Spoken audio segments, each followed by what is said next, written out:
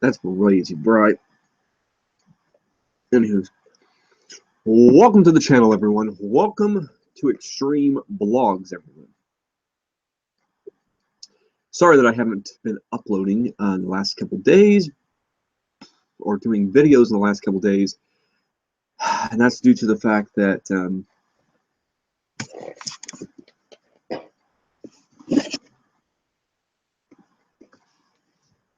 I have been that's better.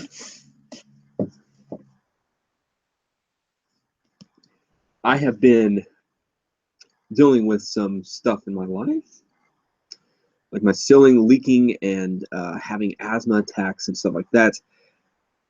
But have no fear, because John Woods is here, and I'm ready to direct you all from being immature, punk-ass wrestling fans into becoming wrestling fans that have hope, desire, passion, love, energy, emotion, and spirit for this wrestling corporational thing that we all cheer for on a daily basis. I am here today to talk to everyone. And I know I'm starting my stream a lot earlier than I normally do, and that's because I want to be on here for a decent amount of time so we can connect with multiple different people from multiple different places around the world. I'm excited about the future on YouTube here. So if you have any questions or anything, just chip away at me. Just ask away. So right now I'm going to be talking about WWE news. Who should come back to the WWE? But not only who should come back to WWE, but feelings on whom should sign next with the WWE that has never worked for WWE, such as Adam Cole, or Ricochet, or Pentagon Dark, or Pentagon Jr., or whatever you want to call him, or Kota Ibushi, or different talents like that. Okay, and the kind of talents I'm going to be speaking about in this video are going to be like Shelton Benjamin, Carlito Colon, Chavo Guerrero, Rey Mysterio, MVP, John Morrison, and many others. I do think that there still is room and time for these superstars to make comebacks. It's not just a figure of speech. It's not just something I say, but it's something I do, because I'm not just here for my looks. I'm not here for my looks. I'm here to be raw, uncut, uncensored, unsolicited, and I'm here always to make an impact. All right. Sandwich.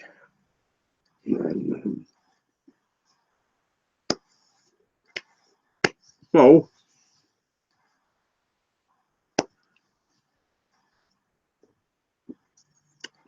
as you can tell, the atmosphere is a little bit different. It's because over in this part of the room, there was a water leak. And I had to change things around just a little bit. So you're not getting your same cameo appearance that you normally did before, but now you got a better backdrop with Batman, you have Marvel, Pokemon, the Ninja Turtles, Teenage Mutant Ninja Turtles. You also have Michelangelo right here. You have a calendar right here. Over here, right over here. I can't fucking point. Right over there is Guardians of the Galaxy poster, which you guys have seen in the last feature. So let's get into it. Let me go check comments. Any comments right now, but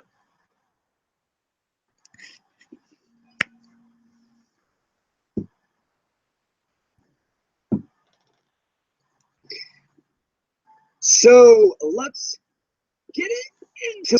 You can go check comments. All right, no comments so far. But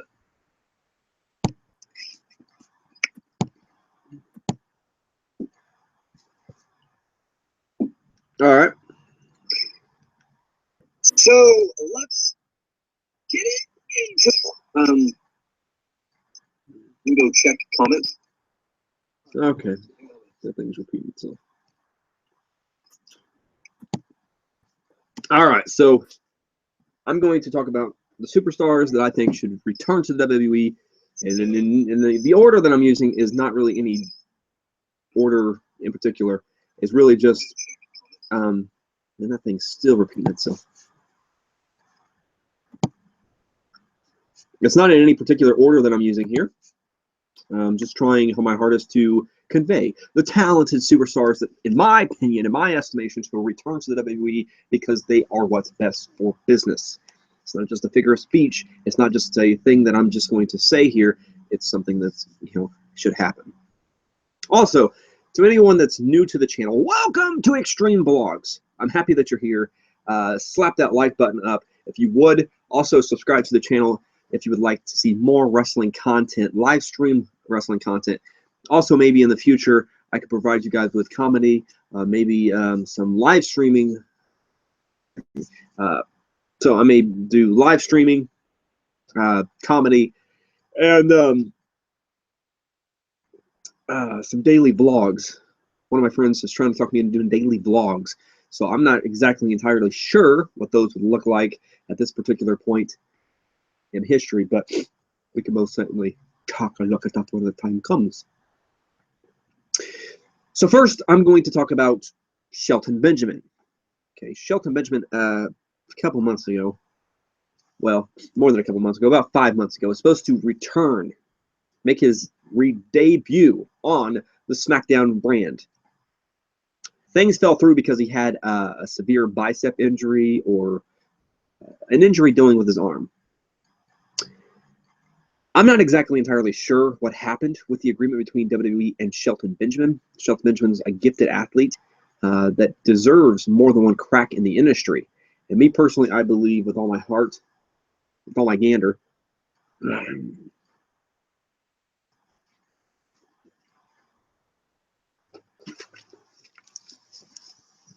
that Shelton Benjamin is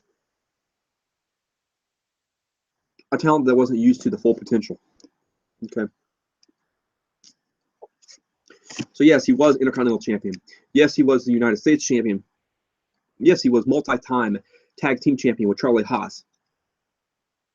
But he never got that main event push, that main event rub in the WWE. Now, when he went to other companies, Ring of Honor kept him as a tag team guy mainly. New Japan Pro Wrestling made him jump out into singles rankings, but he was still a part of the group, a collective faction. Okay. So right now, he's let everybody know that has still not signed a contract with the WWE to return anytime soon, which disappoints me a little bit because at one particular time, WWE was like, yes, we need to have superstars return. And they were, talking with Tajiri, and they were talking with Shelton Benjamin, and they were talking with other talented individuals from WWE's past. And Shelton Benjamin obviously was going to come back. But the thing is, they decided not to sign him because of his injury. And now, still to this day, he's still not signed. So he's still a free agent. So he's working the indies still to this day. I think Shelton Benjamin would be a top commodity because he could work with guys like Baron Corbin and make Baron Corbin have better matches. And, work with guys that are in the mid-card like Baron Corbin to try to elevate them a little bit more than what they already are. I think that would be best for business, and I think that would all around improve what wrestling should be. Okay, but the main purpose of bringing him back, I think, would be to put him in the main event picture. Okay, he's just as good as an athlete as an AJ Styles, in my opinion. He would have to be in my top 10 favorite wrestlers of all time. And I believe with all my heart that he could definitely go in there and he could still work with some of the guys like an AJ Styles, and he may be he's at least the same age as AJ Styles, or he's a little bit older than AJ. So if you're going to give AJ Styles matches and opportunities like this, why not give Shelton Benjamin opportunities and chances like this as well? I personally believe that any of that stuff is possible. Any of this stuff can happen. Okay, and I personally would like it to happen. The feuds that I would like to see him be incorporated in would be to have a feud with AJ Styles. I like to see, and I'm jumping to the SmackDown brand of things as of right now because I think that's the brand that needs a Shelton Benjamin more. Because if he returns to WWE, I'd have him return to SmackDown Live. So,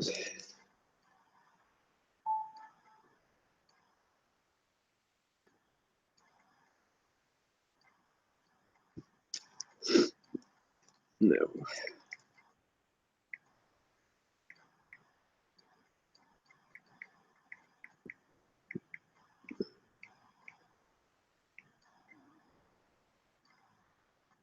Okay. So I most certainly would have him do his thing against AJ Styles. And would I have him work as a babyface or a heel? I would actually have him work as a babyface. And having matches against AJ Styles doesn't mean you have to be a full-blown heel to do that. I think he would be a better composable athlete in that particular role at this particular time. Other athletes on SmackDown that I would like to see him face. Hold on a second.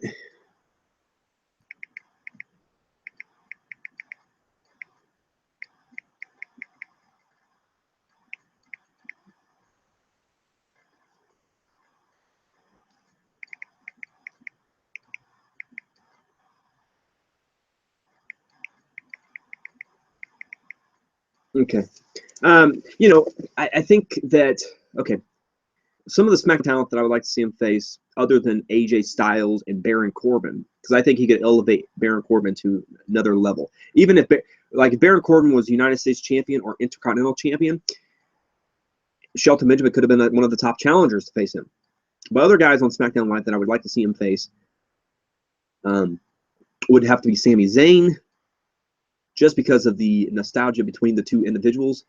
I think the match itself would be incredible. I think it would be over the top.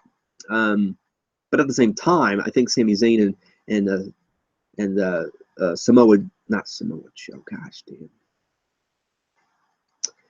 Sami Zayn and Shelton Benjamin would have an intense match that would be really, really good. Now, at that particular stage, you could say Shelton Benjamin could be probably a pretty good heel at that particular stage in the game. Mm-hmm.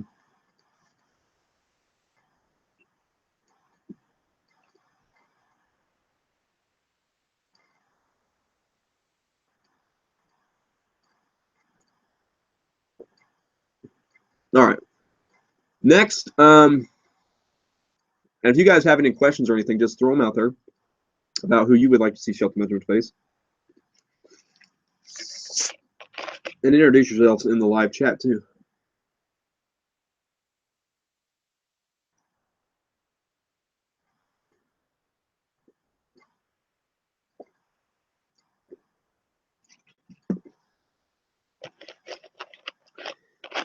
So,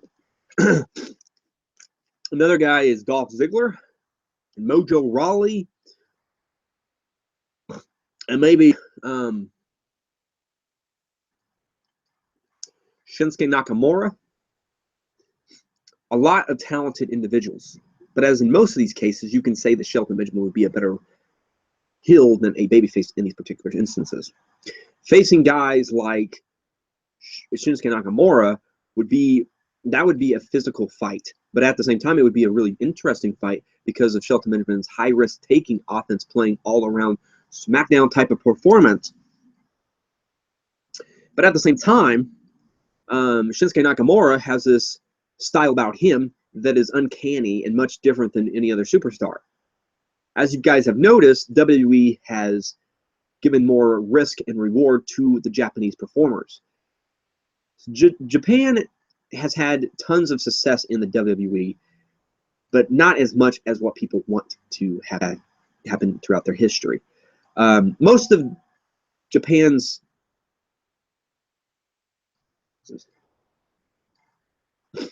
most of the time, the WWE has had talented individuals come into their company from Japan, such as Tajiri and Funaki, and there was a few others that I could name as potential athletes too, like Jushin Thunder Liger. But at the end of the day, night, it is the athletes of today that sort of steal the spotlight. Now, as of recent history, they are giving more risk and reward to the Japanese superstars, well, the short list of these superstars. Okay, so you got Akira Tozawa, that is a fantastically gifted athlete, one of the best high flyers right now in the WWE, and one of the best high flyers of all wrestling together. I've been watching Akira Tozawa ever since he was in PWG and in Noah. Okay, so he's a fantastically gifted athlete. He's really good close friends with the professional wrestler of Apollo Crews, U-Haul Nation. I think they should be a tag team, to tell you the truth. But and then you also have another Japanese sensation is Asuka. She's doing great as well. She's getting close to passing Goldberg's undefeated streak, and you know, giving superstars chances like this that are different nationalities is good because it builds everybody up equally. Shinsuke Nakamura is probably the #1 guy that people talk about, which is another top guy. You know, and he's doing fantastic deeds. He was a 2-time NXT World Heavyweight Champion. Now at Backlash, he's going to be facing Dolph Ziggler, which should be an interesting contest. Akira Tozawa, Shinsuke Nakamura, and Asuka are 3 of them. But WWE has also had a couple others recently. They've had Tajiri, which the relationship with Tajiri is a little crazy right now. Man, Tajiri had so much potential on his return to WWE. TJ Roll says, boring. I'm just getting started. I mean, I'm starting my live stream much earlier than I would have normally. Trying something different because of a couple personal things that happened. Welcome to the stream, TJ Rules. I'm happy that you're here. You're probably at work right now, though, but you know, it is what it is.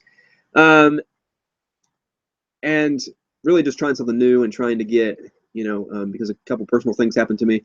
My ceiling's leaking, or was leaking. The rain has stopped for now. Or, I mean, it's still raining outside, but it's not raining hard like it was.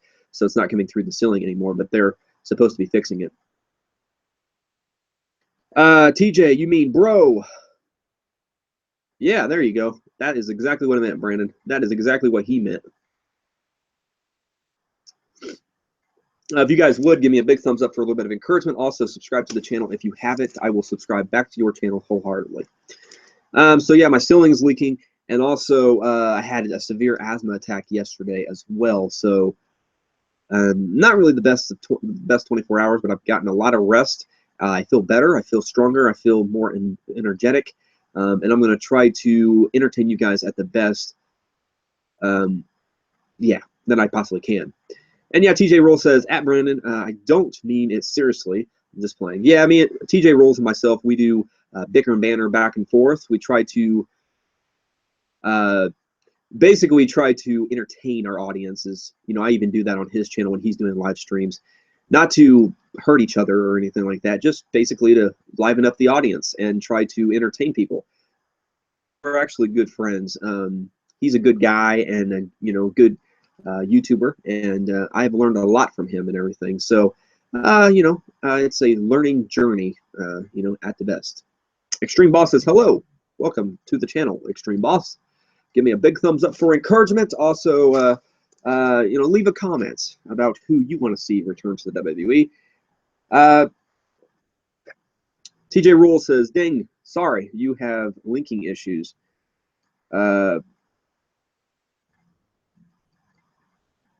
Hope it goes well, and it was pouring from where I'm at as well.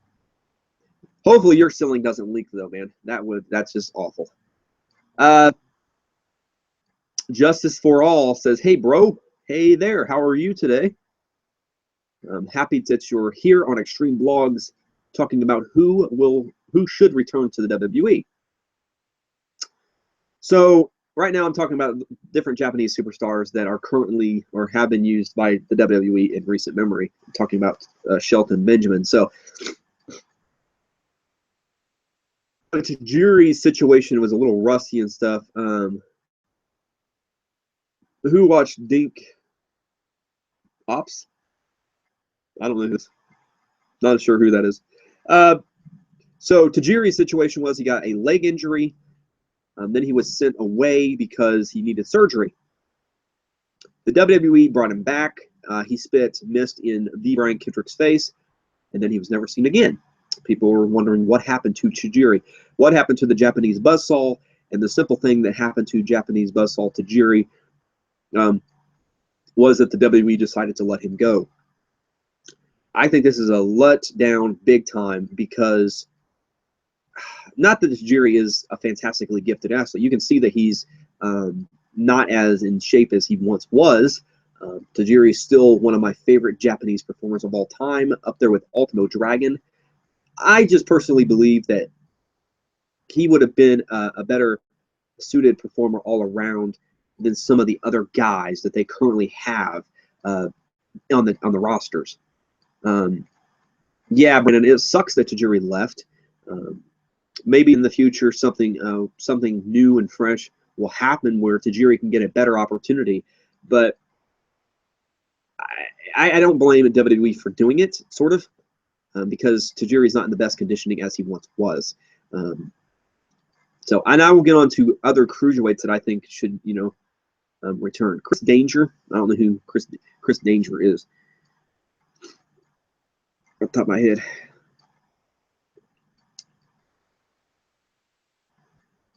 All right. And TJ Roll says, I think Shelton Benjamin should return. I think Shelton Benjamin is probably my top guy. But the thing about that is as well, that dealing has also fell through a little bit because, they couldn't, reach an agreement, or WWE just doesn't seem interested now. And they don't seem interested probably because they brought so many talent from the NXT roster up so quickly. So sometimes that helps and sometimes that hinders talent that want to make a return. I can't wait to see Chris versus Kenny. Chris Danger versus Kenny Omega or something? I don't know. Let's see here.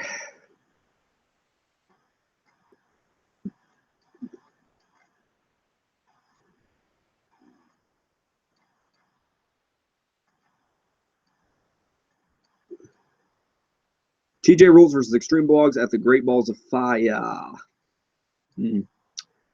Well, we all know who would win that one. We all know who would win that one. It would probably be me.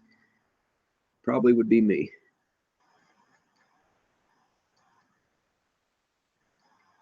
Not that TJ's not talented or gifted or, anything like that. TJ's very gifted. He's very talented, but he's just not as talented as me. TJ Roll says, subscribe to Extreme Blogs. He's an awesome YouTuber. Appreciate that. Appreciate that most wholeheartedly.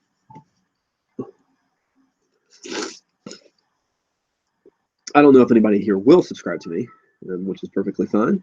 But, I'm going to be on here for a few hours, so at least 4 hours tonight. Let's see here.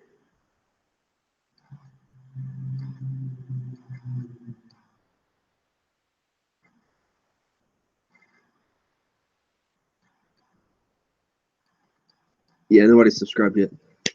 Brenda says, Great Balls of Fire is a funny pay-per-view name. Yes, that pay-per-view name is completely an embarrassment of time, energy, focal point, and everything. Even, giving props to the singer who created that song is one thing, but I personally do not agree with making a pay-per-view that Great Balls of Fire, because that just devalues everything you're trying to create and everything that you're trying to make into reality. It hurts the product. Okay.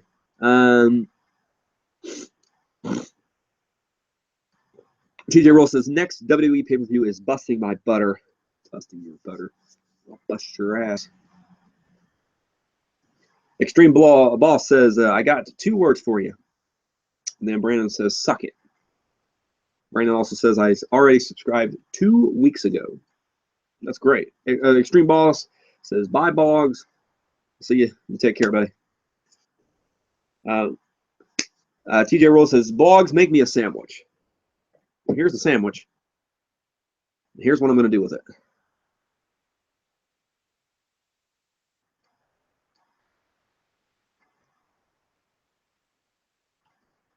That's a good sandwich. TJ, you would enjoy this. Mm-hmm.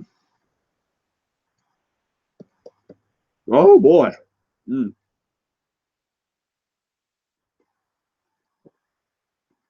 Suck it, TJ. Suck it.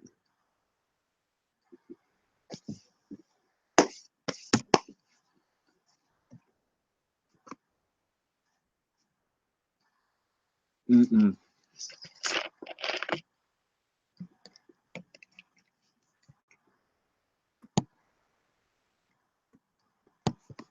Already got 4 likes on this video, and it hasn't been up for more than 10 minutes yet. Or maybe it hasn't been up for 10 minutes.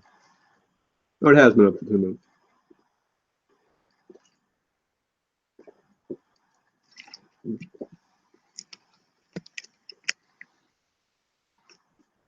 Brandon says, ha, sandwich, that's a good one. Yeah, it can be a good one. Then he says he's hungry. Go fix yourself a sandwich. TJ Roll says, Blogs at my sandwich. Ate my sandwich. You extreme jerk. Well, technically, I haven't ate it all yet. So you can still manifest yourself, and you become delightful with this. Yeah. Almost gone, TJ. You might want to hurry up and get over here. Mm.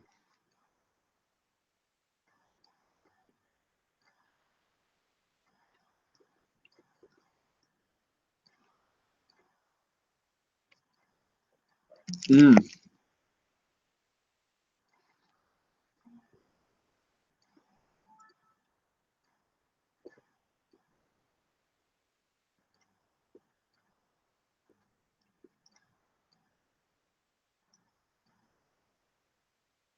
All right.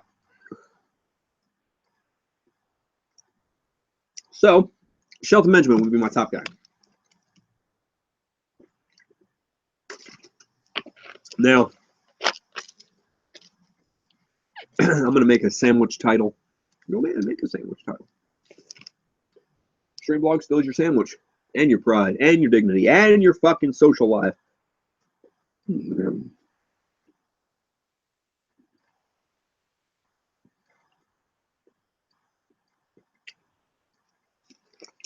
Okay.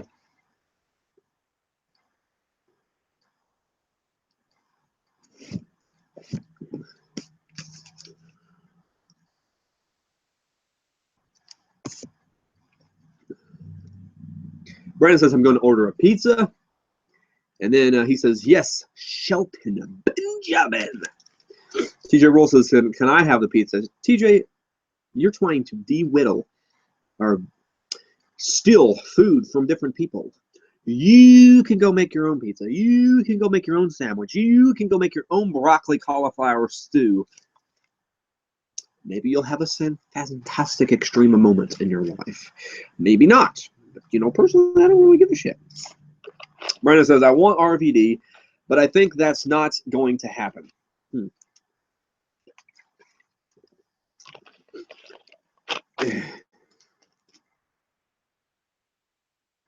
RVD is similar in the same boat as Shelton Benjamin, where the participant would be interested. Now, RVD has stated that he just wants time away from the company because He gets burnt out easily.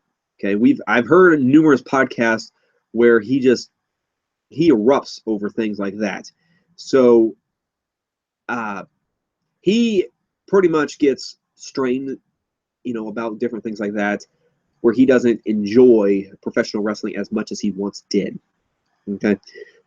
Well, he does have a similar style to Shelton Benjamin, high risk, high reward type offense style, where he goes out there and he puts everything on the line, every single thing on the line. And I think even at his age, where he's probably getting close to 50 years old at least, I mean, he could still put over talent and even have matches with certain individuals on the rosters, on both rosters. But I would say that he would be more of a Monday Night Raw guy, where he would take on guys like Finn Balor.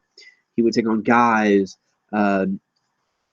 like Seth Rollins and like Roman Reigns. Now, I know in his last WWE run with the company, it wasn't necessarily a successful run. It wasn't necessarily a run that people wanted to cherish or wanted to do anything with.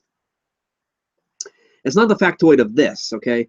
But RVD would definitely have to be in the top discussion point of a guy who could potentially return to WWE. If he does return to WWE, I would not want him to be in the mid-card. I would like him to be in the main event level of things, due to the potential that he has. Now, like with the Shelton Benjamin, you could place him in the mid-card for a few months. Then you could have him win that mid-card championship, go to the main event scene, lose the mid-card championship, win the main event title or something like that, okay? Something conclusive like that. With RVD, on the other hand, RVD's already a former world heavyweight champion, former ECW world heavyweight champion. Okay, I know that belt in the WWE is a little timid. But also, RVD is a former WWE World Heavyweight Champion. See, it's a thing of difference right there at that particular stage. So I think RVD most certainly can mold Superstars into something, and I would have him win matches. Now, last time he was in WWE, he lost every single time, and it made him look like he wasn't even worth anything. So you have to, if you bring talent in from the past, you have to make sure they look good and up to par with what's going on. If they lose every single match, it's just as well as someone else on the roster losing every single match. They go from being this guy, this headliner, this main eventer, to this glorified main event jobber who's not doing anything with his career. So now we got a few more comments from Brandon and TJ Rules. So TJ Rules says, so, blogs, can you make me a sandwich that you haven't eaten yet? Can I make you a sandwich that you have, or that I have not eaten yet? Well, I could potentially do this for you. I could potentially entertain the thought about helping you out by creating you a sandwich. But the stuff that would be involved on that sandwich may involve shit and, burnt cheese. So I don't understand why you want me to make your sandwich, because it could have all kinds of different stuff. It could have mayonnaise, which some people don't like mayonnaise on their sandwich. Jalapenos. It could have, cabbage. It could have vessels from hell on there. Who in the hell knows what I'm going to put on your sandwich?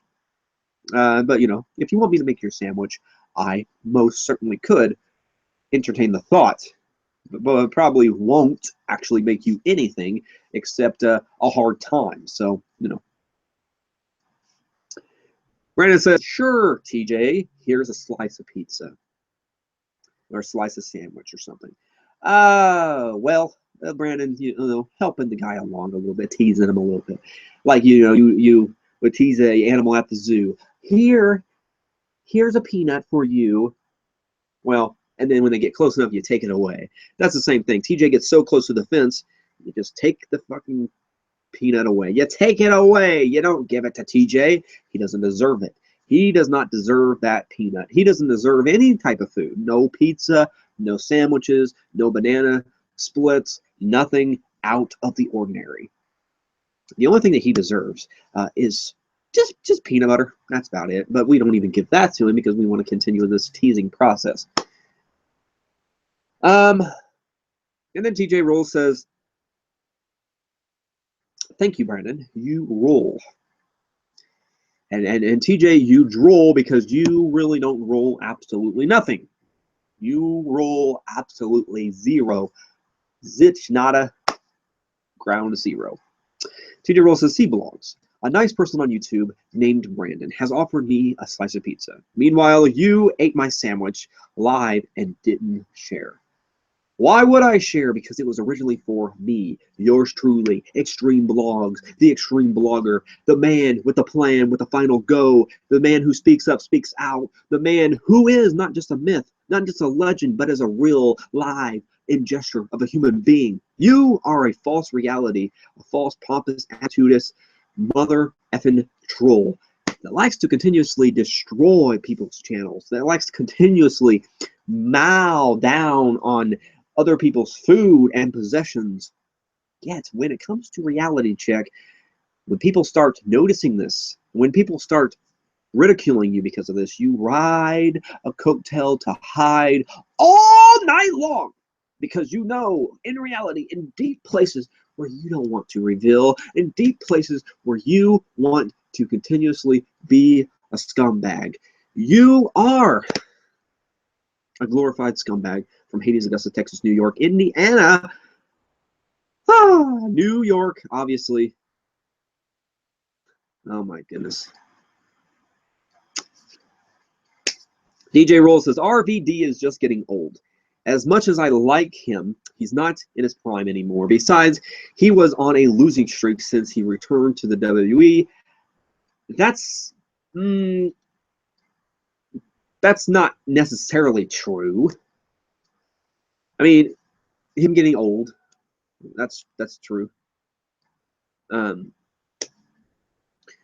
all that good stuff. The losing streak really, it was pretty boggled down, okay? It was pretty bad. RVD obviously could make a tremendous impact on the roster. And, you know, I mean, if Chris Jericho could come back and have a successful run like he did, most certainly RVD could.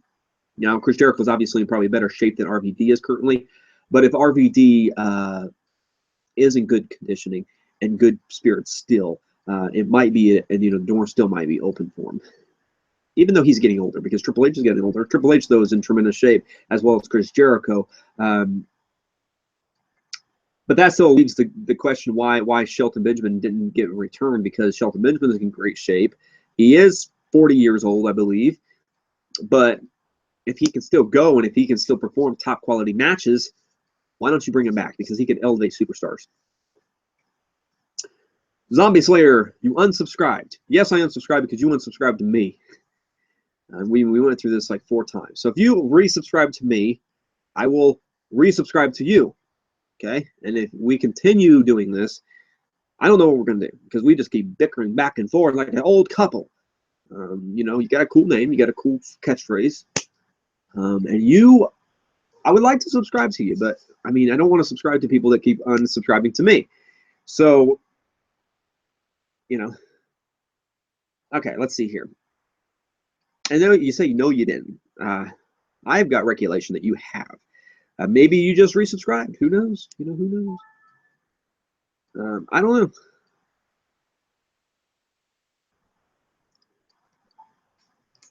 TJ, and I'll check right now. How about that? How about that? I'll go check on your channel right now.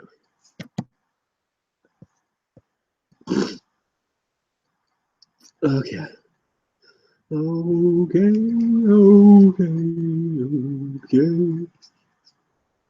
Let's see how many people, you know. You have the same amount of subscribers you did before. Let me charge my laptop, actually.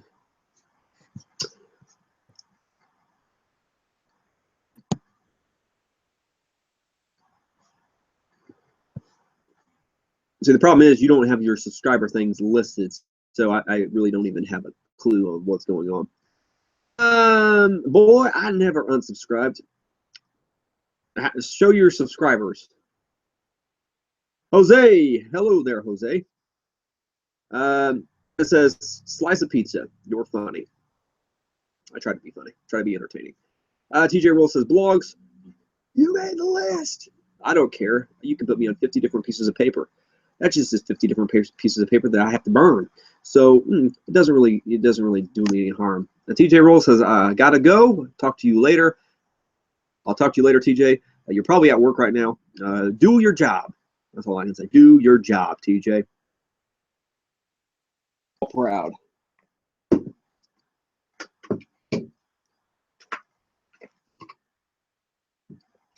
Okay. All right, I'll be back in a second. I gotta go plug this son of a bitch in so my laptop doesn't die.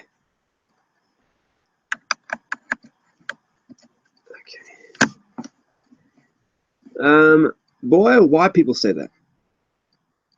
No, it's just it's a different term for using boy. All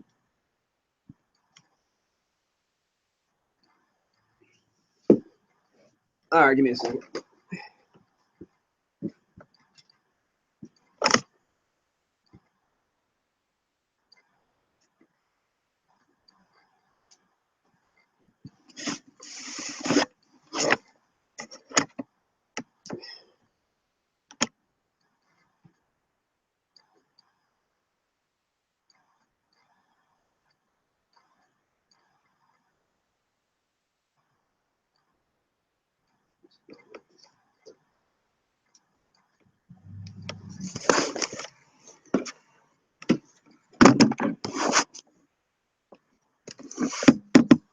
I really don't want to position there, but I'll figure it out.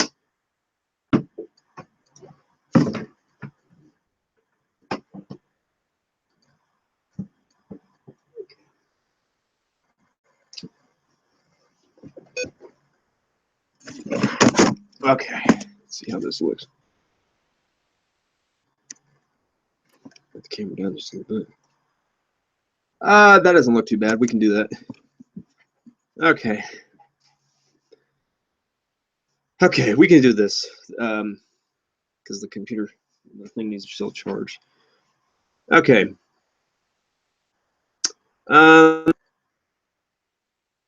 Going back to Zombie Slayer, I did resubscribe. You say you subscribed. I'm gonna take you at your word. You should show your subscribers because you've unsubscribed twice already.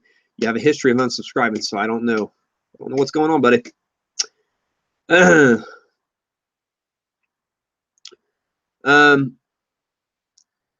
Let's see.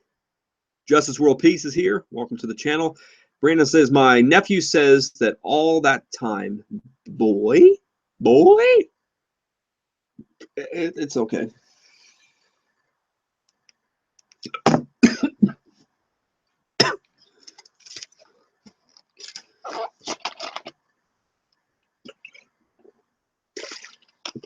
All right, so most certainly, Shelton Benjamin needs to return to the company. Shelton Benjamin is still in great shape. So Shelton Benjamin can still go with the best of them. So I definitely think that Shelton Benjamin should be a returner for the company. Okay. What I have him do, I already said this, but I basically, then when someone unsubscribe. What, you unsubscribe, Brandon? Because I want to subscribe for your ass. I mean, a lot of people, they show their subscribers who they're subscribed to.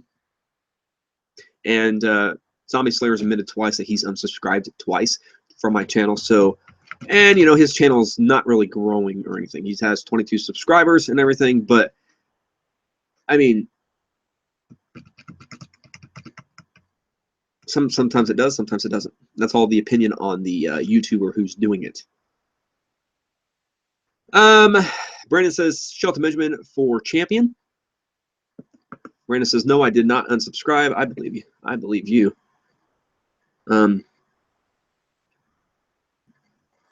Shelton Benjamin would be a great champion. He'd be just like an AJ Styles, in my opinion. If you're giving AJ Styles this type of treatment, you should give Shelton Benjamin this type of treatment because they're just that good. I mean, Shelton Benjamin is just as good as AJ, and AJ is just as good as Shelton Benjamin.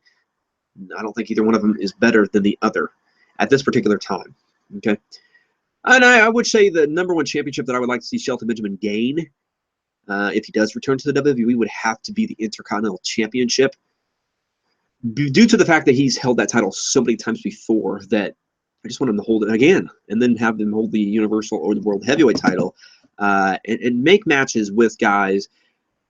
Because he's faced Shelton Benjamin's faced Shinsuke Nakamura before in New Japan Pro Wrestling.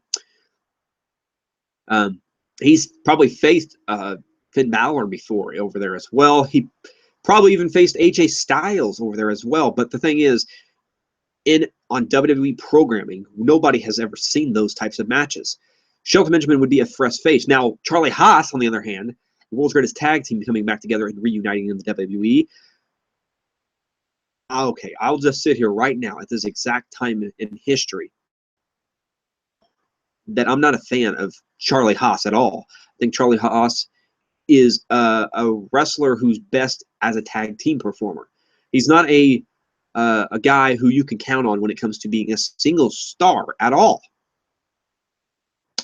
It's not that he didn't have the potential. It's just that he didn't really give a shit, okay? And he reminds me too much of Damien Sandow. Damien Sandow is a good athlete, good competitor, but in my opinion, he's a better tag team guy than he is anything else. Don't care enough about the actual work itself that goes into it. Charlie Haas now is turned into an alcoholic and everything, and I think he's one of the better technical wrestlers who's ever wrestled for the WWE, but I just don't fucking care for the guy. I think he's lackluster. I think he's developed a habit of failing at life and becoming something that people talk about in a negative aspect because everything he's done to it. Brandon says, yeah, I agree with you about Charlie Haas. Yeah.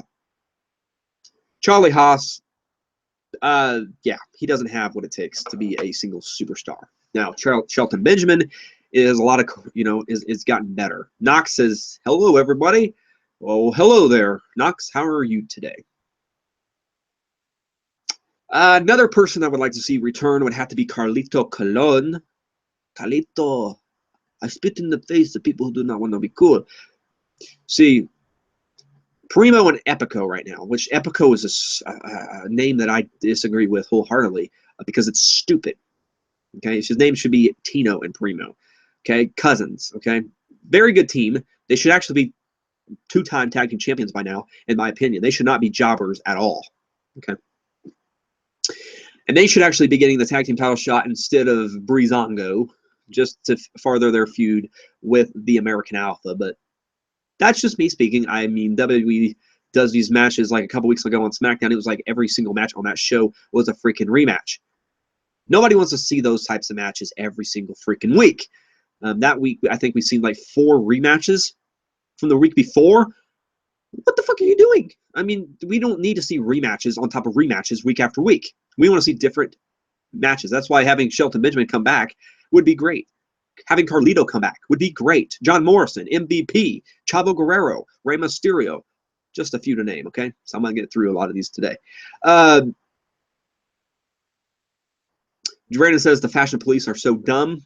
Yes, you're exactly on point. I think the gimmick is enjoyable to an extent, but they're not pushing the envelope with it at all. They're just doing basic stuff. If they were pushing the envelope with these guys a little bit, it might be a little more enjoyable. It might be a little more attainable. But at this particular stage in the game, I don't think it's attainable at all. I think it's more boring than anything else. And them deserving a tag team title shot just when the Ascension got a tag team title shot a few months ago, and they lost to American Alpha. And then they went back to where they were. Maybe the Ascension should have won the whole thing. Maybe, maybe that would have meant a little bit more, I guess. Let me see. So Carlito would improve one thing mainly on SmackDown. So New Day haven't made their return or made their debut yet on SmackDown after the brand shakeup thing. So in my opinion, the New Day needs someone to feud with. They need someone that will bring them to the next level, and who knows what level that actually is. Brandon says, I wish wrestlers' gimmicks were better. In some estimates, yes. Some estimates, no, because you know, some of the superstars of today and superstars of tomorrow's gimmicks are not too bad. They're, you know, they're well shaped and well performed and everything.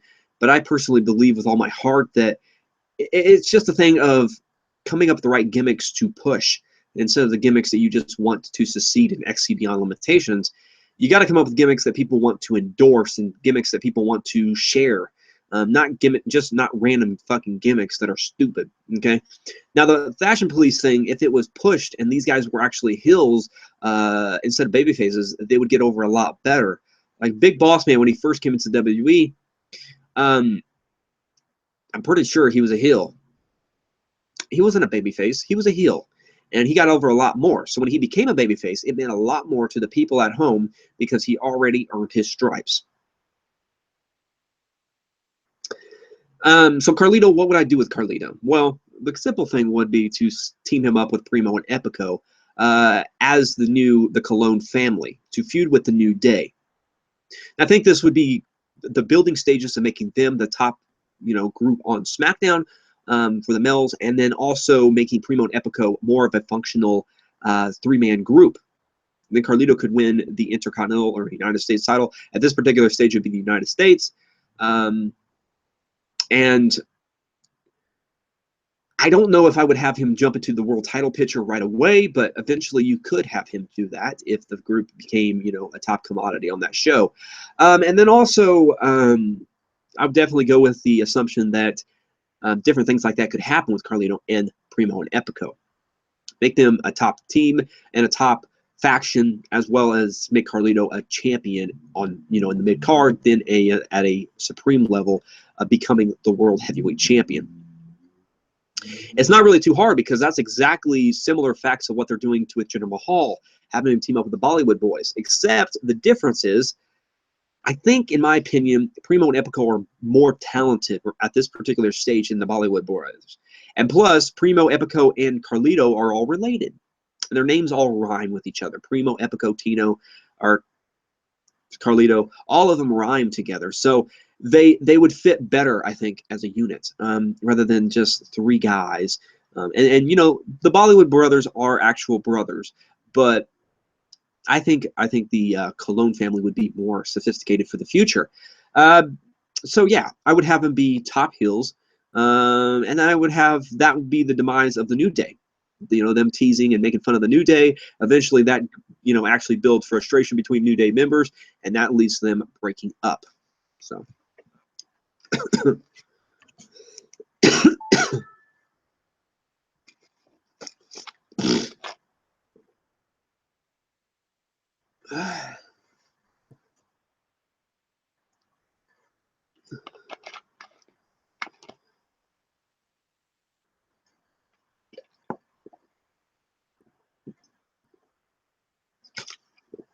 Okay.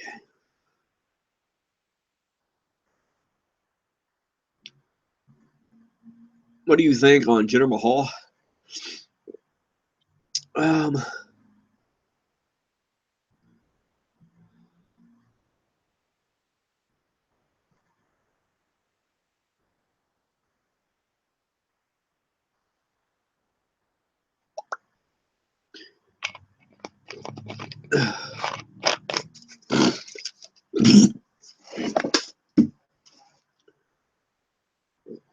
my thoughts on Jinder Mahal is, and I understand what you're saying. I understand what you're saying. My thoughts on Jinder Mahal is that I want him to succeed as a champion in WWE because his gimmick is not a gimmick. I mean, a lot of people will say, "Oh, the gimmick's overused," and I don't see that. I see that Jinder Mahal is this guy that has tons of potential. He's in great shape. You know, he has people hate him. People want to cheer to hate him. They do not endorse him at all, except as a heel. And it's not heel heat as in get the fuck out of the building and heel heat. It's the heel heat that says, hey, we have respect for you. We honor you. We want you to succeed and exceed beyond limitations, but we want to boo you. We want to boo you, not just boo you, but we want to boo you all the way. Mr. 512 says, MVP to return to WWE. That would be great. The thing fighting against MVP is time, because he's obviously, out of some of these guys that I listed, he's one of the older individuals. He's, oh man. And Brandon says, yeah, he got muscles. Yeah, I mean, Jinder Mahal does have a lot of potential, as in his gaining, oh man, of gaining muscle, gaining potential, gaining mic time, and gaining potential opportunities in the future with the championship.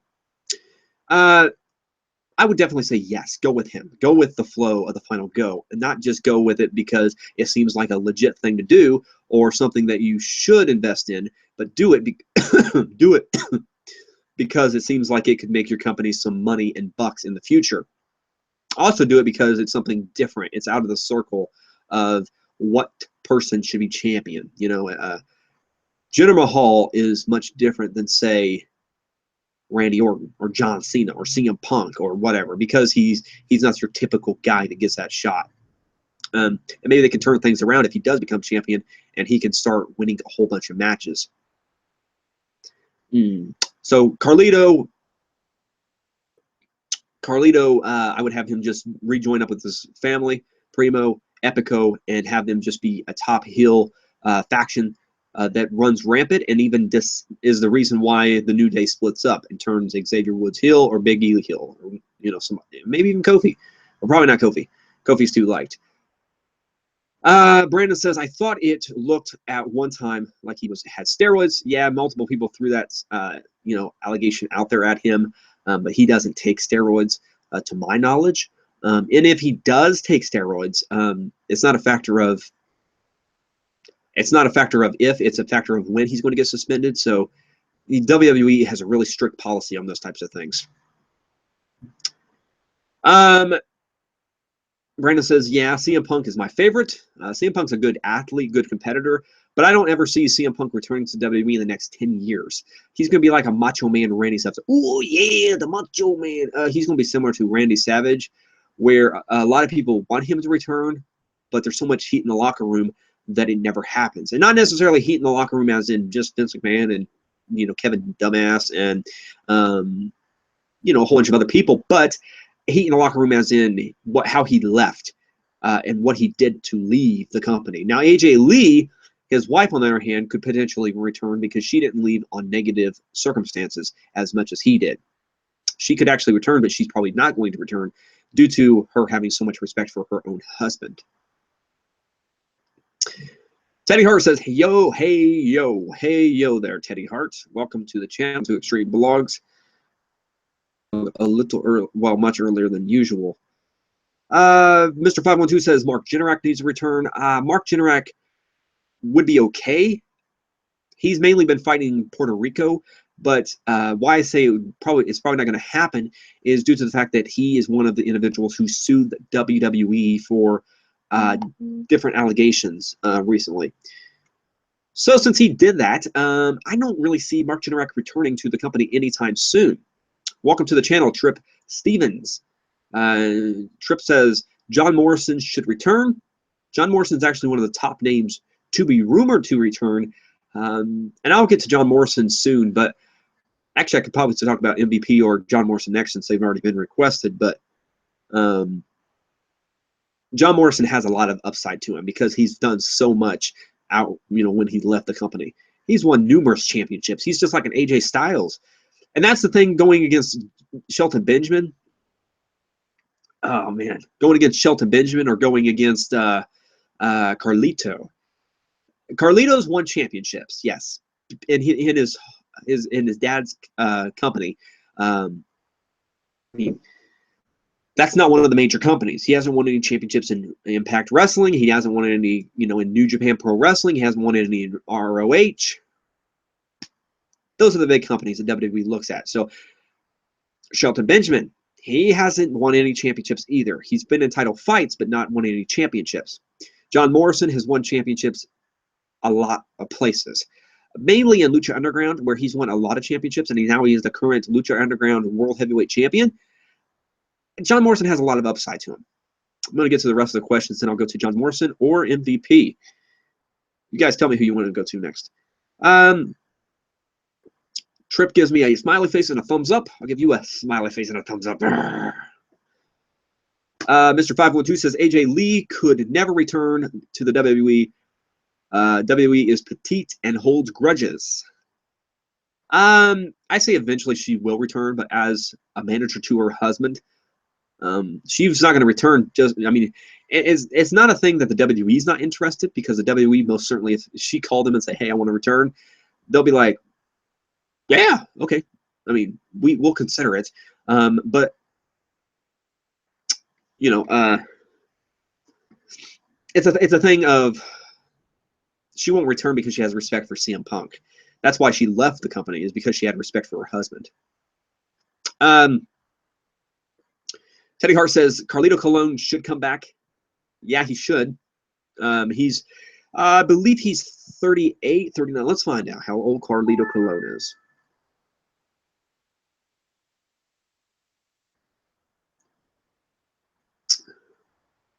How old is Carlito Colon?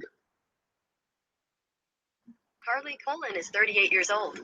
So Carlito's 38. Shelton Benjamin is 41 years old. Okay, so that's probably the reason why they didn't bring Shelton Benjamin back, is because he's 41 years old. But I say, even as a 41-year-old guy, he's in fantastic shape. He's a fantastic competitor, so why not give him a shot? Chris Masters is 34. John Morrison's 37. Chavo Guerrero is 46. Edge is 43. Matt Hardy's 42. Let's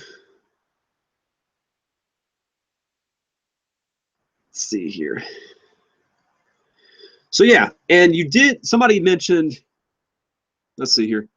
Brandon says, I'll be right back. Look at Kurt Angle. They took him back. That's a little bit different, though. Shelton Benjamin is no Kurt Angle. Shelton Benjamin could be just like Kurt Angle. He's just as well gifted in the ring and just well-rounded in the ring as everything. But he's not a multi-time world heavyweight champion everywhere he's been. Kurt Angle has. Kurt Angle's won pretty much every world heavyweight championship that he's ever fought for. The Universal Championship could be next on his radar. Who knows? I wouldn't mind having him hold the championship.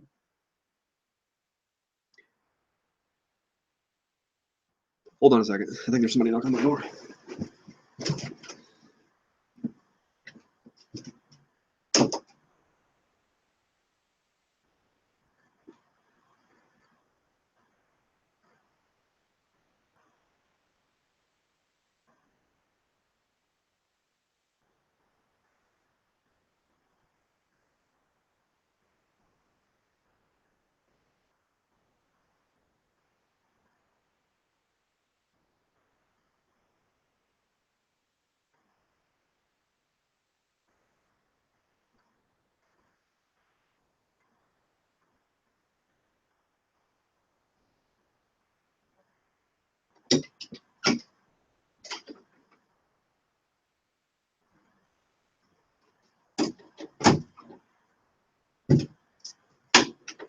Okay.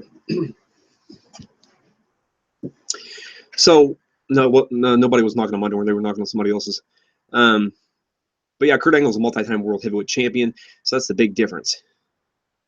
Teddy Hart says, who was at your door? They weren't at my door. They were at my neighbor's door.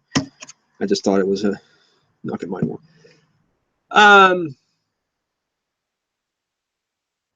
So yeah, Carlito. Shelton Benjamin, if he would have went out and he would have won the IWGP World Championship, and he would have won the ROH World Championship, and a few other, maybe. But that's something they look at. They're like, what have you done in the world of wrestling from the start, the time that you left, to the time that you want to return? Did you do anything to invest your career? And since he didn't, and since he, was a little lackluster in certain areas, it's just a thing of not having necessarily the best, not necessarily the best ability, because he's fantastic, but the WWE was the only ones that wanted to sponsor him and support him and make him into a champion. In his early days, OVW sponsored him, and he was tag team champions with Brock Lesnar. Okay, tag team champions with Brock Lesnar, OVW.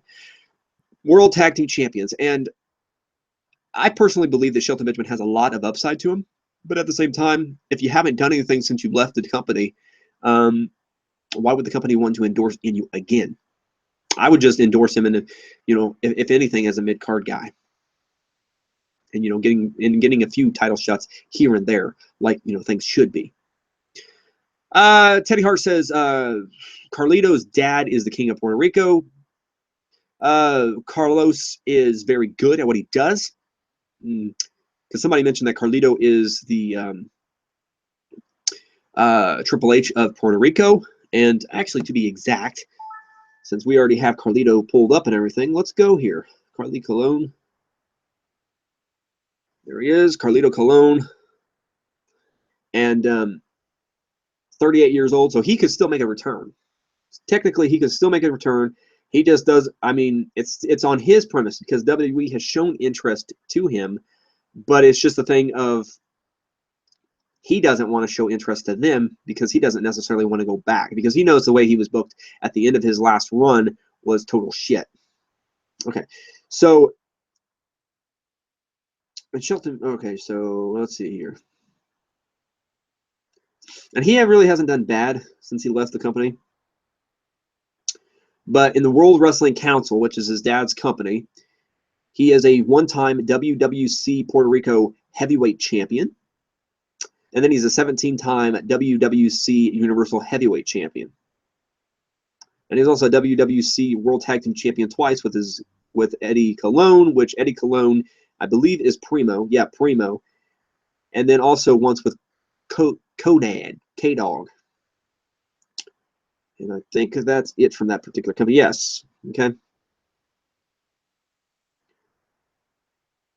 So the thing is, he has won championships. He has been a world heavyweight champion in other companies, and so he would be an asset to the division. He has been doing things to improve his character over the years, and so that would make him a tremendous asset to that group. Primo, Tino, and Carlito.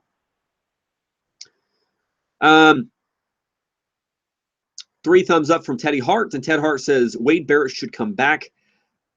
I have mixed emotions about Wade Barrett because of the way he left. There's a few individuals like that. Cody Rhodes sort of left the same way, and Cody Rhodes left in bad taste, like CM Punk did, sort of the way he did. And that's why Goldust has been looking like a total idiot on TV as of late, or in the last about year. Here's the thing about Wade Barrett. Wade Barrett was stuck in mid-card purgatory, and that was the best he could do at that particular stage. You got to switch your character up before anything new can happen. And at this particular stage, Wade Barrett was just stuck between a rock and a hard place, and he could not find out why that was. And the reason why that was is because his character was pretty much the same character ever since he made his debut. You got to try different things. You got to try to modify your character into something better. If Wade Barrett did come back, I would like to see Wade Barrett just trying something new with its character. And again, the same thing with Shelton Benjamin. Wade Barrett's not been gone as long as Shelton, but Wade Barrett still hasn't done shit since leaving the company. If you haven't done anything to improve your character and make the stability of your character seem a little bit more important, then why in the hell would the company want to decide to go with you rather than someone else? They won't. Okay, so they'll go with somebody younger, more young, like the Young Bucks, like Adam Cole, like a Kenny Omega, like let me think here, somebody else, okay, that has been doing things. Okay, the Young Bucks have been doing things. Adam Cole has been doing things. Kenny Omega, Okada, Shibata, a whole bunch of athletes that WWE will be gaining within the next 10 years. So, but Wade Barrett, if he does do things within the next year and win championships in major promotions like Impact Wrestling, Impact Wrestling still, WWE still looks at them as a major competitor. Impact Wrestling, Ring of Honor, New Japan Pro Wrestling, AAA, companies like that, fuck, dude, they'll bring you back. Alberto Del Rio won the AAA championship, and he also won another championship in AAA. And then he done some things in Lucha Underground, and WWE brought him back. And when they brought him back the last run, he was still AAA World Heavyweight Champion. And he had to be stripped of the championship because of that, because they don't have like contract thing over there because the company's basically falling apart. Mr. 512 says Colin Delaney needs to return and have a SummerSlam main event match with James Ellsworth. Come on, Vince McMahon, book it. The thing is, actually, Colin Delaney is actually doing a lot better for himself in the world of professional wrestling than he was before. He's actually granted a actual character rather than being this guy who gets decimated by guys like Kane and The Big Show and Mark Henry and others. He's actually gained actually a pretty good following. So actually, if he returned, that would be an actual decent match. Not main event match, but match. James Ellsworth is basically a sidekick in that welcoming committee faction on SmackDown with the women. James Ellsworth's a complete and utter joke. Colin Delaney was as well. That's why you have to reinvent your character. Mr. 512 says Richie Steamboat should return. I would definitely say yes. I'm a huge fan of Richie Steamboat. He didn't get to showcase much in the WWE, but what he did was incredible. He's just as good as his dad was. Ricky the Dragon Steamboat, incredible athlete, one of my favorites. But Richie Steamboat had so much going for him until that back injury, and that back injury took him out of the game completely. I would love to see him just be like an announcer or some kind of like interviewer type thing, because he just had so much going for him that, you know, it just was flushed down the drain just like that. And, you know, when something like that is flushed down the drain out of nowhere and an injury like this happens, it's heartbreaking to see someone's hard work go down the drain like that. So I'd like to see WWE bring him back as like a color commentator or an interviewer backstage, or even the general manager. Hell, dude, that'd be tremendous. A lot of people don't know who he is, but hell, dude, I would love to see him on TV because he probably still has a large following. Not as big, but decent following. Teddy Hart says, "What's your favorite wrestling? What's your favorite ever wrestling match?" I don't know if I actually have a favorite wrestling match ever. I mean, I like matches that are a little different and a little out there. So I like matches that are like Falls Count Anywhere or ladder matches or steel cage matches with competitors that can go out there and put on a match that's believable and make the match look like it's good. Okay, so I'm not really a huge fan of matches that are just one-on-one, unless it's, you know, like if it's something a little different and out there, like an AJ Styles and Christopher Daniels and Frankie Kazarian and Matt Sydal and you know, the Motor City Machine Guns, the Young Bucks, and then you even get to like WWE guys like Johnny Gargano and Tommaso Ciampa, and then you also have you know, you have tons of guys that I personally believe could go. But I don't necessarily have a favorite wrestling match. Mr. 512 says The Rock versus Hollywood Hogan, WrestleMania 18. Yeah, good match. Passing of the torch type thing, even though The Rock didn't really stick around much longer after that, so you just have to wait to see. Let's see here. Teddy Hart says, mine is Ricky the Dragon Steamboat versus Macho Man Randy Savage at WrestleMania 3. That was a tremendous match. Very good. Still remember to this match and still talked about to this day. We continuously talk about that match because of the moments that happened within that match that sort of make things interesting. So Ricky the Dragon Steamboat became the Intercontinental Champion for the first time on that particular evening. It ended the Macho Man's long reign as champion. And the match itself was incredible because Macho Man hit numerous diving elbows on him, and he thought that was going to be it. But when Macho Man didn't get the victory, he freaked the hell out. And, you know, I'm happy that Ricky Steamboat and Macho Man hooked it up on that particular day, because that's one of the only matches on that particular card that people actually still talk about on a daily basis. Mr. 512 says, I'm afraid I've got some bad news. I got some bad news for you too. Wade Barrett's not coming back. Teddy Hart says, enough is enough. It's time for a change. I believe that's Owen Hart. Owen Hart. Yeah. Owen Hart he passed away due to a hellacious collision with the ring post. So he passed away sort of in the ring.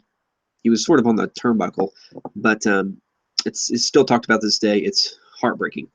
But yeah, he was still, I mean, Owen Hart would be up there in age though. He would be really, really old. I think. Well, he'd be at least in his 40s, I think. Owen Hart. Let's see here. Extreme Boss, welcome back to the stream.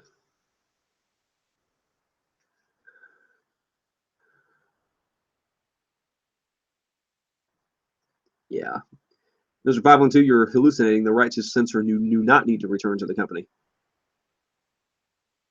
Teddy Hart says Owen Hart fell from the roof. Owen Hart did not necessarily fall from the roof. He was going from one of those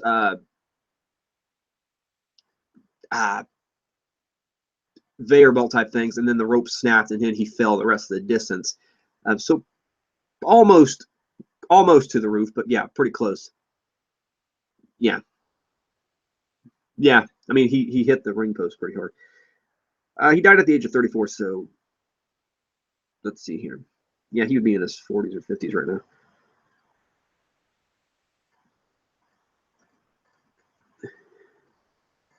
He'd be 52 years old, so he'd probably be retired right now. So, I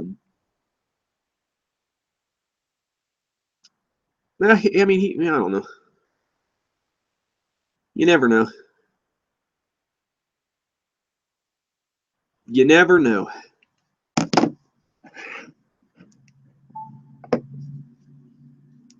Let's see here. Marie says the women's division would benefit greatly from a returning Gail Kim, Karma, Melina, Cameron. 8 to 9 women division rather than 6. Gail Kim would be interesting because the last time she was in WWE, they didn't really book her like a champion. They booked her just like that mid-card woman's athlete. But now, since times have changed a little bit in the WWE, maybe she would be more fitted to fit purposely in the company. I'd be definitely okay with that. She would definitely make people look good, and she's right now a free agent because Impact Wrestling did not re-sign her or anything, which may be a good thing, but it also may be a bad thing too. She may just retire from the company altogether, the industry altogether. So it's up in the air with her. But yeah, she would definitely have great matches with Sasha Banks, Charlotte, and Becky, Lynch and Bayley, all the women, Lexa Bliss, everybody. Going back up to your question because we're getting a couple more questions. Karma would be a little iffy. I think Karma would be great because then Nia Jax would have someone to face, to somebody to feud with. And I think that would be, oh my God. You talk about like Braun Strowman and the Big Show breaking the ring, or Big Show and Mark Henry, or Big Show and Brock Lesnar. What about fucking big ass women breaking the fucking ring? 2 big women breaking the ring. That'd be cool, wouldn't it? Karma and Nia Jax do a superplex and bam, the ring fucking breaks. Maybe that would be entertaining. I don't know. People would probably not be cool with that, but I mean, you got to have different moments, right? So I don't know. Maybe that would be interesting. Yeah, Karma, if she does return, I would like to face Nia Jax. That'd be cool. Maybe that would make Nia Jax more of a monster in the ring or something. I don't know. But Karma's first reign in the company wasn't really the best because she just got pregnant, and then she had to take time off from the company, and then that left her gone from the company. Melina, Melina would definitely be okay. I would be okay with her coming back as well. She sort of fits in the same boat as Gail Kim, where she was. I mean, she's sort of a little bit different too because she had a lot of heel heat when leaving the company. Not heel heat as in we don't like you as a heel. Heel heat as in get the fuck out of the door. We don't want you here. We don't want you entertaining us or trying to entertain us, because there was so much heat in the back on her for all the incidences she's pulled over the years.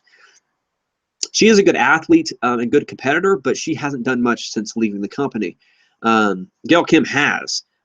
Karma has. I mean, Karma really hasn't, but she has. She also, Karma, going against Karma, and she had that altercation with Matt Hardy's wife, Ruby Sky, as well. And guess who works for the company now? Matt Hardy. So I don't know if Karma will be working for that company. Even if she does, she might be on SmackDown brand. Cameron, I wouldn't bring back Cameron. Cameron is like the oddball out of all four women that you mentioned. And I'm not stuck on Cameron at all because Cameron was a lazy wrestler in the ring, and she did not leave anything in the ring or out of the ring at all. She sucked. And I'm personally, probably not the only person in this chat that thinks that. Let's see here. David Hart, Mr. 512 says David Hart Smith needs to return. David Hart Smith's having a good run on the Indies, doing his thing on the Indies, and I'm personally not saying that he shouldn't return, but he's having a very good run on the Indies with his tag team partner, Lance Archer. They're doing very good as a tag team, a very formidable tag team, and they're actually part of the KES.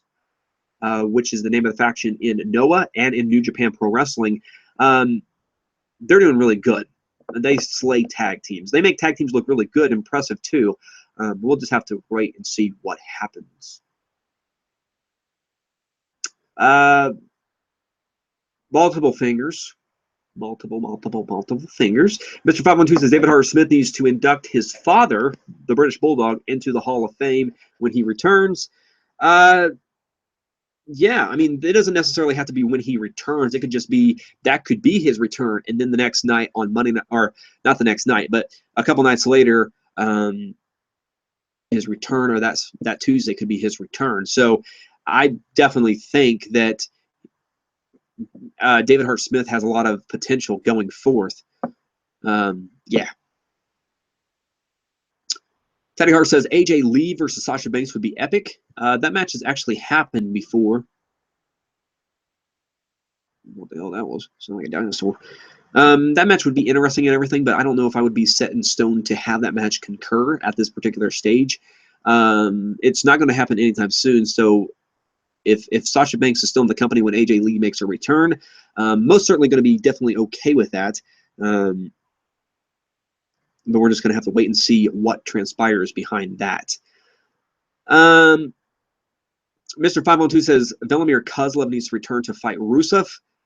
I don't think so. I mean, Velimir Kozlov's in great shape, much better shape than he was in WWE because he has more time to get into better shape and stuff. But if the match itself would probably be pretty boring. Rusev is an entertaining fighter, entertaining wrestler, and Velimir Kozlov just didn't do anything to make me intrigued. His type of wrestling style is different, obviously, but it's not the type of style that I enjoy. So the match itself, if it does happen, I would just have it be a squash match where Rusev just takes out Velimir just like that. Mr. 512 says, I met her in real life. She was down to earth, nice girl. And then you say Cameron. She might be a nice girl. She might be nice to look at and everything. She might even be friendly to talk to and stuff. But in the ring itself, she's just not that great. She's not great at all. Teddy Hart says, I'm watching WCPW right now. And then he says, Cody Rhodes versus Drew Galloway is wrestling right now. Now, it's Drew Galloway's last match at WCPW before he goes to NXT full-time. I mean, this is great. The funny thing is, well, not really funny, but ironic thing for WCPW is they have two guys who are former WWE guys. The Drew Galloway was actually in this discussion a few years ago, maybe just a year ago, being a guy that people want to see return to the company. And Drew Galloway has so much potential going forth in the WWE, man. And him and Cody Rhodes will probably have a great match. They're actually former tag team champions in the WWE as well. But the cool thing is Drew Galloway and Cody Rhodes lost their prestigious championships.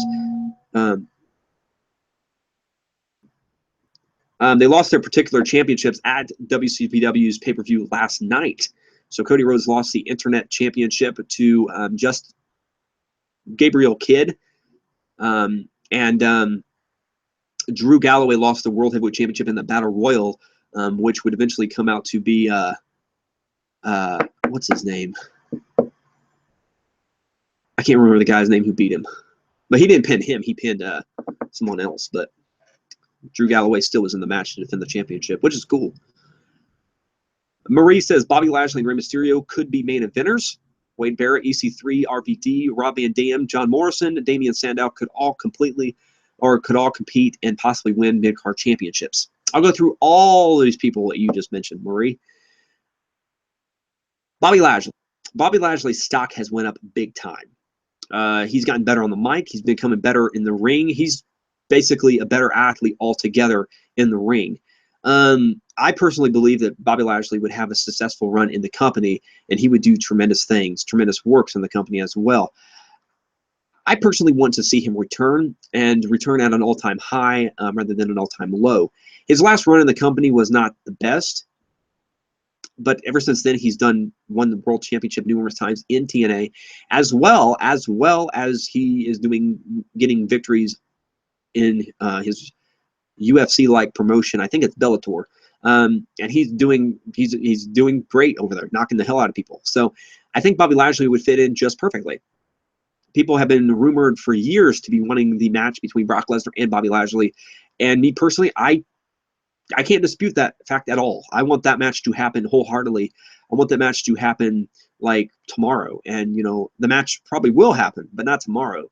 That match right there would be tremendous. And you would say that Bobby Lashley would have one of the strongest followings to defeat Brock Lesnar. But, I don't know about that. But, the match itself would be great.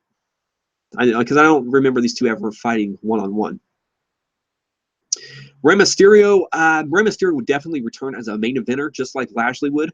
I think the stability, though, is a lot of people want him to return to the Cruiserweight division. I think that would be a mistake unless you're going to make like a Neville or a TJ Perkins or an Austin Aries go up in the rankings or something like that. Because if you're not, then you're fucking things up. I mean, I agree with having a separate show. Okay, I think both brands should have separate shows. Just one separate show. You should not have 55 shows per week. I think you should have Raw on Mondays, SmackDown on Tuesdays, NXT on Wednesdays, and then on Friday and Saturday are those extra shows or something like that. But the extra shows are taped, okay? So taped shows. And those taped and I bring back heat. Why have like a cruiserweight thing just for cruiserweights when you can have other feuds on these particular shows? And the cruiserweights are getting good heat and everything, and good posture, but you're building the cruiserweights just to feud with cruiserweights. There's a problem behind that. That makes the cruiserweights look like they're just chump change. So if you do what I said, if they do exactly what I said, Rey Mysterio can feud with like a Neville, and it can build Neville up as a guy who can be Intercontinental Champion or a future Universal Champion or something like that.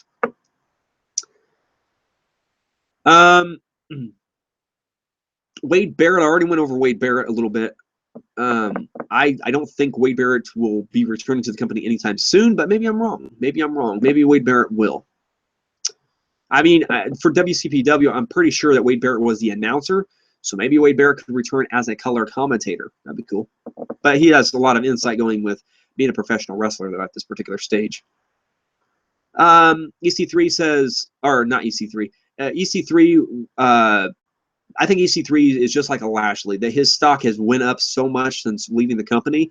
He's a two-time former TNA World Heavyweight Champion. And I know that may not mean a lot to us, some people, but he's improved his character, and he actually has depth with his character rather than just being a random character with random, gimmicks added to him. So I'm thinking that EC3 would definitely be an insightable character to return to the company. I do think that his name and everything would have to definitely change in order for him to be something new and inventive for the show to continue. But I definitely think that EC3 has a lot of insight going forward. He's gotten in better shape. He has better character. He's better on the mic. He's a tremendous heel. And he has this like rich, grubby character like a Ted DiBiase Jr. had, but he does it a lot better. MVP would be a fantastic character to join the roster. I definitely believe with all my heart that MVP just has that it factor. about making superstars, but at the same time, MVP is getting up there in age. I mean, I don't know exactly how old MVP is, but let's figure this out for ourselves. All right. WWE Wrestler MVP. Sometimes it takes a moment to load. WWE Superstar MVP. Here we go. Okay.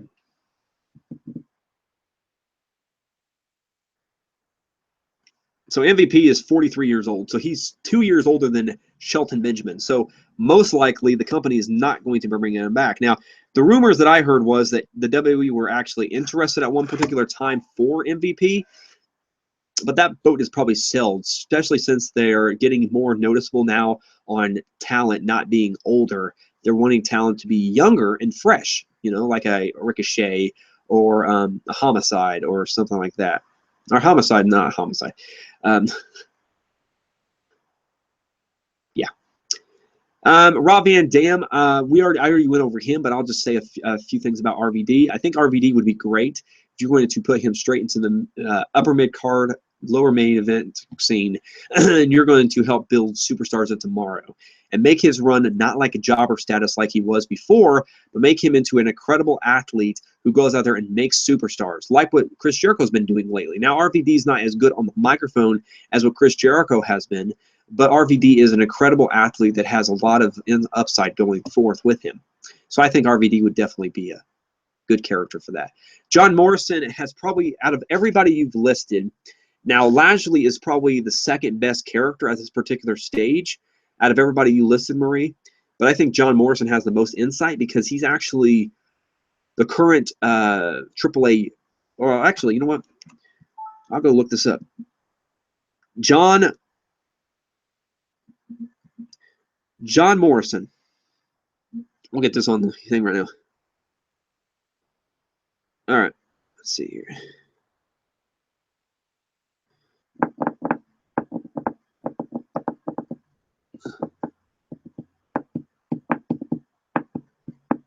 I don't like Ryback, but I'll get to Ryback too. I'm finishing Maria's question. John Morrison's 37 years old, so he still has a peak to still return. Yeah. Triple, okay. So John Morrison right now, these are the championships that John Morrison has at this exact moment, okay, from major wrestling promotions. So he's currently the AAA Mega Heavyweight Champion. He's currently the AAA Italian American Heavyweight Champion. He's currently the AAA World Cruiserweight Champion. He is, let's see here. He's currently, wait, is he currently? It doesn't say he's a current champion for that. Well, last time I heard that he was the current Lucha Underground World Heavyweight Champion. And, you know, he's also held the Lucha Underground Gift of the Gods Championship and the Lucha Underground Trios Championship with Jack Evans and PJ Black, a.k.a. Justin Gabriel. Yeah. So, with that being said, he's 2 World Heavyweight Championships. And he's been doing great things. So I'm thinking John Morrison would, oh my gosh, John Morrison would be like an AJ Styles. If he just would win the IWGP World Heavyweight Championship, John Morrison would extend into the future with everything that he's, you know, been given. And Damian Sandow, the last person you said. Damian Sandow, oh my gosh. I don't think Damian Sandow has much to offer to the company, actually, except being a tag team guy. Okay, so he's a guy that reminds me of Charlie Haas. I don't like Charlie Haas. I don't like Damian Sandow because they don't have the correct ability. Okay, and they do. Damian Sandow's great on the mic, but his wrestling style is not the best. And the opposite can be said about Charlie Haas. He's a tremendous in-ring competitor, technical wrestler at best, but his in-ring mic skills suck ass. So me personally, I don't think that he is necessarily the best at all. And I don't. You got a skinhead. I don't think so. You know, I don't think that either one of those guys are fit to return at all, unless they do major remodeling character-wise. Which actually, Charlie Haas. Oh man, Charlie Haas, I don't think is ever going to return to the WWE at all. And Shelton, or what's his name? Damien Sandow is definitely not going to return either anytime soon. Let's see here. We have a few. Mr. 512 says Damien Sandow could join the Wyatt family in 2015, becoming in 2015. Oh, should have joined the Wyatt family in 2015, becoming Brother Damien. I don't think so. I mean, I don't think that would have helped his career at all anyway. So, you know.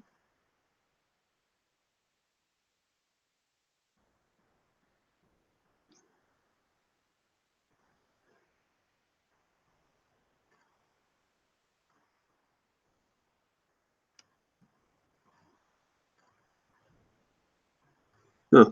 Curly standoff in 26. Who wouldn't know? Okay. So, yeah. Damien Sandow joining the Wyatt family in 2015. Nah. Mr. 512 says a hardcore championship with 24/7 rules needs to return. I don't think so. I think it. I don't think they'll ever have that happen. Mr. 512 says Rey Mysterio versus Kalisto pass the torch match. A lot of people have been talking about that match, but I personally would rather see. Maybe that match would be fantastic and everything, but I think I'd rather see Rey Mysterio versus Neville, or Rey Mysterio versus T.J. Perkins or Austin Aries. Maybe even a Cedric Alexander. Kalisto's stock has sort of dropped, so yeah, it would have made more sense if they would have actually become the tag team champions like they were supposed to become and all that good stuff. What wrestler do you hate the most? I hate Ryback. I don't like Ryback much either because he's not really that good in the ring, but I would say Charlie Haas would be the wrestler that I hate the most. Teddy Hart says EC3 equals Derek Bateman. Yeah, but I would not call him Derek Bateman because by calling him Derek Bateman, you're already going back to the past. So I would give him a new name, new look. He already has a new look, but, remodel his character a little bit. Mr. 512 says Ryback should have won the championship in 2012. He had momentum and was a draw. Truth. I don't think he should have actually won the championship unless he's a heel because, I mean, he has that type of character where he's a pompous idiot.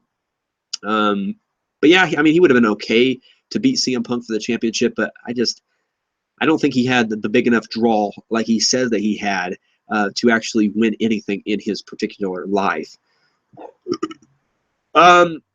512 says Ryback equals Ultimate Warrior, Goldberg 2.0. I mean, the difference is that Ultimate Warrior and Goldberg were actually good at something, and Ryback just is this guy who's just been thrown in the mix. Mr. 512 says Ryback didn't need a long title reign, just a month. Yeah, I guess. Thundertube says you got a skinhead. No. Mr. 512 says managers like Bobby Heenan need to return. WWE needs to have managers with staples again. I agree, but I disagree. I think that you should only have a select few of those. And there's actually been rumors that Vicky Guerrero was thinking about coming back. If Vicky Guerrero comes back, maybe she could be manager of one of those factions that you're talking about. Okay. So I guess we'll move on to the next guy that I was going to talk about. Before I get boggled with all, you're signing up for a free trial. And it asks you for your payment info.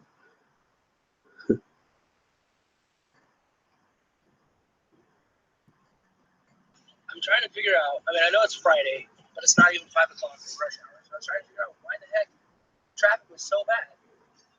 And I realized me today is like people moving out. So I'm stuck in this crap. And I'm finally moving, thank God. But it's awful, people. Stay home. Lock your doors. Do not come out much. Just don't. It's awful.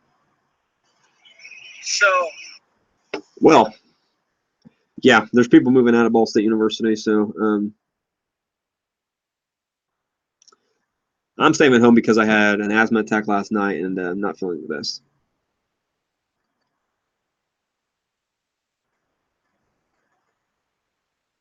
Okay.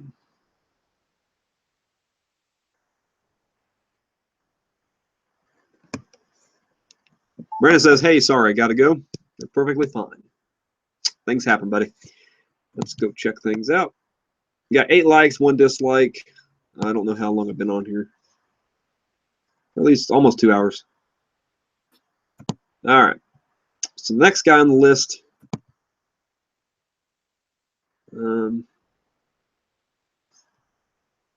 I've already talked about John Morrison. Guess I could talk about Chavo Guerrero or something like that.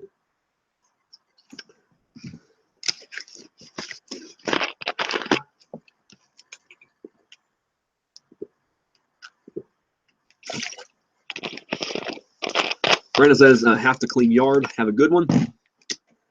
I will try my hardest. I might still be on here by the time you get the yard finished. I'm not promising anything, but I might be on here until like 7 o'clock tonight. So can only hope, right? He says, I'll be back on next video or so. Okay, I'll be expecting you.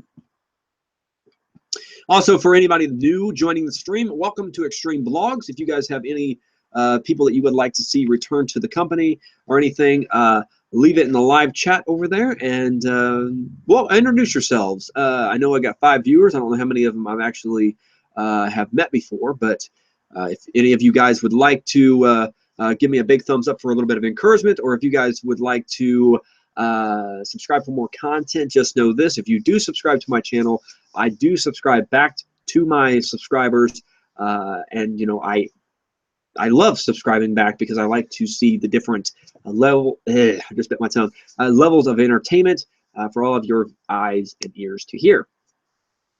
So it's not, YouTube's not just about one person; it's about every single person that's on YouTube to build the community up, to make us something stronger and something more imaginable to deal with. So if you guys want to see more entertainment, give me a big thumbs up for encouragement, subscribe for more content, and I will subscribe back to you. Welcome to the channel, Jackson. Did I miss anything? Yeah, you've missed quite a bit. We've talked about quite a few talented individuals. Teddy Hart says, subscribe to this guy's channel. I mean, you can if you want. You don't have to. I mean, there's 5 people in the chat, and I'm not exactly sure who all of you are. So if you guys would, introduce yourselves. Some of you guys might be a little timid or whatever. It's okay. I'm Extreme Blogs. I make mistakes all the fucking time on this channel. So if you guys would, introduce yourselves, and we can have a discussion. Not anything harmful or anything. I mean, just a discussion on professional wrestling or any other topics that you guys want to talk about. Right now we're talking about superstars that I personally believe should return to the company. I'm going to continue this by talking about Chavo Guerrero. Most of you guys have talked about or brought up Rey Mysterio returning to the company, which I think would be a tremendous asset to not only the cruiserweight division, but I think the main event scene needs somebody a little bit different to orchestrate a different feel within the organization. I think Chavo Guerrero gives a sort of a positive vibe to the company, and leaves the company in awe because he's a fantastic freaking heel. Fantastic heel. Okay, give me a second. We'll check if I have any new subscribers.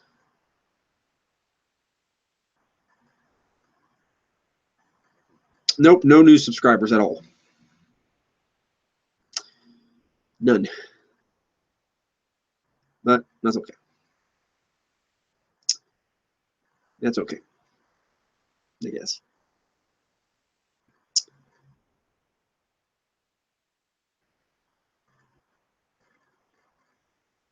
Okay. Jackson says, man, Victoria or Kelly should return. Either one of those women's athletes would be good to return, but Victoria has age against her. She's she's fantastic. She's beautiful and everything. She also had some nudes that were leaked today. So did yesterday with Charlotte. Charlotte's response was funny. She said, some of my personal pictures were leaked. Those are personal things, all that good stuff. If you please would take them down. Even if that person that stole those pictures takes those pictures down, they're still going to be online. I mean, they're on like 55 different websites now. So And Tara, I don't think said anything, but she has her pictures leaked now too. Who knows? This thing's like every day there's like a new diva or a women's athlete whose pictures come out. Oh my gosh, we get to see somebody. It's not necessarily a thing to laugh about, but you shouldn't do that anyway. You shouldn't take pictures of yourself naked anyway. You should just avoid that altogether. But anyways, for them two to return, Victoria I would be okay with, even though she is older. Let's find out how old she is. I think she's at least 42, 43. WWE Victoria. According to Google Books, it was the most influential marriage of the 19th century and one of history. No, not that. We're not talking about the fucking 19th century. We're talking about WWE Diva Victoria. Yeah, Lisa Marie. Oh, she's actually 46 years old. I didn't know that. She's actually much older than I thought, which actually makes sense. And she was in the early 2000s when she was in the WWE. And she hasn't really. Well, she's done a lot since leaving the WWE. And Kelly, Charlie Haas is the male wrestler that I can't stand at all. Damian Sandow, I can't stand him at all. And Kelly's probably the woman's athlete that I can't stand at all. And up there with Dawn Marie and Sable. She just doesn't have any wrestling ability. She just has sex appeal, and that's it. And if you're just going for that to be your marquee moment of how and why you become something special in the wrestling organization, you're failing, okay? You're failing big time, and nobody wants you around whatsoever. So just get lost. KGM says Vicky Guerrero should return to the WWE, and The Undertaker should return. Vicky Guerrero would be a tremendous asset to being a manager, not a wrestler. She can't wrestle worth a shit. She's not like her father, or not like her father. What am I talking about? Like her ex-husband, Eddie Guerrero. She's not like her daughter. Her daughter, her oldest daughter, used to wrestle as well. Beautiful lady, beautiful lady. Is currently married or engaged to Aiden English, who's a total jobber. So if they brought her back to help Aiden English out or to form a new heel faction, like maybe she was the manager to the Colon family. Carlito, Primo, Epico, and Vicky, or Verico. Who knows? That'd be interesting. Or she just being a manager of someone. Like maybe Raquel, which is her daughter's wrestling name, maybe she came back and managed her own husband. That'd be interesting. I'd be definitely okay with that. Be cool with that. The Undertaker returning, I don't see that happening. He just yesterday had surgery on his hip. I think it was yesterday. It may have been the day before that, but I'm pretty sure that would not be good to have the Undertaker return right now. Maybe in a couple years for a match or something. Maybe in a couple years, maybe 2 or 3 years down the road, we'll see the Undertaker compete at WrestleMania again. But as of right now, he's done. He's out of the business for right now. Now, definitely, I know this is not the retirement video where I'm talking about guys that are going to retire or anything like that, but I can definitely see like Mark Henry following suit, and Kane, and The Big Show, and some other guys like that. And it's not necessarily because I want them to leave. It's not necessarily because I feel like these guys are not good anymore. It's just I feel like the company's going in a different direction. Especially, I mean, Kane and Rhino have run for mayor. I don't know if Rhino got the position or not. Kane's now running for it right now. I hope they both get it, telling you the truth. I hope they both get it. And then that can be like an easy settling off for retirement from the wrestling business. They both have earned their stripes, most certainly. And as far as the Big Show goes and the Mark Henry, they haven't been booked the best. Now, Big Show's still being booked as well as he can be booked. But, I mean, he's a guy that's more about putting talent over than rather being put over himself. So, yeah. Jackson says, did you watch my video about myself quitting YouTube in December? Did you watch my video about me quitting YouTube in December? No, I have not. But I can watch it right now.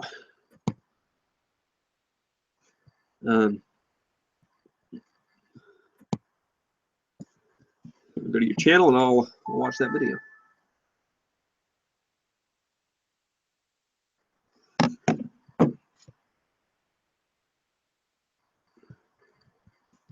I've watched a little bit of it.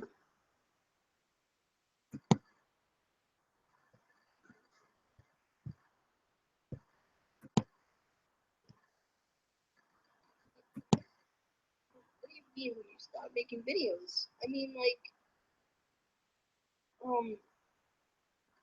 I'm not gonna make no more. I'm done. I'm finished. You're probably like, dude, you just started. Why would you stop making vids? It's because I don't want to last on YouTube that long. If I did, like I said, my parents would find out, and I'm trying to keep this a secret. And if my parents do find out, then I'm probably not gonna quit until December. I'm probably gonna quit until they find out. And My question to you is, Jackson, why does it matter if your parents find out or not that you're doing YouTube? If it makes you happy and makes you enjoy life, continue doing it. You still have a small channel. You have 18 subscribers. So it's going to take a lot of subscribers for your family even to find out, unless your parents search wrestling YouTube videos or stuff like that, or whatever type of videos that you do. They could. I don't think they'll find out. That's my thing. I don't think they're going to find out, but that's just my prerogative on that whole situation. You see, I'll continue watching your video though. guys, I might not cry, but I'm trying not to because I'm starting to get a little upset. But I'm gonna miss you guys when I do these vids. Like, I'm probably gonna shut down the channel and delete all the vids because I can't take this anymore. And like,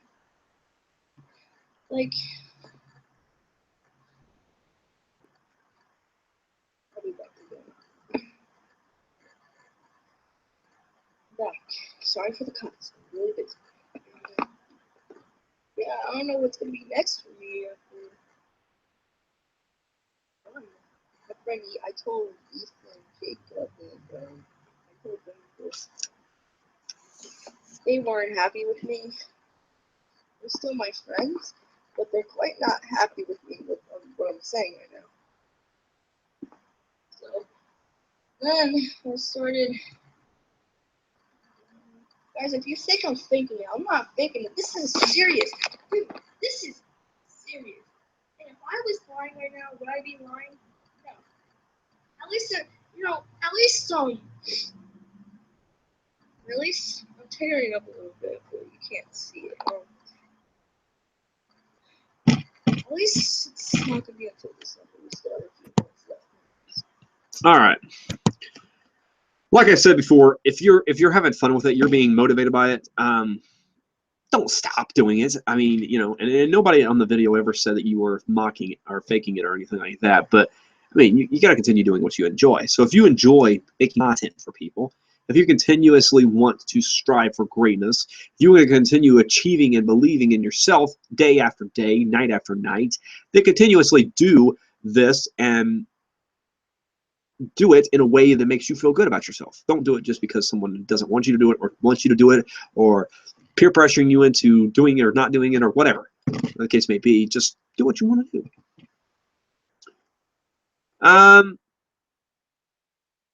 KGM says, I already read that. Jackson says, I don't think Undertaker is retiring because he could be in the Hall of Fame next year and maybe Goldberg. Just because he retired.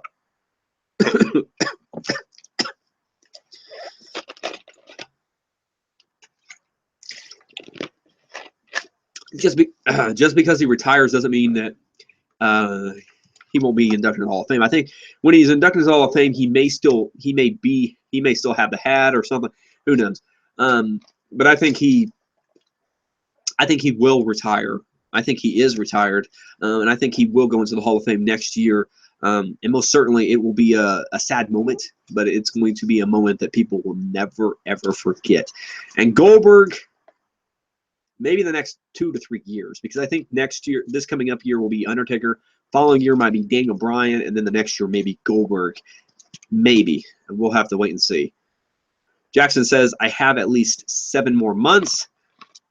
You still have that determination to make your mind up if you actually want to do that. You know, if you're having fun with it and if you're enjoying the process of everything, continuously do what you're enjoying. And if your parents do find out, explain it to them. I'm sure your parents would be more than understandable about the whole entire thing. Maybe they would, maybe they won't. Most likely they would be perfectly fine with it.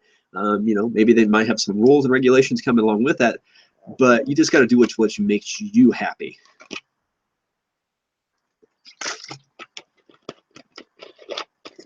Okay. Okay, I'm gonna finish watching the video.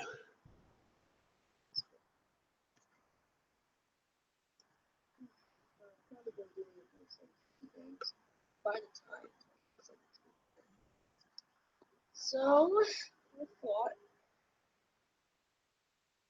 this. Ooh, it's so funny. Oh, dude, look at my eyes. Look at my eyes. The eyes a little bit. Probably not seeing it, but it was watering.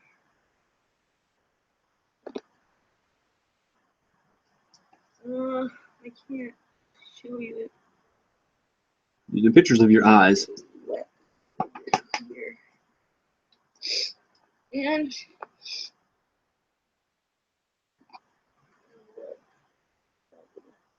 guys, I'm actually crying right now, but you don't see tears coming out.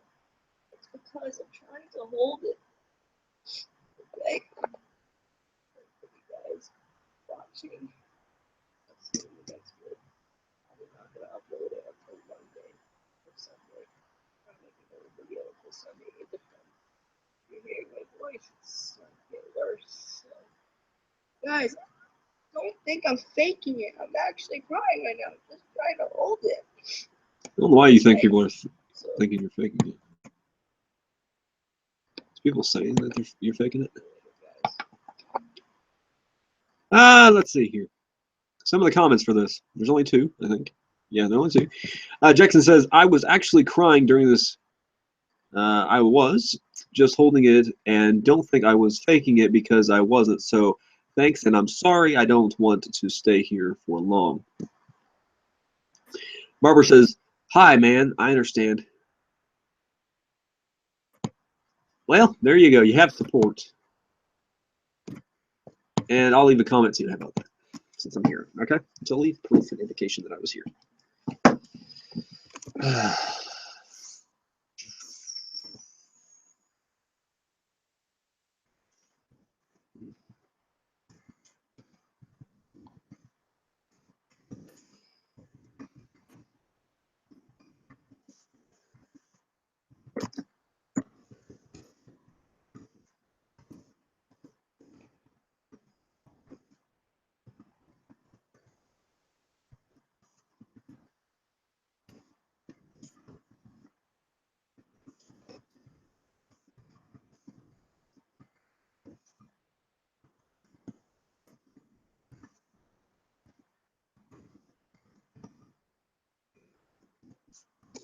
All right, there you go. I left a comment for you.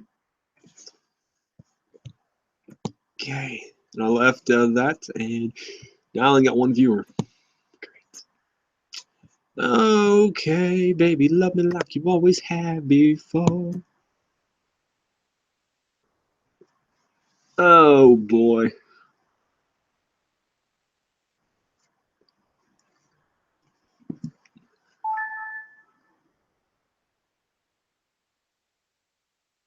And here's a good news article that came out today.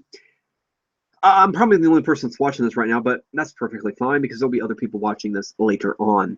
So Chicago Bears racially just posted a good luck, best of luck, Jay. Good luck, Jay. Which is wishing all the best to you in the next stages of your football career, Jay. Which I want to make sure that I actually post this up because I'm freaking astounded by this. Look at this right here. Best luck, Jay Cutler, who's one of the worst quarterbacks of all time. And I most certainly have to say that Jay Cutler has announced today that he's going to be a announcer to talk about football this upcoming season. So, oh my gosh, I'm so happy. But I'd rather see him compete one more year to make himself look so horrible. Oh, man. What the hell happened? Oh, okay. I was like, what the fuck? The screen got really black in the background. And it was just the thing acting up. Okay.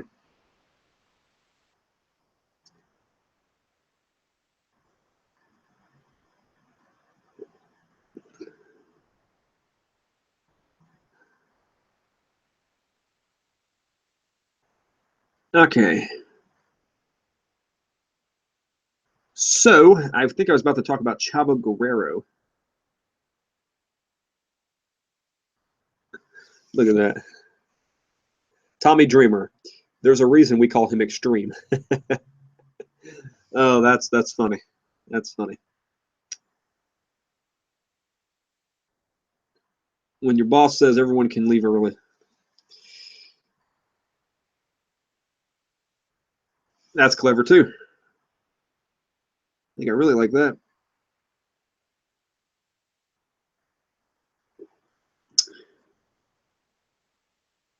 Okay.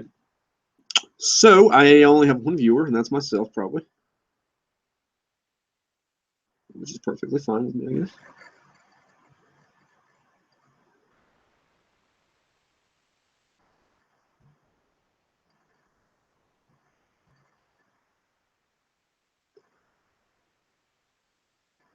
Okay.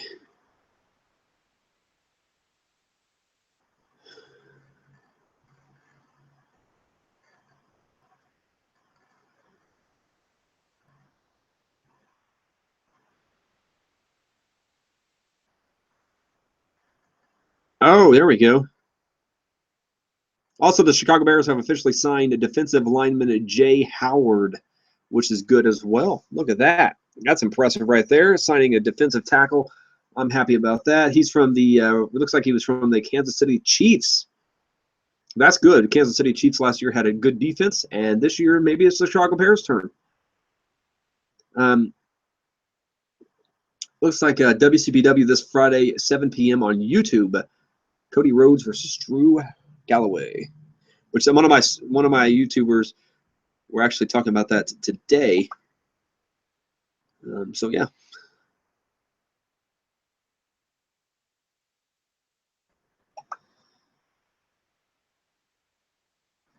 Let's see here. All right, still only one subscriber. Nothing wrong with that.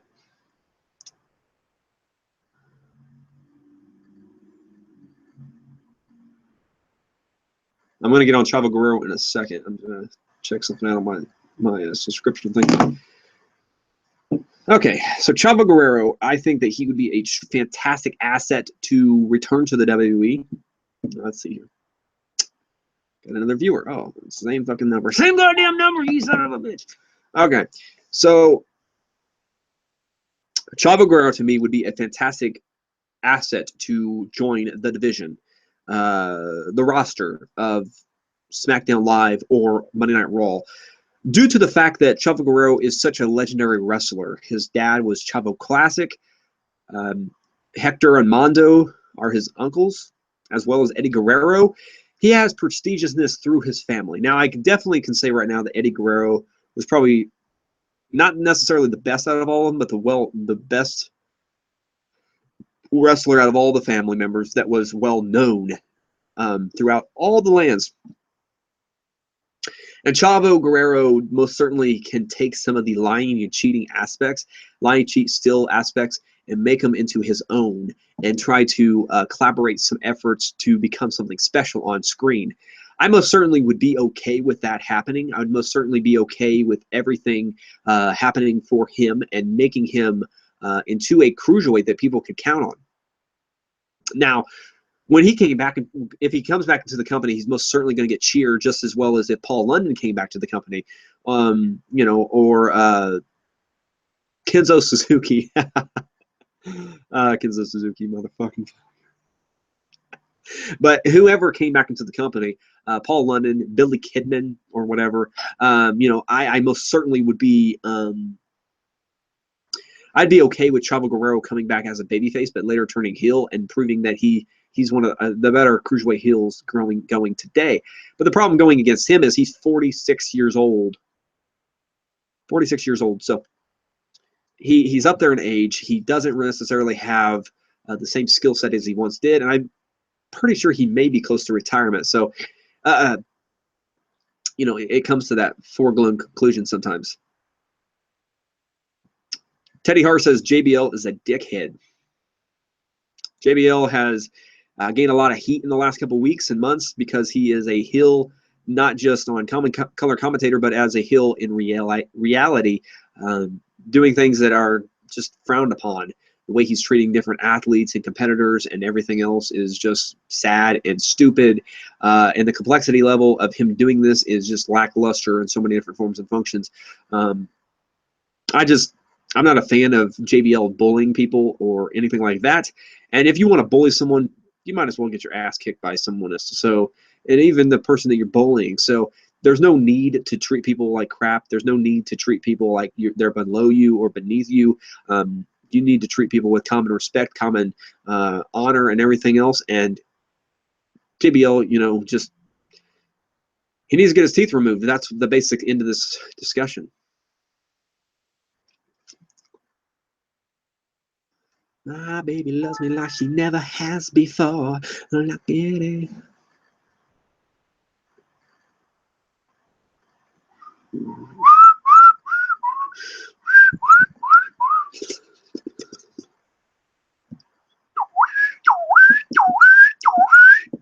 Another guy that I would like to see return.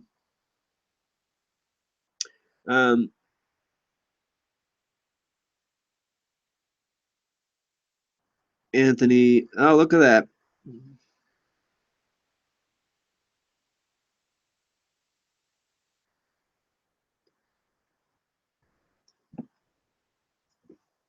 Look at that.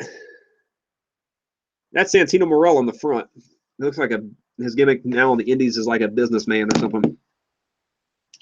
Teddy Hart says, "Do you have a job?" I have 3 jobs. I think we went over this before. I have 3 jobs, YouTube, and 2 other jobs, mystery jobs. I'm not going to tell you what they are.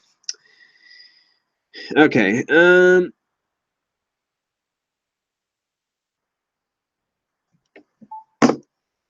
Okay, so somebody else that I personally would love to see return would have to be Matt Morgan. Matt Morgan really, he's a giant. He's a monster, but he didn't get a push like he should have gotten whatsoever. He's a big guy. Look at all the names that you just mentioned, Marie. Damn. Some of those guys, though, are not going to be brought back just because of age, you know. Yeah, we'll go through the whole entire list. How about that? We'll go through your entire list, Marie. Teddy Hart says, I've got 2 jobs as well. I said 3. 3, you son of a bitch. You miscounted for some reason. I said 3. You have 2. I have 3. 2, 3, 2, 3, 2, 3. Big difference. Christian. Oh, man. Christian has so much upside going for him. But he also has so much downside going for him, too, because of so many concussions over his career. Christian would be good to have a couple more matches, but the WWE just seems not to book the guy correctly at all. And I personally want to see him succeed in NXT Beyond Limitation. So Christian would most certainly, I would like to see Christian return, but he's probably not going to return due to his concussions and everything. Lance Storm. Lance Storm is one of the better technical wrestlers right now. He's trained some of the guys that are currently in developmental in NXT. He's trained some of those people.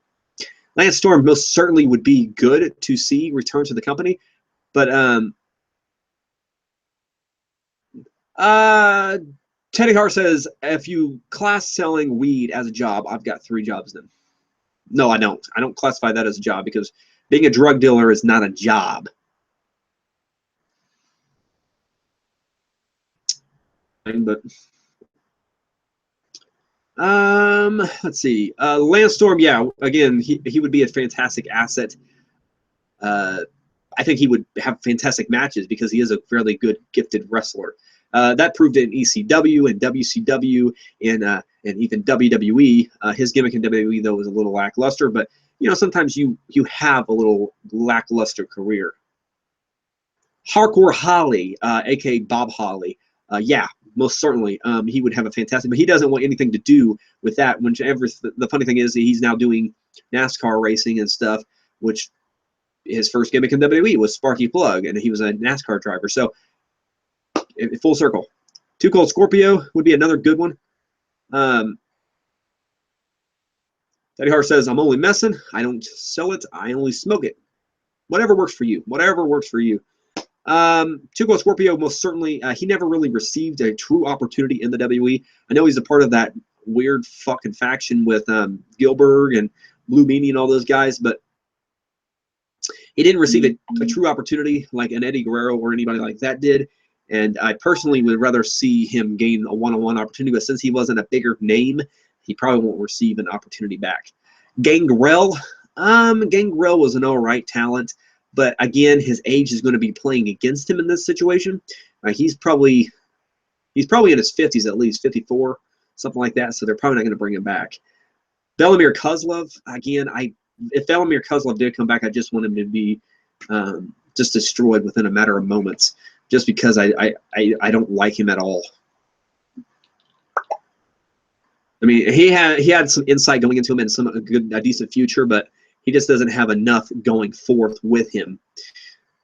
Bart Gunn, no Bart Gunn, because I just don't see any positive reaction from Bart Gunn in the WWE besides him getting his ass kicked on a daily basis type thing. Leo, if WWE could bring back someone, maybe MVP or Rey Mysterio, I'd say yes to Rey Mysterio because of his ability. And Marie, I'm going to get to the rest of your people that you mentioned too, so don't worry. I would say Rey Mysterio over MVP because of his age and due to everything he's done in the wrestling business. He's still doing stuff in Lucha Underground. One of my Reckless Rich the other day said that he was injured for the last 3 years. He hasn't been injured for over 3 years because of his, it's due to the road style that WWE performers go on. That's the reason why he got injured as much as he did, and I think that's the reason why he got injured so much is because he was continuously going. He's been wrestling for Lucha Underground for for at least a year now, and he hasn't gotten injured in over 2 to 3 years now. So yeah, but I'd say Rey Mysterio over MVP because of that reason alone. Back to your list, Marie. Charlie Haas, no. No. The only reason I would say yes is if they're going to have Haas and Benjamin as a tag team again, as a world's greatest tag team. But then after they break up, I'd say Charlie Haas could be a singles guy for a little while, but then eventually team him up with like a faction or another tag team guy or something like that, because Shelton Benjamin exceeds beyond what the Charlie Haas's of the world can do. Even though Charlie Haas is a really good technical wrestler, he sucks on the mic, and he's one of the wrestlers I just can't fucking stand. Matt Morgan would be all right. He just has a little bit of hostility towards the WWE and such, but Matt Morgan would be definitely a competitor that I would love to see make his debut to the WWE again. I don't think he's been in the WWE since like 2005, so it's been over 10 years. So, Mr. Anderson would definitely have a tremendous outcome, but I think the things hurting him is his problems with drugs and such. Yeah, that's why he got fired from TNA, supposedly, because he was addicted to a drug. And then in WWE, he got released because he got injured all the time. And yeah, but Mr. Anderson would definitely be another guy that I would definitely consider, making a return. Let's find out how old Mr. Anderson actually is, because that's an interesting fact. According to Wikipedia, Kenneth Anderson is an American professional wrestler and actor. Well, obviously, dipshit. Mr. Anderson is 41.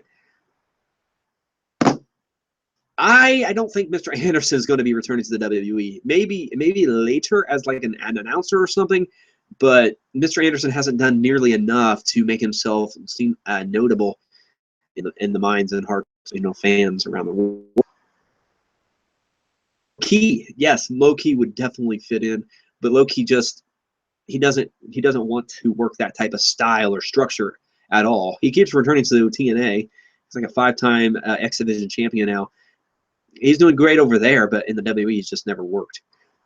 Kyle O'Reilly. Kyle O'Reilly would be a new talent. He's never been in WWE, but since you brought his name up, I mean, Kyle O'Reilly would be a fantastic, gifted performer, as well as an Adam Cole. You know, guys that can go out there and they're fantastic. Well, Kyle O'Reilly is a fantastic technical wrestler, and he can go out there and he's like a Davey Richards or an Eddie Edwards, where he can go out there and perform great matches with anyone because he's so fucking good. Adam Cole, on the other hand, is more of a character-driven wrestler where he can perform pretty much at any style, and that pretty much works to his beneficiary as well. I would like to see both of those guys come to WWE sooner than later. And a lot of people are talking about Adam Cole returning, or not returning, but making his debut in WWE sooner than later in NXT. But I'd say Kyle O'Reilly may make his impact first. You never know. You can never be too certain about these type of things.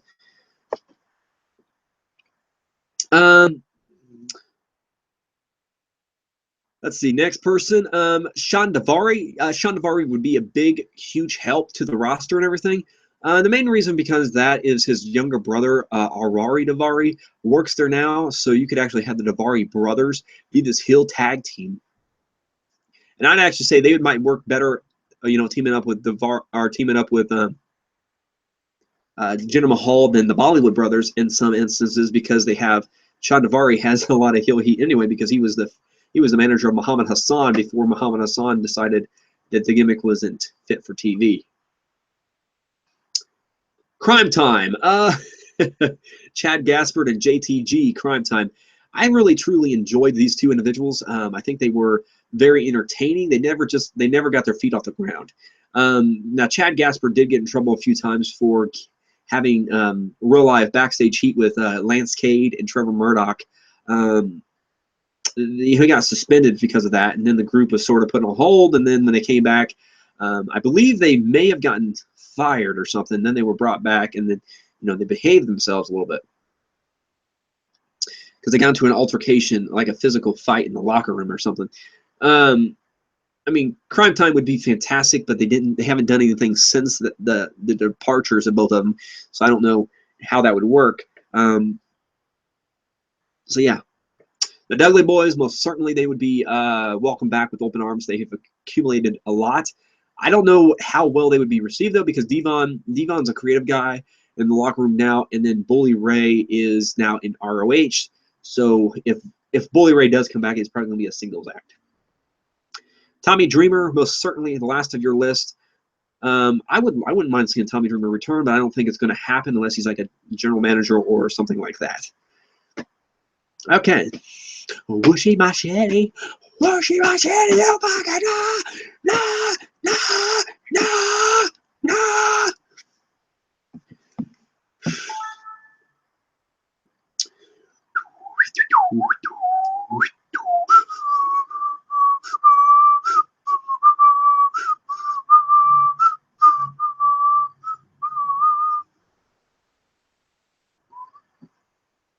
Mr. Anderson.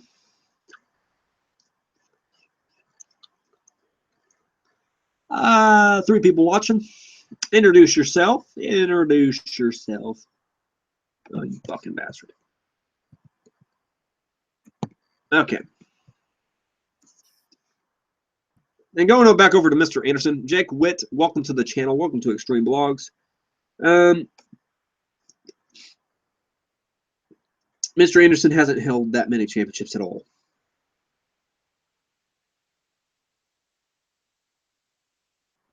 He did defeat Mr. William Regal in a contract for contract match. Probably loser leaves company match or something.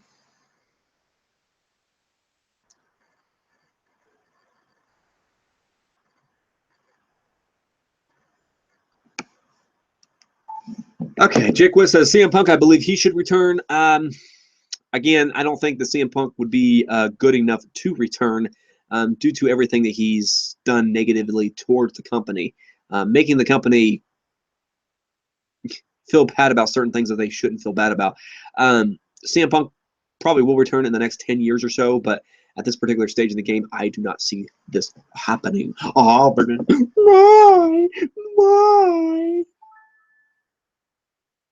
All right. So who do you guys believe should be making a return to the company? We'll try to come up with another name.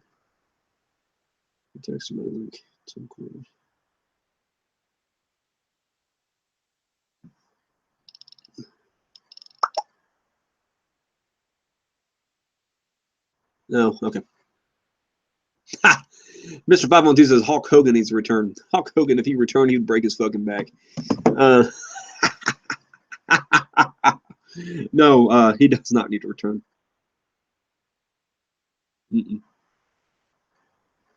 That should never happen. Should not happen. If it does happen, it's bad news for everyone else because Hogan is not going to entertain us. He's going to bore us stiff. Let's see.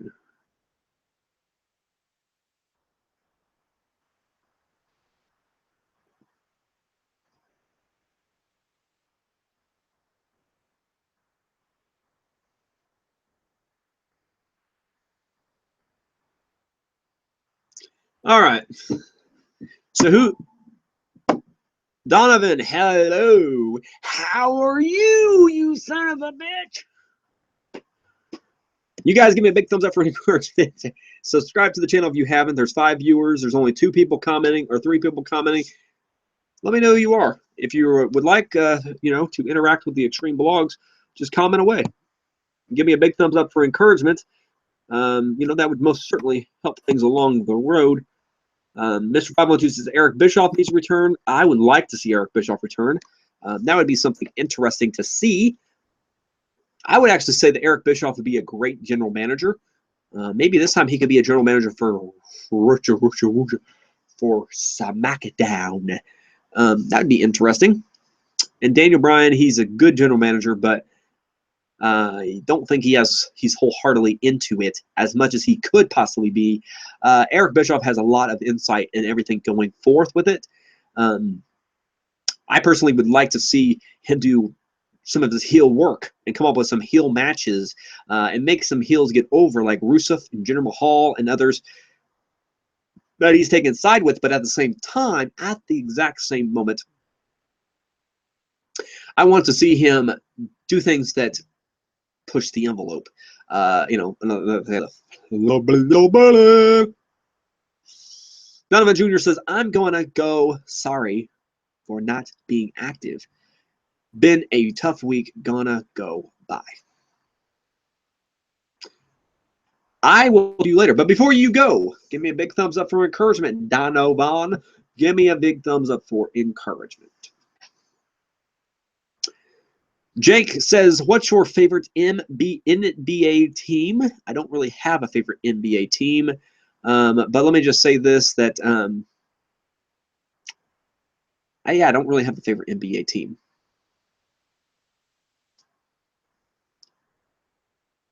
Okay, Jonathan says, okay, I like it. Cool. Thank you for liking the video. Mr. 512 says, Donovan Jr., you take care, buddy. Take care. Thank you for the like again. 512 says, Vince Russo needs to return. No. Yes, you're talking about TNA. Because if you're talking about talking about WWE, he should not return. We do not need Vince Russo to return. Vince Russo needs to stay away. Makes all things wrestling seem boring and lackluster in multiple different degrees and fashions and everything else. So we do not need him to come back to the company anymore. Any fucking more. Anymore. All right, so we got 4 viewers. If you have never been to Extreme Blogs before, welcome to the channel. If you're new to the channel, have no fear, because John Woods is here, and I'm ready to direct you all from being immature, punk-ass wrestling fans into becoming professional wrestling fans that have heart, feeling, wrestling, emotion, energy, and love this stuff. And Kenny Omega says on Twitter, he says, felt like yesterday I was singing Enemy by Fozzy Rock on camera. New track, Judas is so good to me. Don't be surprised if it's next. Woo, woo, woo. Yeah. And know this, that I'm not just here for my looks. Whooshy machete. I'm here because I am raw, uncut, uncensored, unsolicited, and I'm here always to make an impact. Eventually, yeah, you never forget your own wording, right? Okay, Jake says, what if an episode of all the DX members returned? All the DX members. So that means China rises from the grave. Whoa! No.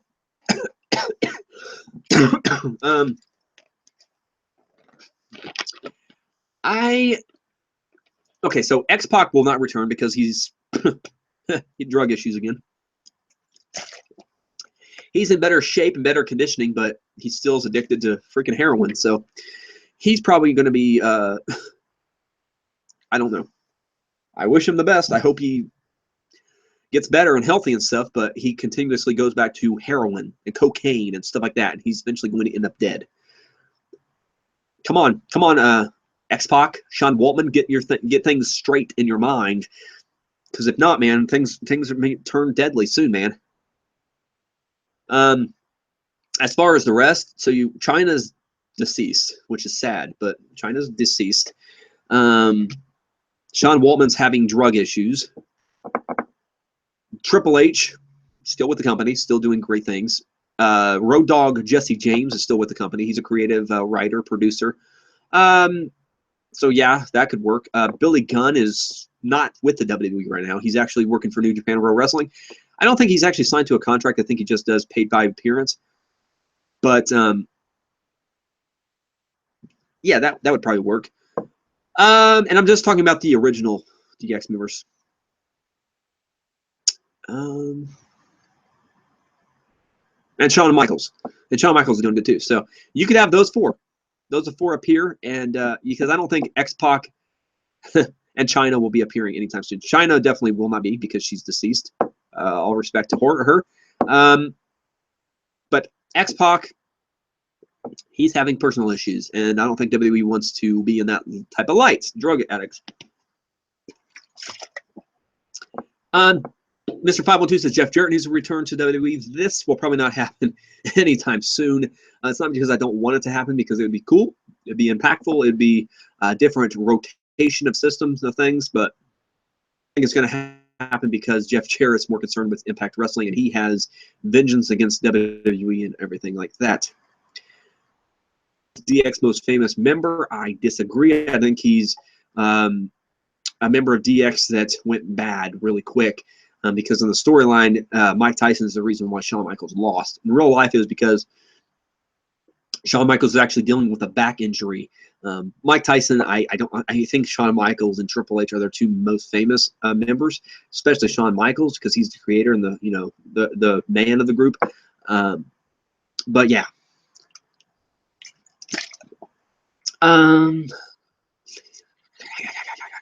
Okay, Jackson says, I saw the comment, and thanks for calling me your brother. No problemo. Hope you enjoyed that comment, too, by the way. And also, everybody, give me a big thumbs up for encouragement. Also, subscribe to the channel if you haven't. There's only a few people commenting, and there's 5 viewers, so there's few people not commenting. So if you guys would introduce yourselves, that'd be great. Mr. 512 says Duke the Dumpster DeRosie needs to be in the needs to return. Nope, probably not ever going to return unless he returns just to get his ass kicked by someone that's bigger and better. But you know, he's from the 80s, I believe. Yes, 80s and 90s. No, most likely he's from the 90s. So since he's from that era, most likely he will not return because he's too old. Jim the Animal Neihart was a part of DX for 5 seconds. Maybe he was, but he probably, you know, is a pathetic asshole at this particular stage of things. And Jimmy, I mean, he's going through fucking drug addiction problems too. But he's better than he was, and X-Pac was better too. And he's fucking caught not stealing, but selling drugs again. Jake says, what about Wade Barrett? What about Wade Barrett? I mean, Wade Barrett isn't a bad talent whatsoever. He's actually driven in multiple different combustible elements and functions, fashions, and everything. And he's a good athlete, good competitor, but he just hasn't done anything since leaving the company. I heard that he was a WCPW color commentator, but even doing that is just, it's not what you're used to. It's not what you were driven to do. So, you know.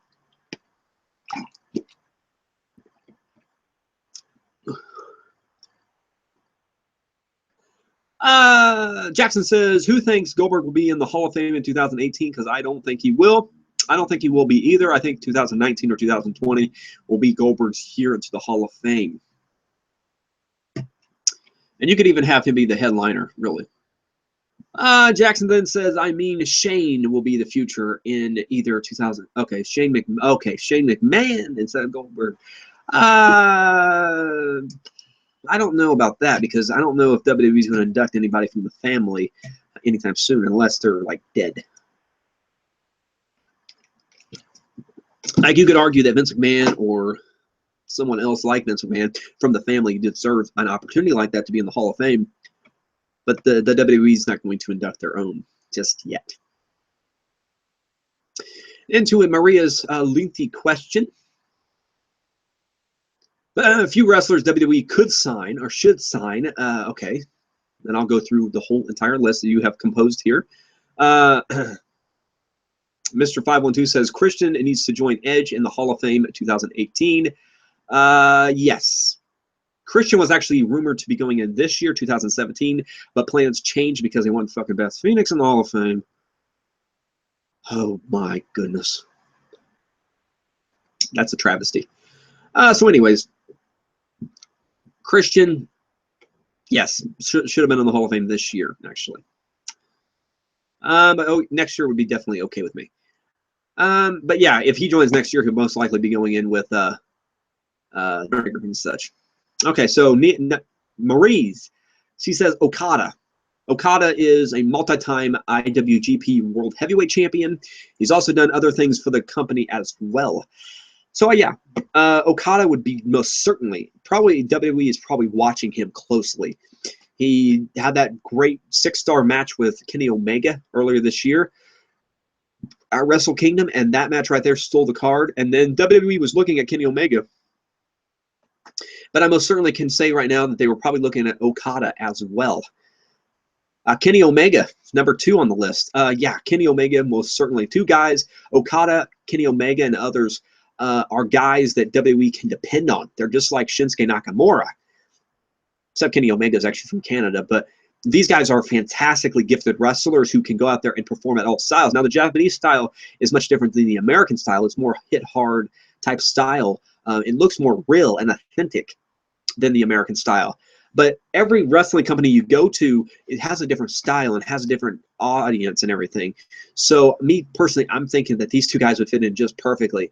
And they would be automatic stars from the get-go, especially Kenny Omega. Okada would probably have to go do new NXT first, but that's perfectly fine. Man, he would do fantastic things over there. Become champion. Especially since Shinsuke Nakamura has already paved the road for, you know, big stars from Japan to come over that are Japanese. Okada would do very well. And plus, Okada's used to work. He used to work for Impact Wrestling. I don't know if you guys knew this, but he used to be in a tag team with Yoshio Takahashi. They used to be in a tag team called No Limits. I'm pretty sure. And they were a great tag team, a fantastic tag team. Nothing too tremendous or anything like that, but they did inspire a nation, I guess. Jay Lethal, former 2-time Ring of Honor two-time former Ring of Honor television champion, a 1-time Ring of Honor former World Heavyweight Champion, and he also a former multi-time X Division champion. Tag team champion over in Impact Wrestling as well. This guy right here is a wrestler who should be already in the WWE. Jay Lethal is a tremendous athlete and a tremendous competitor. I like Jay Lethal a lot. I think his character has driven so many different ways over the last couple of years. A lot more in Ring of Honor than he has in Impact Wrestling when he was there. Adam Cole, most certainly. Adam Cole is like one of the guys that is like one of the top guys that people are talking about right now to join the WWE because of everything that Adam Cole has been through or will go through to become a superstar. Now, he's been asked this question several times. Will you go to WWE? What's your plans to go to WWE? And his thing is exactly the same every single time. He says, well, I would like to go to WWE, but I would like to execute these few things first. So I'm thinking that's still going to be the case. But even if he does sign with the WWE, he's not necessarily going to come out and say it right away. He's going to come out when the company is ready to tell everyone. Ricochet would be another fantastic heartbeat away from signing. Ricochet right now, I'm pretty sure, let's see, Ricochet is currently as Prince Puma in Lucha Underground. And he's doing great things over there in Lucha Underground. Now, rumor is that he has not yet signed a contract for Lucha Underground. And I personally, I don't think that that's necessarily the problem. I think that, he is going to do big things over there in New Japan Pro Wrestling. Or not, yeah, and he's working for New Japan Pro Wrestling too, but he's going to do big things in Lucha Underground, New Japan Pro Wrestling, and eventually one day he will make an impact in WWE ring. Now, would he be a cruiserweight, or would he be, I would say he'd be more in the cruiserweight division. But again, you don't need to halt the cruiserweights from growing. You need to let them manifest as they will. And if certain cruiserweights need to be in other divisions, fucking let it happen. You need to have high-risk flyers in every single division instead of letting that just be halted. Will Ospreay. Will Ospreay is a very good athlete and actually has been in talks to joining the WWE, like a Jack Sabre Jr., who's also on your list. I think that Will Ospreay has a lot of potential and upside going for him, especially as one of Britain's top exports. And he's very gifted at what he does. He's more of a babyface, but as of recent, he's been getting his feet wet as being a heel as of late as well. I would definitely be okay with him joining the ranks in WWE. As well as Kota Ibushi and Zack Sabre Jr. I'm going to talk about in the same sense. They're both guys from other countries. So Zack Sabre Jr. is from England, and Kota Ibushi is from Japan. They're both great athletes. They just don't want to sign a contract with WWE just yet because they want to accomplish more things in their own territories. Now, Kota Ibushi, he didn't necessarily say that he wants to accomplish other things. He just said he didn't want to sign with WWE at this particular time. So I don't know if that means that he's just looking to buy time in other companies or in Noah and in New Japan Pro Wrestling or whatever. But Kota Ibushi is one of the most talented guys, and with Shinsuke Nakamura doing what he's doing, and then Akira Tozawa, and then Asuka. I mean, you're getting a lot of different Japanese superstars coming to WWE. So Kota Ibushi most certainly could have been one of those, and he actually did compete in the Cruiserweight Open, or Cruiserweight Classic, but the cards didn't fit where they fit. And same thing can be said about Zack Sabre Jr., except he's actually admitted that he wants to accomplish more in Europe and in Japan and in other companies because he doesn't want to sign long term yet because he knows that that's going to be for the long haul. Matt Riddle is a fantastic athlete that mainly competes in Evolve Wrestling. Matt Riddle is a wrestler who doesn't wear shoes, so he doesn't wear this typical wrestler attire. And he's really, really good at what he does. A tremendous athlete that's now the WWN World's Heavyweight Champion, which is basically the mother of Evolve and other companies like Evolve. So Dragon Gate, Evolve, and other companies, it's the mother of that. So he's basically a world champion of that whole branding right there. So Matt Riddle would most certainly be an attribute to that whole entire company. And even if he came to WWE, he would be fantastic at everything he did because he can do pretty much every style in the ring. Mil Muertes works for Lucha Underground. He's a great athlete, good competitor. I truly enjoy everything that he's brought to the table with his different match styles. I think that he would be a good competitor to bring up from Mexico. Because I think that, the Japanese people are getting a lot of different characters brought to the WWE programming. But Hispanic markets haven't really been brought new superstars that are actually being, pushed. I mean, the first Sin Cara was supposed to be pushed, but he Mystico was a complete and utter failure. Then Hunico, you know, took over his spot, but you know, it's not getting a push because the Sin Cara character's already driven into the ground. You know, Rey Mysterio was the last real Hispanic wrestler that got pushed. I mean, you could say ADR got pushed to the main event scene, but ADR left a bad taste in people's mouths, so it's sort of over from there. But Mil Muertes sort of mixed like between Kane and Rey Mysterio, or Undertaker and Rey Mysterio. It's just he would be a fantastic fit. Eli Drake actually used to work in NXT. Now he's been working in not Lucha Underground, Impact Wrestling for around 2 years now. He's been doing a great job over there. He's great on the mic. You know, that's the Facts of Life type segments. He would be a good fit. I think he would be a great fit. Abyss, it might be a little too late. He's sort of a similar character to Mil Muertes, which actually Mil Muertes in Impact Wrestling used to be Judas Macias.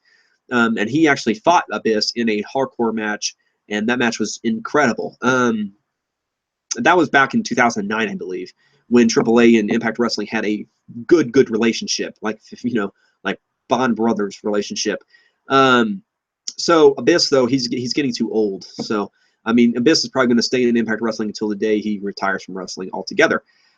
Moose, yeah, most certainly Moose would definitely fit. I think that Moose just needs to mature just a little bit more in the wrestling business before anything else happens with him, because he's one of those former football players that thinks he can go. And he sort of reminds me of a young Goldberg that has a lot of potential and upside. We just need to continue manifesting him into something special. Michael Elgin. Yeah, Michael Elgin most certainly has a lot of charisma and a lot of built to do special things in the wrestling business. I think that Michael Elgin would fit in just perfectly with everything that would be going down in the wrestling promotions around the freaking globe. You son of a bitch! Okay, there's everybody that you mentioned. I think the best, the guys that I would sign out of your list first would have to be Adam Cole, Kenny Omega, Okada, let's see, Kota Ibushi, and Zack Sabre Jr. I think those would be the best 5 individuals to be signed with the promotion at this exact time. Okay, Jackson says if CM Punk and AJ Lee were still in the WWE, they would have been on Total Divas. Maybe not. I think it all depends at this particular point. They probably would have been in some estimate, maybe. I mean, but they kept some divas off show, so they might have been on the show, but they may have not, because I mean they like to rotate and figure things out little by little, I guess. Okay. Oh my goodness, baby, push on it harder. Okay. Mr. 512 says Ricochet needs to dominate the cruiserweight division. Ricochet could. Ricochet would have great matches with anyone in that cruiserweight division. Neville versus Ricochet would be a great match. Why? Sick Manic Dude, welcome to the channel. Welcome to Extreme Blogs. Give me a big thumbs up for encouragement. Also, subscribe to the channel if you haven't. Here. Okay, let's go to the bottom here. Jackson says Neville should go to Raw, or Neville should go back to Raw and not be on Type 205 Live and not be a heel anymore.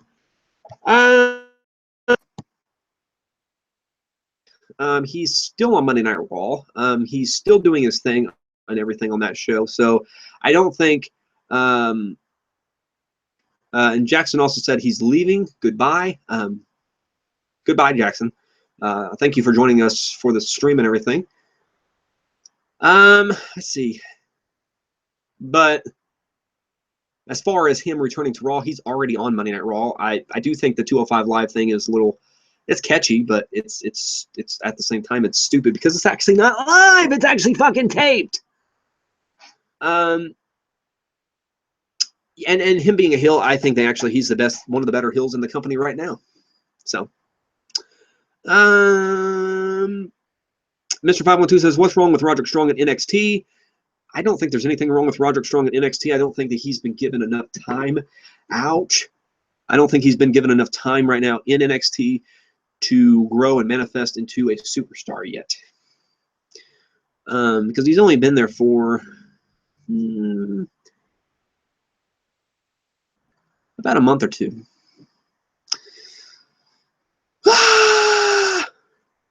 Okay. Mr. 512 says James Storm needs to return to NXT to feud with Bobby Roode. It would be glorious. I don't know if it would be necessarily glorious, but I can see him most certainly returning to WWE, but he's getting up there in age, so if it's not sooner than later, it's probably not going to happen. And by the time he gets back to NXT, Bobby Roode might be already called up. Sick Manic Dude says Roman Reigns should get released. That's not going to happen. He brings way too much to the company for him to be released. So that's not going to happen anytime soon. It's not going to fucking happen, you son of a bitch. Also, give this video a thumbs up, Sick Manic Dude. Thumbs up for a little bit of encouragement. Also, subscribe to the content if you haven't yet. I haven't gained any subscribers in like fucking 2 weeks. So,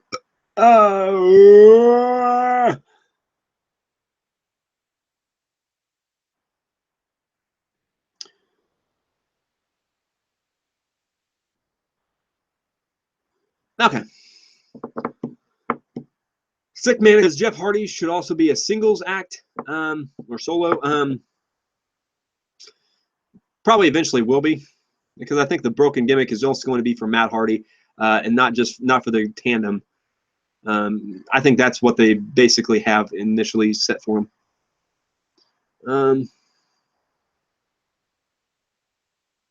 Look who it is.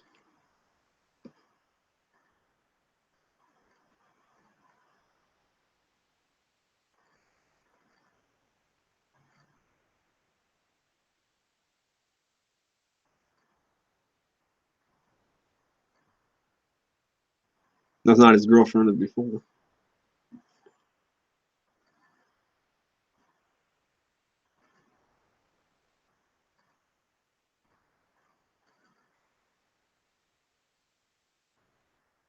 Okay.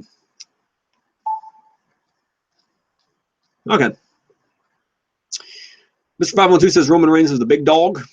That's what he claims, but I don't really think so. I still think that The Undertaker is the big dog. Marie has another freaking list. I'll go through every single person on your list again. It says Joey Styles needs to return to the WWE. Joey Styles is pretty much done, as far as I'm concerned, because of what he said on Evolve TV. He was doing good on Evolve until he said what he said and sort of put a stop on his career. And WWE doesn't want any bad press like that. He said that to a woman announcer about similar to what Donald Trump said about women. You can just watch up and touch their. You don't say that. You do not say that. He was trying to be a heel and everything, and she knew that he was joking, but that's bad press right there.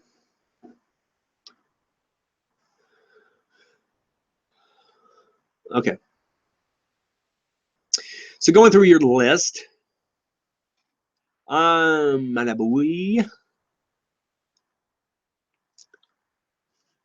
gosh, you got all kinds of guys in there. So Bobby Fish.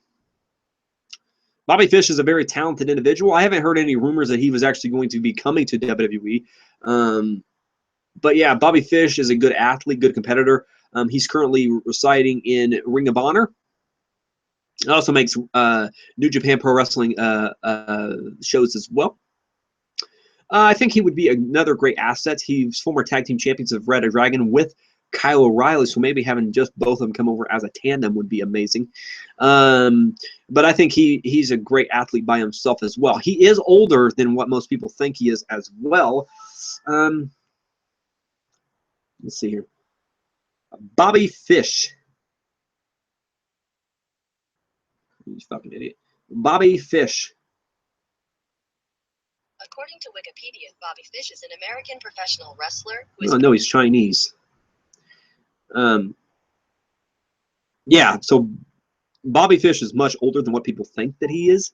Bobby Fish is actually 40 years old. 40 years old. So Bobby Fish, he's probably not going to ever make it to WWE. He's probably going to be one of those independent guys.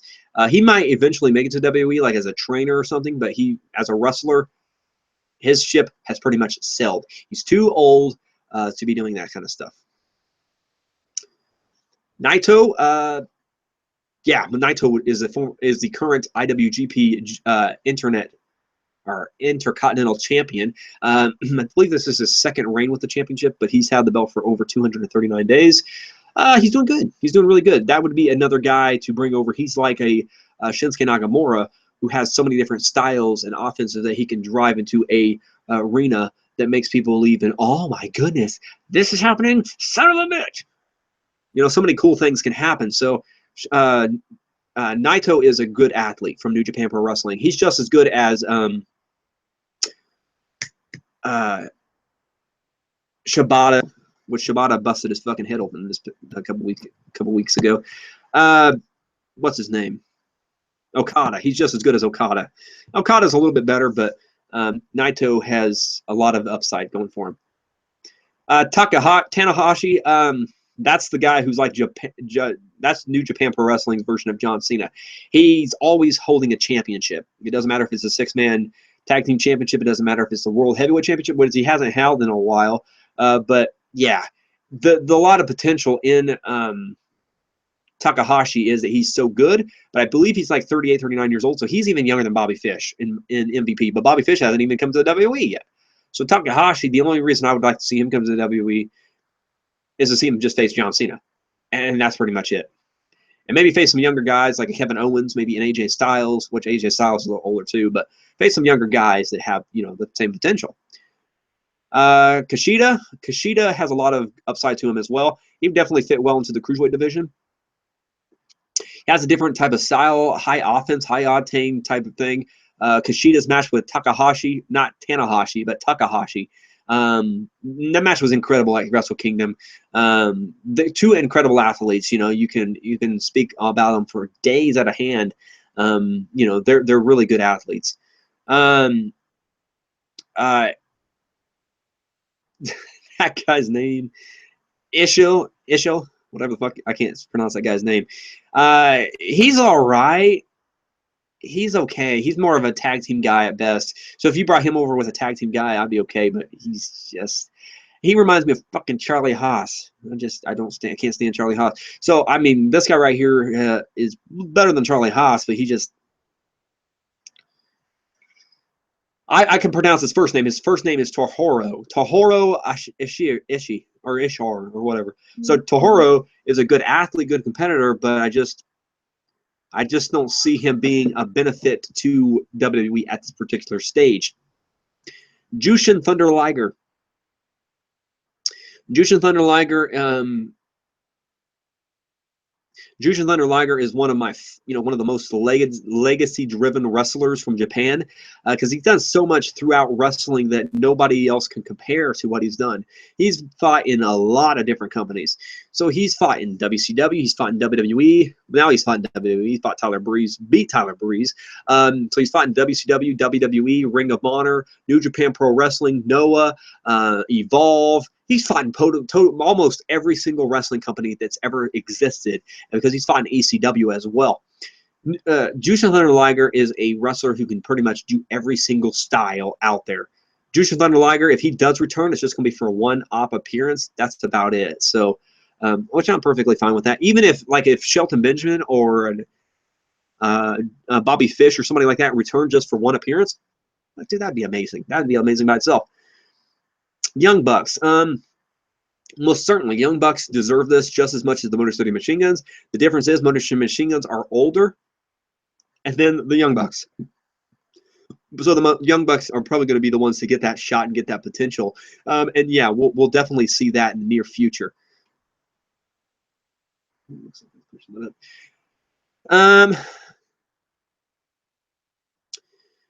Chris Masters. Chris Masters is currently with Impact Wrestling. I think that he just needs to continue improving himself and making himself more better, I guess you can say. Chris Masters is in better shape than he was when he was in WWE, but I just don't see him being that guy to impress tons of people. So I just Chris Masters. I'm not the biggest fan of Chris Masters either, but we're just gonna have to wait and see what the bus looks like for him in the near future.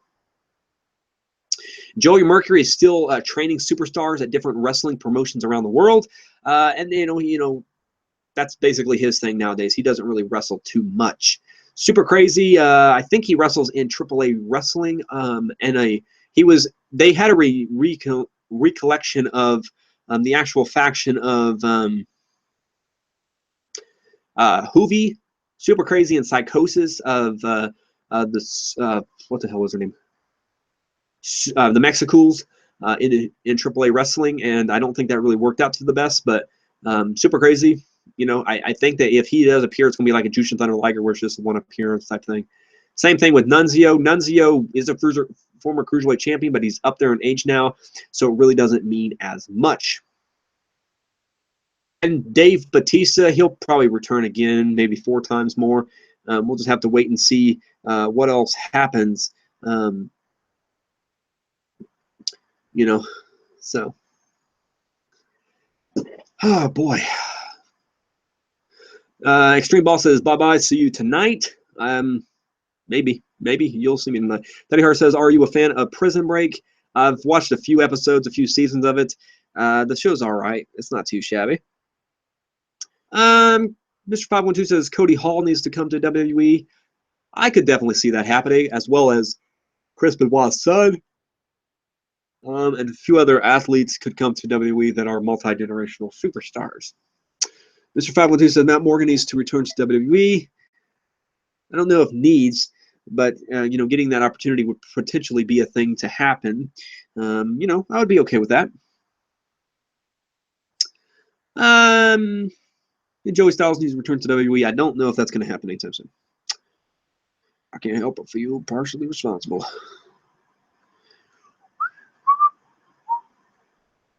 State Farm to close 11 faculties affecting 4,200 jobs across the United States. Look at this! More jobs lost. Well, name a better trio. I'll wait. Yeah, the Shield are much better than those bitches.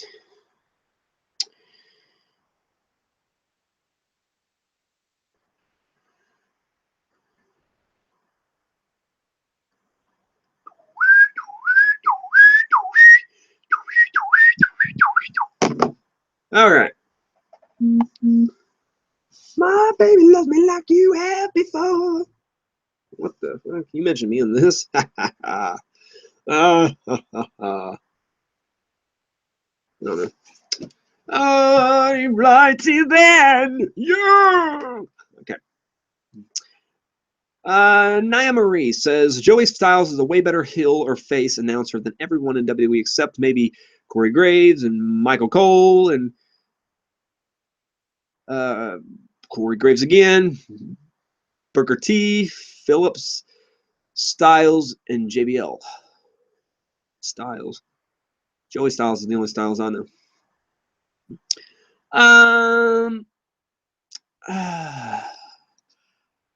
Yeah, I think he's Corey Graves is pretty good. Michael Cole's a pretty good heel. Annoying it sometimes, but he's pretty good. Booker T. Booker T's a better babyface. Well, not a babyface than Joey Styles. Booker T is just okay. Phillips he's right in the mix of things. JBL sucks asshole every day of the week. Sucks asshole. Teddy Hart says, you kind of remind me of Teabag from Prison Break. Teabag. You remind me of a fucking asshole.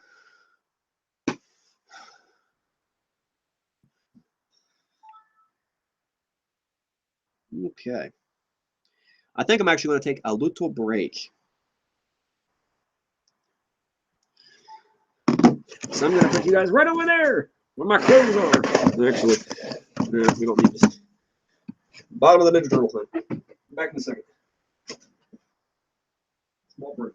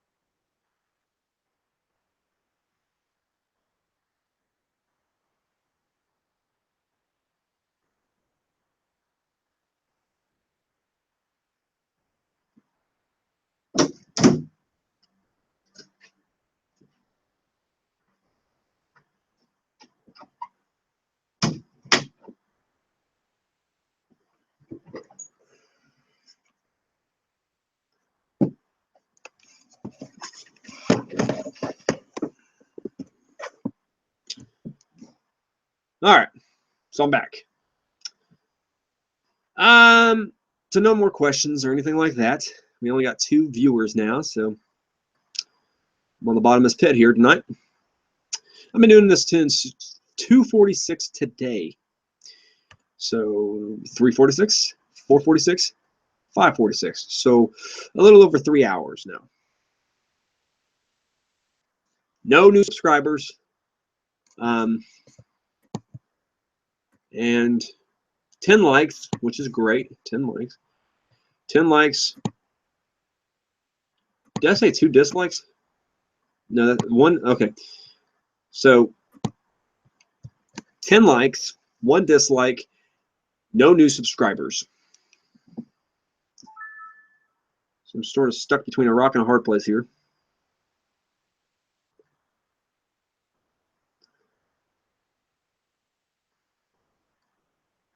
And let's see here. Who wants to join me at this event this summer? Trying to get a Chi Alpha team for this corporate obstacle course run. Open to male or female, any level of fitness. June 17th, about an hour south of Muncie. $55. More details in the comments. Why not give it a shot? Don't be intimidated. They are tons of fun. Tame the Terrence trailer 2017. The next race due June 17th. I'm going to watch this video. I tamed it. Tamed the terrain.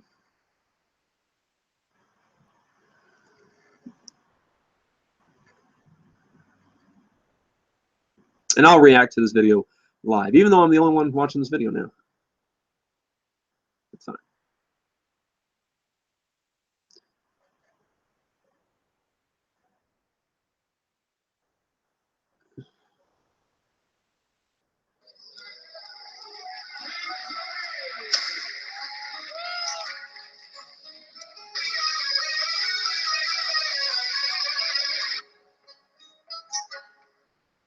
Yeah, it looks like more like an obstacle course type thing. Oh boy.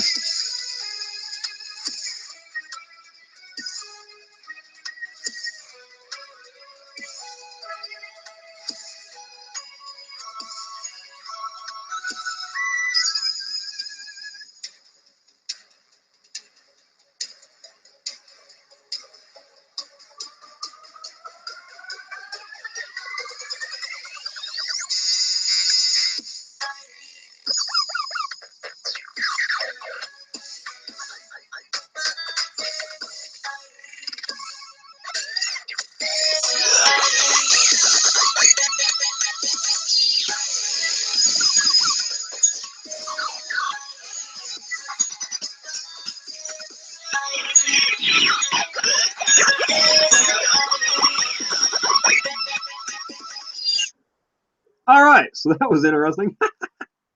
Tame the terrain. I don't know if I'll ever do this.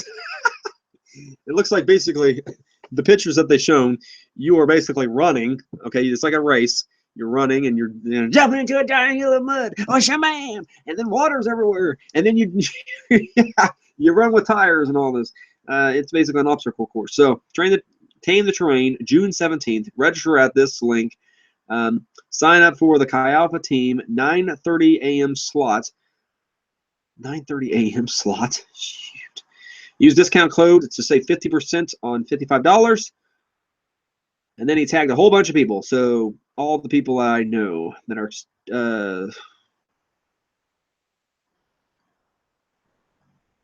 man, he just tagged people like back to back too. It's crazy.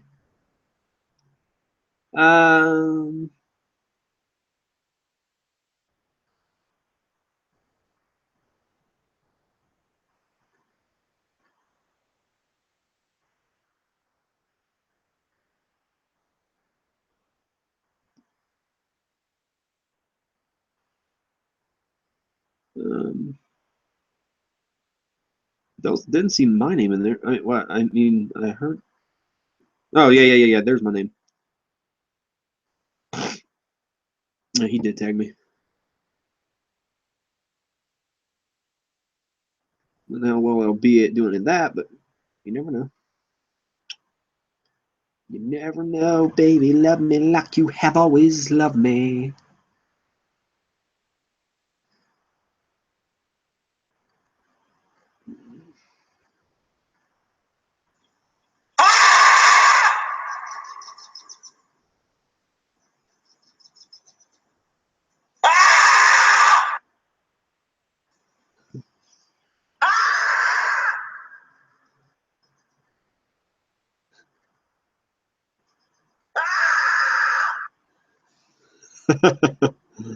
All right. Well, if you want to tag somebody just to fucking hell out of them, there you go. There you go. All right. Look at that little bat. Eating some watermelon.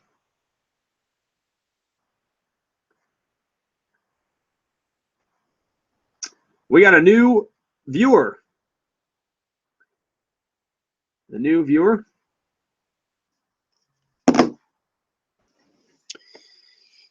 I think that's Alicia. Welcome to the channel. If you would, give me a big thumbs up for encouragement. Also, subscribe to the channel for more content. If you subscribe to me, I will definitely subscribe to you. Your comment was Undertaker should return. I would love to say the Undertaker should return. I actually just said that Undertaker should return. But I don't think it's actually going to transpire at this particular stage due to the fact that he's about to have hip surgery. And that's going to be happening soon.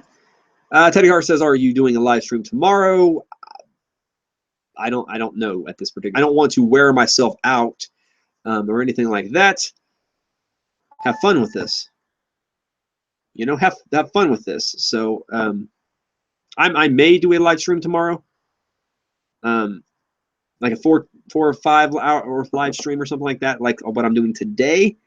But at the same time, I may not do a 5-hour live stream tomorrow. I may not do anything tomorrow. So, Teddy Hart says, cut a promo on someone. Pick a wrestler, and then I will do a promo on them. And then since there's 2 of you watching my video right now, Teddy and Alicia, however you pronounce your name, you guys agree on a wrestler or a tag team or something, and then I will cut a promo on them. Alicia says, or go to the Hall of Fame next year. Yes, The Undertaker should be inducted to the Hall of Fame next year. I don't see why he would not be inducted. I see that as a good potential that he will be inducted into the Hall of Fame. Yes, that most certainly can and will happen. CJ Plays, I'm here. Well, welcome to the channel, CJ Plays. Welcome to the channel. Cut a promo on Ric Flair. Do you guys agree? Do you guys think that I should cut a promo on Ric Flair? Whoa, Ric Flair!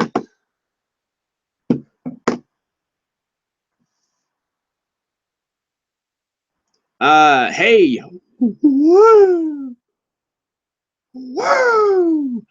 Woo! Ric Flair, the nature boy. I will deal with kings and queens. I fucking break in my knees. Or the Wizard of Oz. Probably Ric Flair, because there's already 2 votes for Ric Flair. CJ Plays, what do you think? Do you think Ric Flair or do you think The Miz?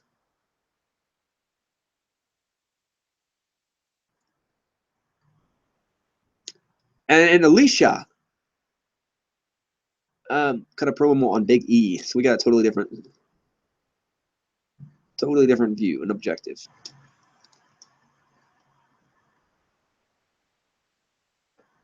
Oldest line, longest ride. Oldest ride, longest line.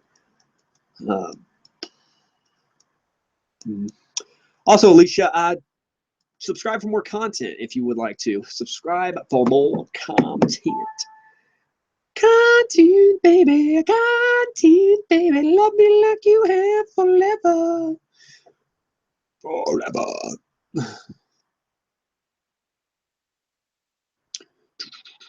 And the subscribe button should be down on the page. And Teddy Hart says, woo. Teddy Hart says, Ric Flair. What does everybody else say? Ric Flair, Miz, or Big E? Give me your selections. There's 3 people viewing this video right now. All 3 of you, give me your selections.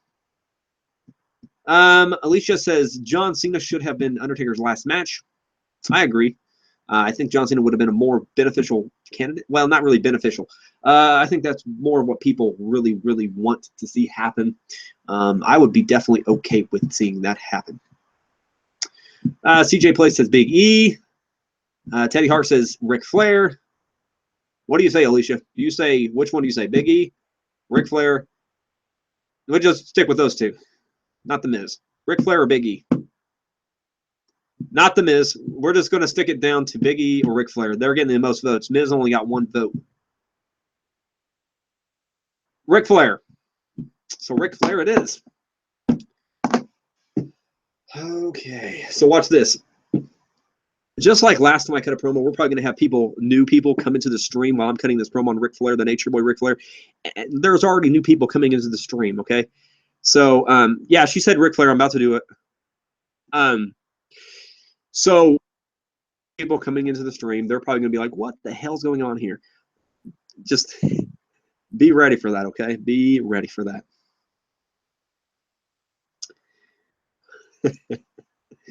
All right, so let's get started with making fun of Ric Flair. Oh, boy. 13 likes. That's great. That is a fantastic number. Okay, let me see here. Ric Flair, you claim that you are the greatest wrestler of all time. You claim that you have something else to prove, that you claim that you are legendary. You claim that you have the very vibrant spirit still left in you, that you could take it to people like AJ Styles, that you could take it to people like Jay Lethal, that you could take it to people like the Motor City Machine Guns and the Young Bucks and the Curtis Crims, the whole entire world, the galaxy. You, my friend, are a fragile embarrassment to society. Your girl, your young, vibrant daughter just had her nudes leaked. Just like you had your nudes leaked about 20 to 30 years ago, the only difference is people laughed more at your pics than they did at your daughter's pics, due to the fact that you claimed for all these years that you had the oldest ride, longest line catchphrase. But we all figured out real quickly that that was actually incorrect. That was false, invitational stuff that you were granting out for free. Because we all know that you are the man with the tiniest ding-a-ling all in history. The man with the smallest line, and the man that's ride has been broken for over 40 years now. We don't care about you. We have forgotten about you. And you are a nature boy. You like to go out and have good celebrations, goodwill celebrations with everybody. Doesn't matter who they are, what they are about, or when they are about that. You are a nature boy, a weatherman. You like to test the currents of love, and you are boring as hell. Nobody enjoys you any longer. When we did enjoy you, you were a 5-star main attraction. You were a limousine riding, jet flying, curb stomping, stealing, willing motherfucking man. And you did things so much better than some other performers. But right now, you are lackluster, beneficiarily almost about to join the retirement club. And the nursing home is knocking on your dorm right now because they know that you are falling apart, crippled, half broken, immature, punk-ass man that doesn't understand what reality and fiction really are. In your mind, in fictionary world, this means you can still go, you can still hold it together. 60-minute man is all you are. No, in reality, you have never been a 60-minute man. You've always been a man who stumbled around the bush, never to really mature yourself fully, never to be a man who could go out there and put on 60-minute matches in the ring or in the bedroom. It doesn't matter. It doesn't really freaking matter because in the end of time, you are always going to be remembered as the man who couldn't last a fucking minute in the ring or in the bedroom. And that, my friends, is the end of the Nature Boy, Ric Flair. Woo! So was that good enough for you, Teddy Hart? Was that sophisticated enough for you? Because I gained a couple more likes out of that, so I guess the people that joined the stream this time were not offended by what I said. I tried to keep the vulgar down a little bit, but you know. Marie is back. Welcome back, Marie. Marie says, with the upcoming female tournament on the WWE Network, will the company sign Sexy Star, Eva Lise, Mary Posa, Jade, Sarita, Madison Reigns, Madison Eagles, Nicole Sivery, Rosemary, Ali, or Ali, or what's her other name? We'll just call her Ali. Nicole Matthews or Madison Rain. I'll just say yes or no to these, okay? Yes or no.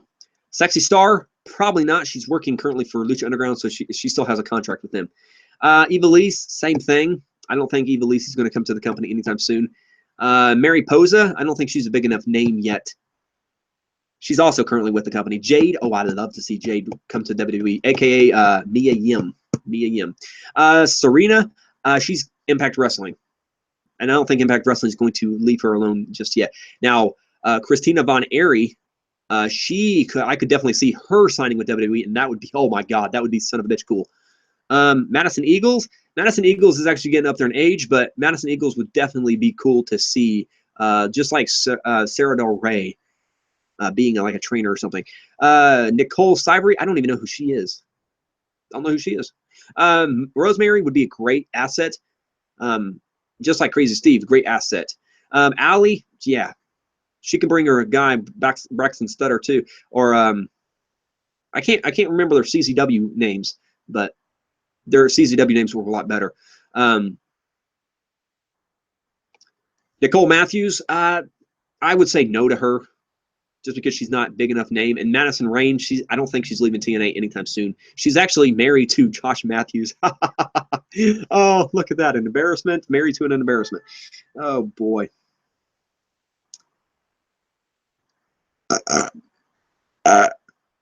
Okay. CJ Plays, later can you do a promo on Big E Langston?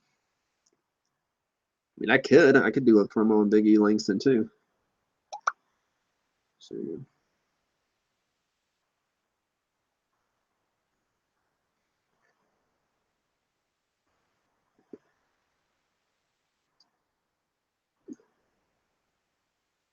I mean, I could cut a promo on Big E Langston if everybody else wants me to cut a promo on Big E Langston.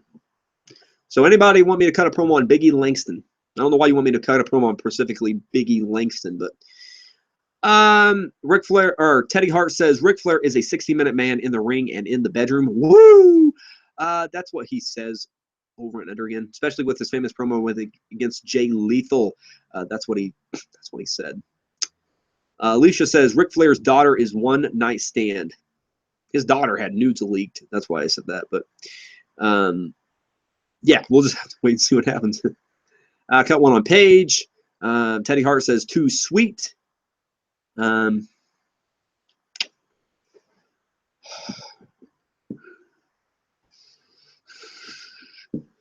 Who's next?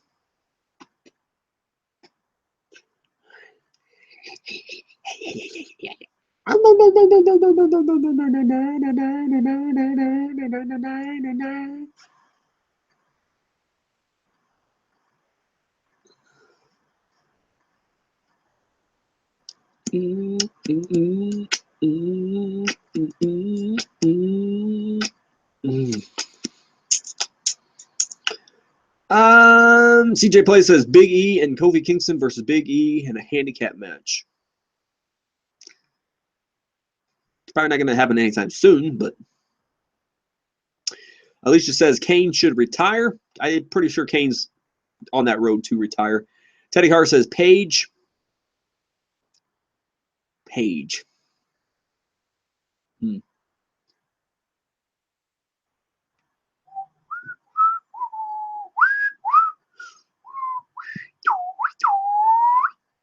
So we got 6 people. So 6 people. Tell me who you want to see me cut a promo on next. And I'll do one more. Who would win? Probably New Day. New Day would probably win that match. The New Day. Alicia says New Day. Okay. New Day again. Big E, New Day.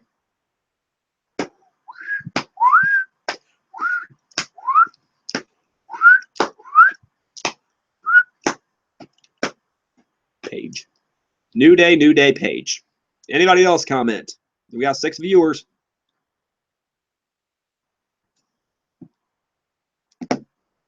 Who else? And then there's other viewers out there.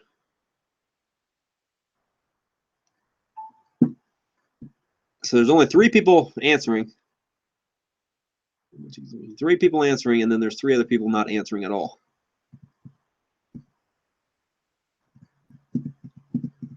Well, since you guys aren't answering, I mean, it's a tie. I mean, it's not a tie.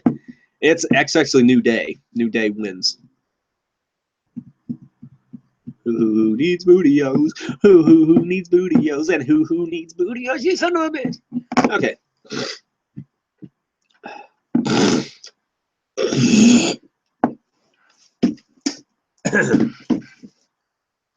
So it looks like 2, 3 people just left the stream. So now I'm going to do one on the New Day, since the New Day were the most popular vote. Okay. Oh boy.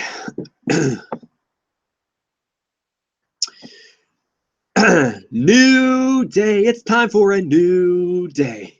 New day. So you claim that it's time for a new day. The problem that I have with you guys, most importantly, most over the top, is that you guys claim it's a new day, but you guys are still stuck in yesterday. We are bored stiff of everything that you have done yesterday. All of your dancing, all of your singing, all of your stupid mannerisms, everything that you bring to the table is from yesterday. We do not care about yesterday. Yesterday is part of the past. We care about today. We care about the future. And you currently are not the future. You are not the present. You are the past. You are something that we want to easily forget. You achieved great history. You've done great things over the past few years, being booked like champions, being booked and modified, looking like total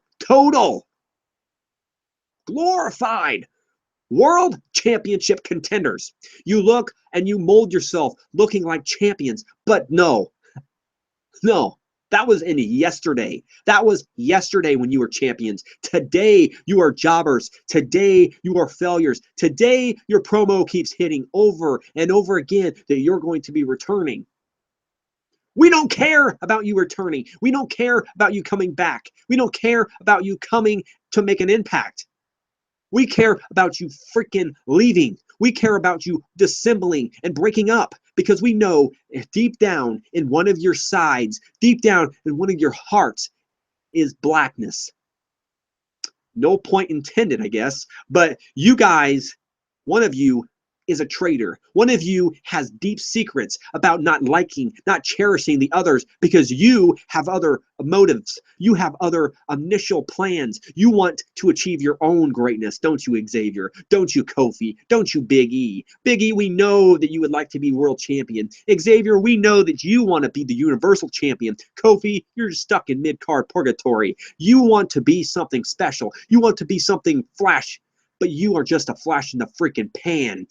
Xavier, you good, man. You got the mic skills to keep yourself in the rear and make yourself a champion. Big E, keep it up, man. But you know what? To tell you guys the honest truth, if you're still stuck yourselves in yesterday, in tomorrow, you'll be forgotten. Tomorrow, we won't remember New Day. We will remember what rubbish, what trash, what unrespectful, disrespectful trash benders you guys actually were. And at this exact moment in history, I'm not a fan. I'm not a man who's going to support you. I'm not a man who's going to stand beside you and watch as rocks are thrown at you. I'm going to be the man who's throwing those rocks because I'm not a man who supports you. I'm not a man who's going to be beside you. I'm going to be the man who trashes you and talks trash, speaks up, speaks out. I'm going to be the one who annihilates you one after another. I'm going to be the one who takes out the trash because it's a new day after all, right? A new day. It's a new day. Yes, a new day. The new day is over. It's time for Extreme Blogs to become that new day. The new day starts today. There you go. There's a promo on New Day. Big E, Xavier, Kofi. There you go. CJ Play says, wait, how is there two live streams from you? Which one is really live? How is there two live streams of me right now? Better not be two live streams of me. If that is that the case, that means there's somebody else live streaming my live stream.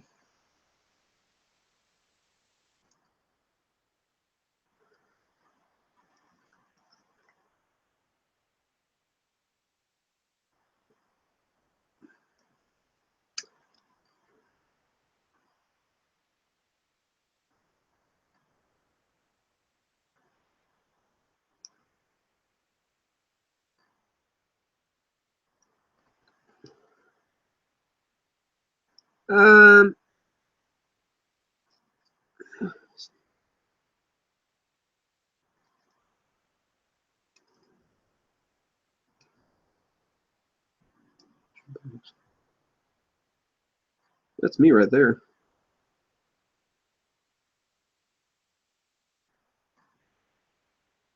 I don't think there is two. This better not be. If there is, man, I'm gonna fucking shut that guy's channel down. I promise you. Two. Better not be. If there is, man, I'm gonna fucking shut that guy's channel down. I promise you. Two. There is, man, I'm gonna shut that guy's channel down. Okay. I promise you. I don't think there is two. I think you're just full of shit. I think you're full of shit. Still haven't gained any subscribers today. I have gained 15 likes, 1 dislike, so that's not too bad, I guess. Alicia says booty juice. Yeah. Dalton Hart says Brie Bella returns. Yes, Brie Bella returns. No, Brie Bella won't return. Naya or Marie says, what current WWE superstar will be released or not with the company by this time next year? Big Show, Curtis Axel, Mark Henry, Golden Truth, Titus O'Neil, Sin Cara, Kane, James Ellsworth, Ascension, Zack Ryder, or Summer Rae. I'll just say yes or no. Big Show, he'll be with the company. Curtis Axel, he'll be released. Mark Henry will probably just retire. Golden Truth, I could see one or both of those guys being gone by next year. Titus O'Neil, he won't be released by next year. Sin Cara might be. Kane will retire probably. James Ellsworth will hopefully be gone. The Ascension, I'll say they'll still be around. Zack Ryder will still be around, and Summer Rae will be gone. And do I mean that? Yes, I do. If there is another YouTuber that has my live stream going on right now, I'm going to shut his channel down. Ethan, do you think Balor will fight Brock Lesnar for the Universal Championship? Let's hope so, but I don't think so anytime soon. Also, everybody, there's 3 of you. Give me a big thumbs up for encouragement. Also, subscribe to the channel if you have not yet. Okay, so I've been doing this for almost 4 hours. We get to 7 o'clock. I am done with the stream because I'm not gaining any subscribers today. I've gained a lot of likes, 15 of them, but it's not enough to just gain likes. So I might have to switch up my way that I do things, baby, and my that I do things, baby, and the way that I do things, baby. CJ Plays, I hate you now since you don't like the New Day. How do you figure I do not like the New Day? Just because my promo was a little catchy and a little off-winded doesn't mean I don't like the New Day. I think the New Day are good, but I think their gimmick is overused. That's why I said they're stuck in yesterday during that promo. But, you know, Xavier Woods is my favorite out of the New Day. But no. And I don't, even if you do just have distaste in your mouth now because of what I said about the New Day in that promo, it doesn't affect my, you know, my character here on YouTube. Look at that kitty! Look at that kitty! Look at that kitty!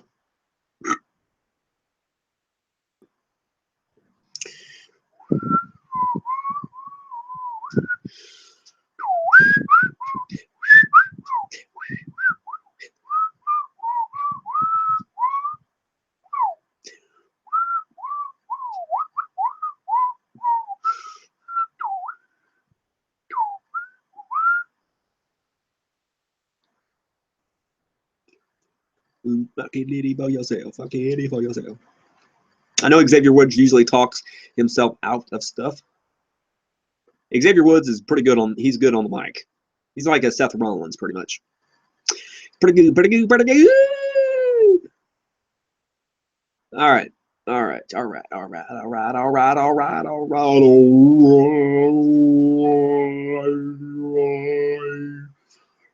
All right.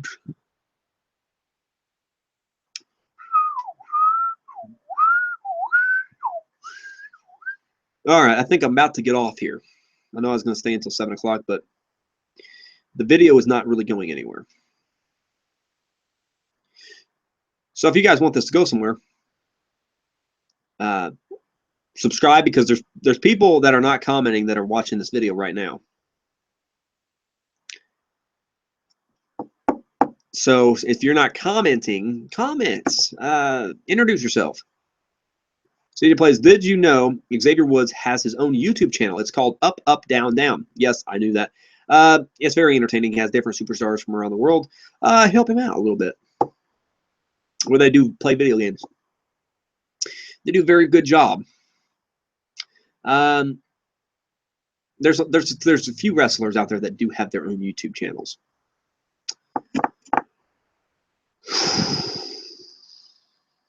And I'm thinking Xavier Woods. Let's check it out. Let's check. Xavier Woods' Up, Up, Down, Down YouTube channel.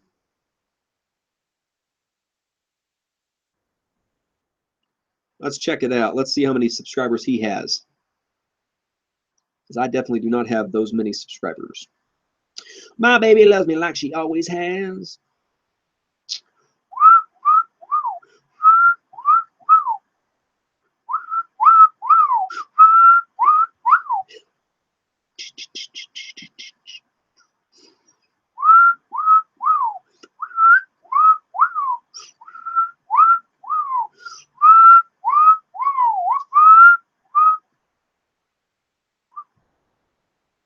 Come on. Paige loves up, up, down, down.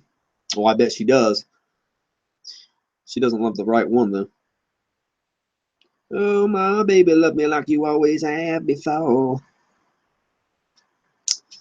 16 altogether. That's not too bad.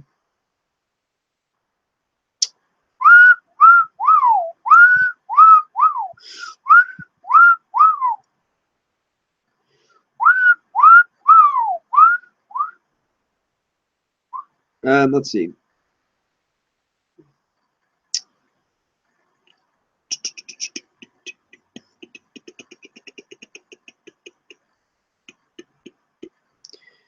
They have. CJ Plays says, I'm going to give you a shout out on my channel. When are you going to do that, CJ Plays? When are you going to give me a shout out on your channel? They have 1,065,800, or let me start that over. 1,065,000 and then 812 subscribers. That's a lot of subscribers. 1 million subscribers. They have 1 million subscribers because of their content that they provide. They're not just a wrestling thing. You're going to give me a shout out now? Well, isn't that cool? How many subscribers do you have? Marie says, who should be brought to the WWE as a manager or Velvet? On Raw, Paul Heyman, Maurice, Alicia Fox. On SmackDown, Ellsworth.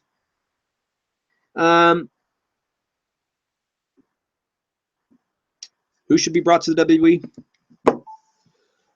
as a manager? Let's say Vicky Guerrero. 40. CJ Plays has 40 subscribers. I would like to have all 40 of your subscribers subscribe to my channel. Is that going to happen? Probably not.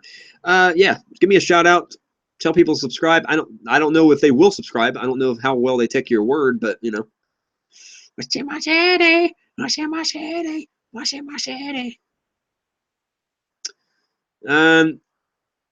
I don't know. Those would be some of them, I guess. But you could also have like some old wrestlers be managers as well. So like a Chavo Guerrero would be a fantastic manager.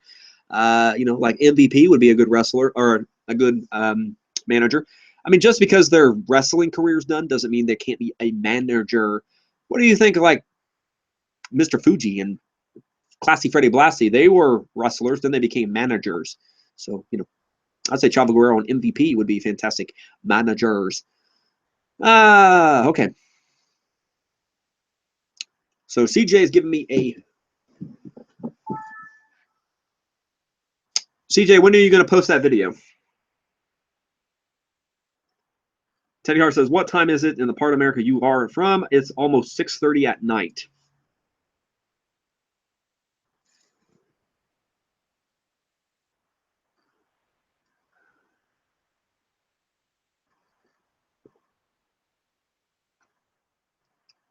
You guys need to share my videos too. I want some different YouTuber or different wrestling fans coming to my channel. So share this video. Try to get different people to watch the content.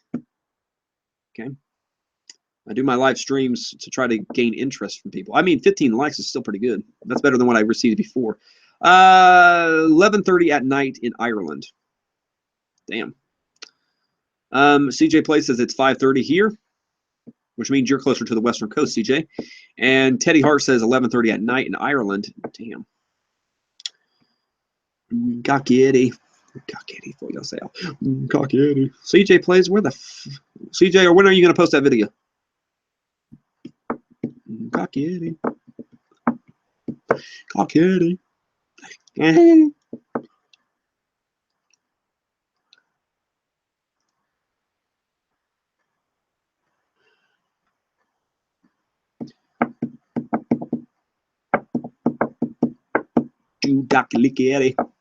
Welcome to the channel, number 4.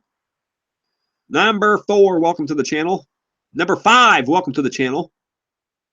If you guys would, give me a big thumbs up for encouragement. Also, subscribe to the channel if you haven't. I will subscribe back to you. And as soon as I said that, they left the channel.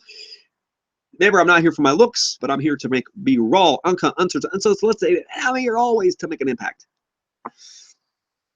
Teddy Hart says, you should do live reaction videos for Raw and SmackDown. You get more subscribers. Here's the problem. I don't want my videos being taken down. Because I did that last time.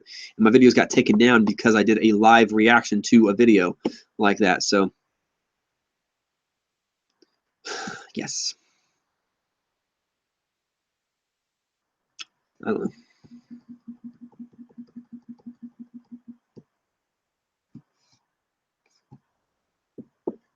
I mean, I'm recording it now. You need to hurry the fuck up, you son of a bitch. You need to hurry up. Because I want to watch it live here on YouTube.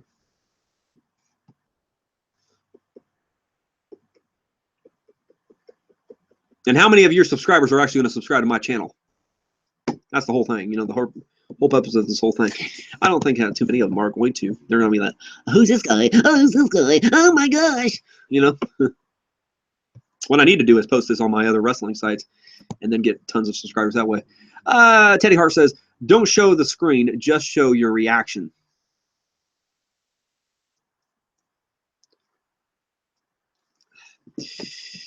Oh, boy. So I need to basically get the WWE Network. That's what you're saying, right?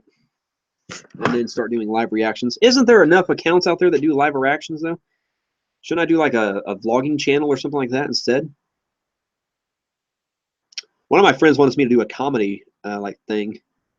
But that's, I mean, I don't know how big that is on YouTube. And, I mean, I just do what I'm good at. And I'm at 134. I've been stuck at 134 for a little while. About a week or so now. So, you know, giving me shout-outs here and there, you know, helps me along the way. Helps me along the way. Helps me along the way. Mashy my titty. Mashy my titty.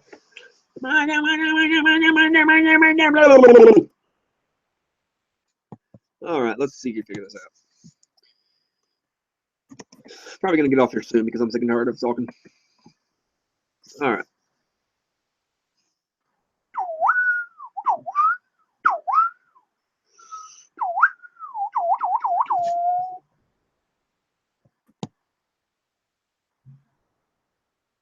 All righty, all right.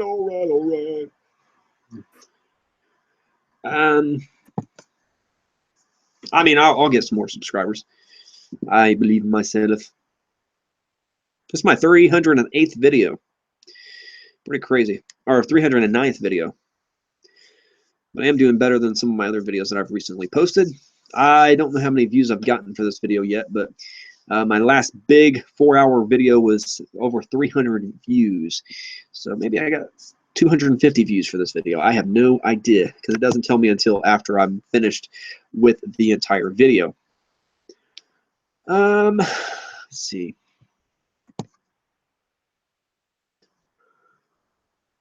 Yeah, still 334. I like to get to 340, but oh man, it's a never-ending roller coaster ride. YouTube is never-ending, and I may do a stream tomorrow. Who knows? I mean, tomorrow is Saturday, so I may or may not. I don't know. It all changes on a daily basis. Something may come up or something, you know, like that.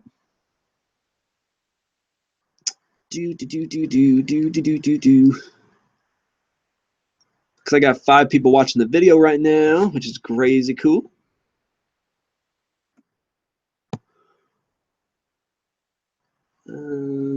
Team Blue. Okay.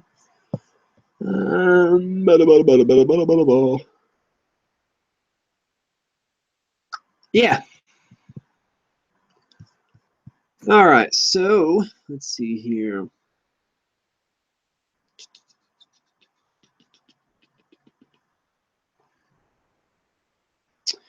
Teddy Hart says, do reaction videos. You can build your channel to be big.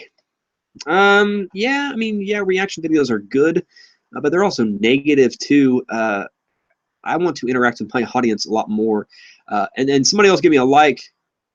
Wait, no, it's still at the same number. I hallucinated for a second there. Reaction videos they're okay. I mean, I do reaction videos on here sometimes, but I try to make it's not as obvious what I'm doing it of, because I don't show the images or the video itself, you know.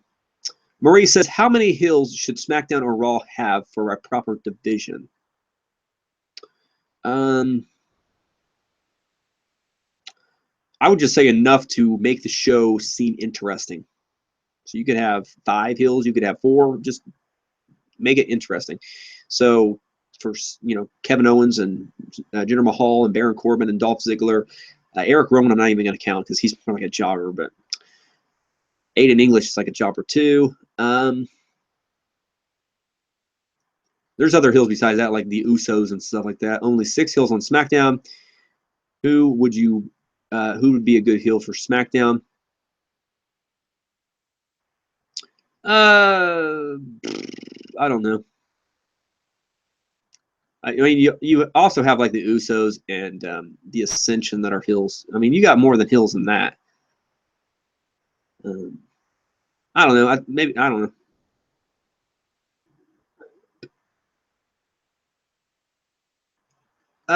Let's see. Teddy Hart says, how come you got no subs last Saturday? You got loads of subs 2 weeks ago. I don't know. It's all opportunity, I guess. So maybe it was the title of the video that intrigued people or something. Because they're searching for Roman Reigns and Baron Corbin at that, or not Baron Corbin, Braun Strowman at that particular time. So then they see that video and then they start subscribe after subscribe after subscribe after subscribe. So that happens once in a while. CJ Play says it will be up in 2 minutes. Now 40 seconds. Teddy Hart says, are there any single ladies ever on this channel? I don't ask them if they're single or not. I don't. Yeah. Okay. CJ Play says it's now uploaded. Okay, CJ, I'm gonna react to this live. And if it's not good, I'm gonna fucking kill you, you son of a bitch. No, I'm just kidding. I'm kidding with you. Sure, it's very good, very tame and stuff, you know. If this stupid thing loads.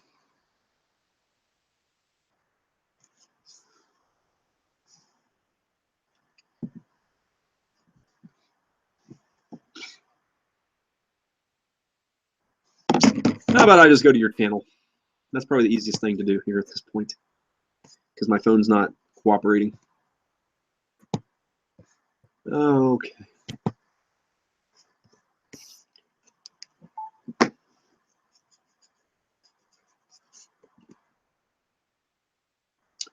All right, so go to CJ Play's channel and check out his shout out for me. And he has 39 subscribers, not 40, and I do not see it. So since it's not up here yet, TJ, or not TJ, CJ, getting people mixed up now. It's not up. You need to hurry up. I want to watch it. Extreme Boss says, I'm back. Welcome back to the channel. We're glad to have you back, buddy. It's up. Okay. It better be up or I'm going to sue you. Marie says, who from the Cruiserweight Classic will WWE sign for the Cruiserweight division on Raw? I think they pretty much signed everybody that they want. So, I mean, they signed Cedric Alexander. They signed Norm Dar. They signed, they signed pretty much everybody that they wanted. The Bollywood Brothers, everything. I think they pretty much signed everybody they wanted. Maybe I'm wrong. They even signed some people they shouldn't have, probably.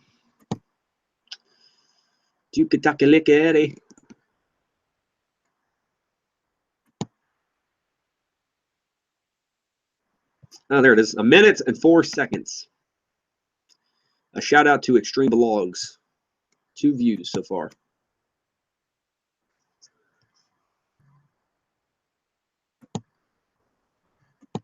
Everybody, CJ Plays here, and this is a shout out to Extreme Vlogs. So this is a shout out to him. Hopefully he gets more subscribers. 134. 134. I have 334. Look at his live stream right now. Yes. Happy.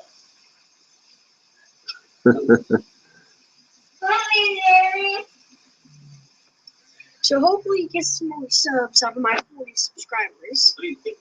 I'm recording it now. You have 39 to be exact. Oh. So yeah, this is a shout out to you. So make sure you like, subscribe. Why don't you join us in your army? Peace. Be popular. Say, Daddy. Oh, you're so cute. Cameo appearance. All right, well, that's a nice shout out for him. Yeah, you know, that was a nice shout out. Very good. Very good. I'll even put a comment.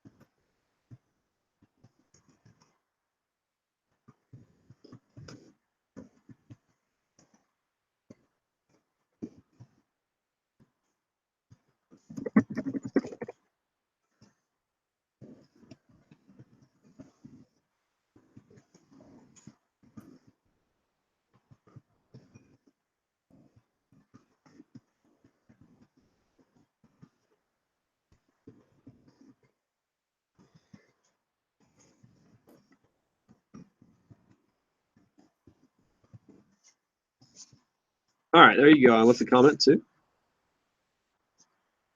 Hopefully I gain some more subscribers because of that. There's no likes or anything on the video besides my own.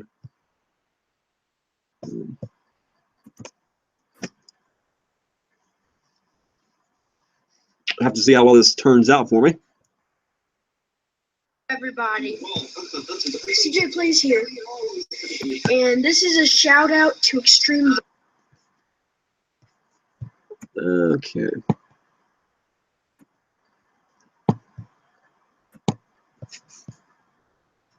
All right. 7 people watching the video right now. That's a cool. Extreme Blogs anytime. All right. Extreme Boss says I'm your friend. CJ Plays. Okay, we'll watch it again. Okay, Zim Zay Noob. Am I? You calling me a noob? Zam. You're new to the channel. Why don't you just give me a big thumbs up for encouragement? Also, subscribe for more content. Zam. Yeah, and if you subscribe to my channel, I will definitely subscribe back to your channel. I'm happy that you are checking out this video. Yes, indeed, my dear friend. Yes, and a smiley face, or more like a laughing face. So if you do subscribe, I will subscribe it back to your channel. Let's see here.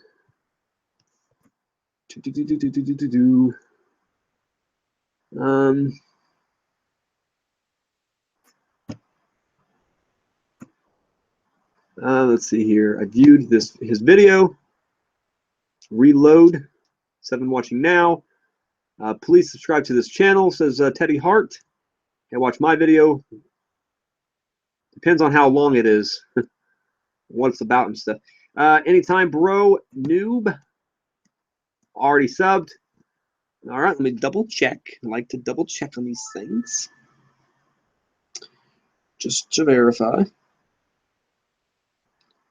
Also, give me a big thumbs up for encouragement, too. I subbed 2 streams ago. You subs 2 streams ago. This is the first time I've ever seen you here. So I don't know if I necessarily believe that. I've subbed. I know that you subscribed, sick manic dude. You subscribed a while back.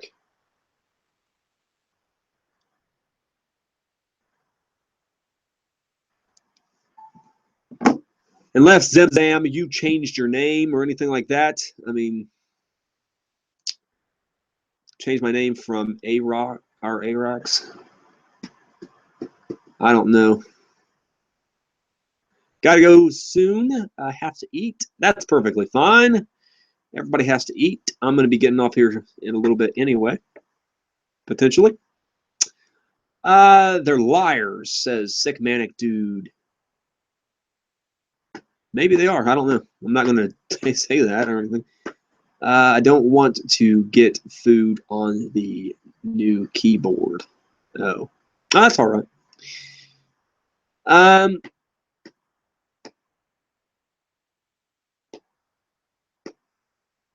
CJ plays, I wish your subs would sub to me. That's probably not going to happen. You gotta, I don't know. Extreme Boss says, I will still be watching. Yeah, of course. Uni macchieri. If you're, let me go see here.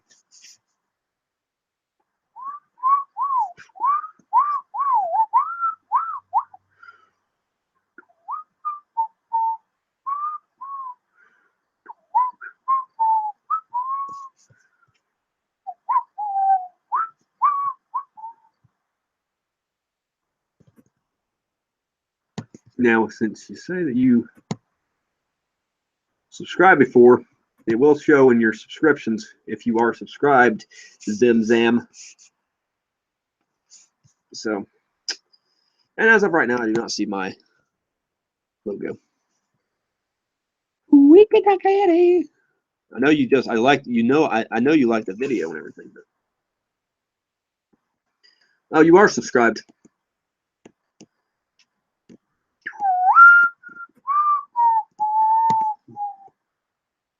So congratulations, you are now at 27 subscribers. And I did check it, and you are subscribed to me.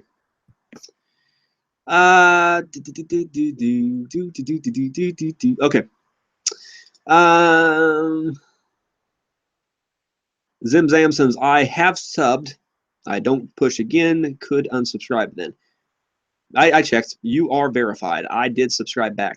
Teddy Hart says, have you any dirty girls on the go? Not any dirty girls. Extreme Ball says, get ready to watch a live stream. And then Zemzam says, oh, yes. Okay, we got 10 minutes until the stream over. And 10 minutes until this ends for everybody else. Thank you, says Zemzam. Not a problem. CJ Plays says, I'm part Irish. Well, maybe you and Teddy Hart should talk. He's Irish too. Any clean girls on the go then?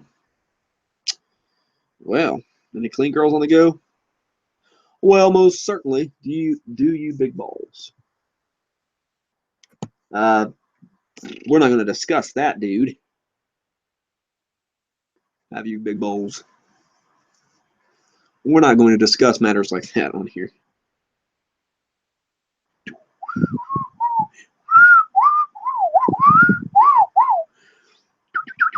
So if you guys have any final questions for me, comment away. Let's try to get more subscribers. Extreme Boss says, in 10 minutes, watch my live stream. I got to go to the store. I got to get out of my fucking house. I've been here for almost, 4 hours now. I've been on this live stream. Teddy Hart says, I'm 100% live Irish in Ireland. That's good. Live, you're not 100% Irish in Norwegian. TJ Roll says, I'm back. Welcome back, TJ. I'm still doing the stream. You joined me at the beginning. Now you're joining me at the end. Sick Manic Dude says, just kidding. I wanted to watch your reaction. That's okay. No, I'm not going to do anything. I'm not going to. Not yet. And I know you were kidding. You said JK, so that means just kidding. So, CJ Play says, I'm 35% Irish. That's cool. That is entertaining. Here's an FYI. I may or may not do a live stream tomorrow, but let's try to get myself to 340 subscribers. TJ Roll says, since you're going to the store, buy me a sandwich. I'm not going to the store to buy a sandwich. I'm going to the store to buy other stuff to eat or drink or whatever. Whatever the case may be. TJ, since you just got off work, you could go buy yourself a sandwich and save yourself some fucking money, you son of a bitch. Okay, so just an FYI, let's try to get myself to 340 by the end of tomorrow. So that means 6 subscribers. So we can definitely get 6 subscribers in one day, right? Sick Manic Dude says, do you have the WWE Network? Not currently. I could definitely get it. Extreme Boss says, TJ, subscribe to me. That's between you and TJ Rules. That's not between me and him at all. So, yeah. He'll most likely respond in a matter of seconds. Woo, I will.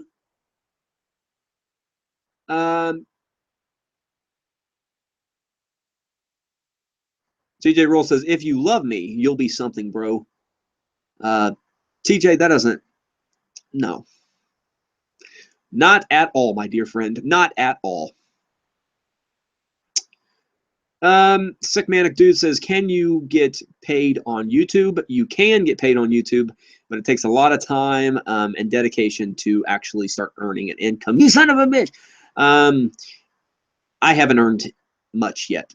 I haven't earned any paychecks, at least. TJ Roll says, I subscribed to you, Extreme Boss. Yes. I meant buy, not be. LOL. If you love me, you'll buy something, bro. I'll buy something. Just not for you. You're not really the sensational type to buy stuff for. You're more of the sensational type to not buy for. Woo, woo. You mother, you mother, you mother, you mother, you mother, you mother. All right. What kind of questions you guys have? We got suitable minutes. We got 6 minutes. Suck blogs. TJ Rules, you know what I heard? I heard you suck hairy balls with sweat sagging off of them. So you can suck on my fucking toenails if you want to, you cocksucker. TJ Rules says, love you too, blogs. Entertainment redefined. Emerge with love and courage. TJ, I don't know if you gave me a like earlier, but you give me a like now, you cocksucker. Teddy Hart said, do you live on your own? I do live by myself. Do live by myself and do live by myself. Do live by myself, baby. 5 minutes until the stream ends. 5 minutes. Sick Man do. How old are you? I'm old enough to be middle-aged. I'm in my 20s. Let's just say that. Shitty Play says, I'm going to edit my video because you said a bad word and my channel is kid-friendly. So I apologize from the deepest sincerity of my heart. Sometimes they just pop out. Yeah, but hopefully the video still works. Yeah.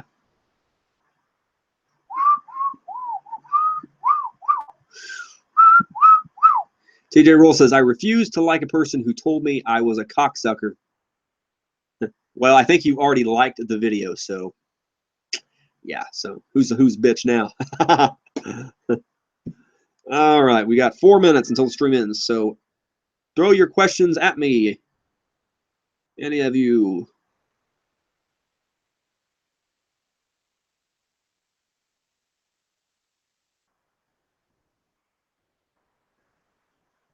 TJ Rolls, you're getting burned tonight.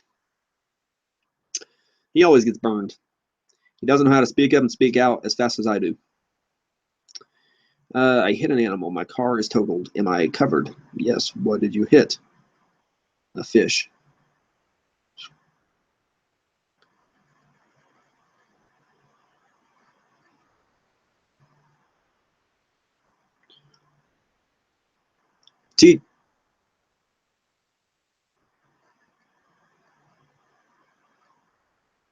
Hold on a second. I think somebody's knocking on my door.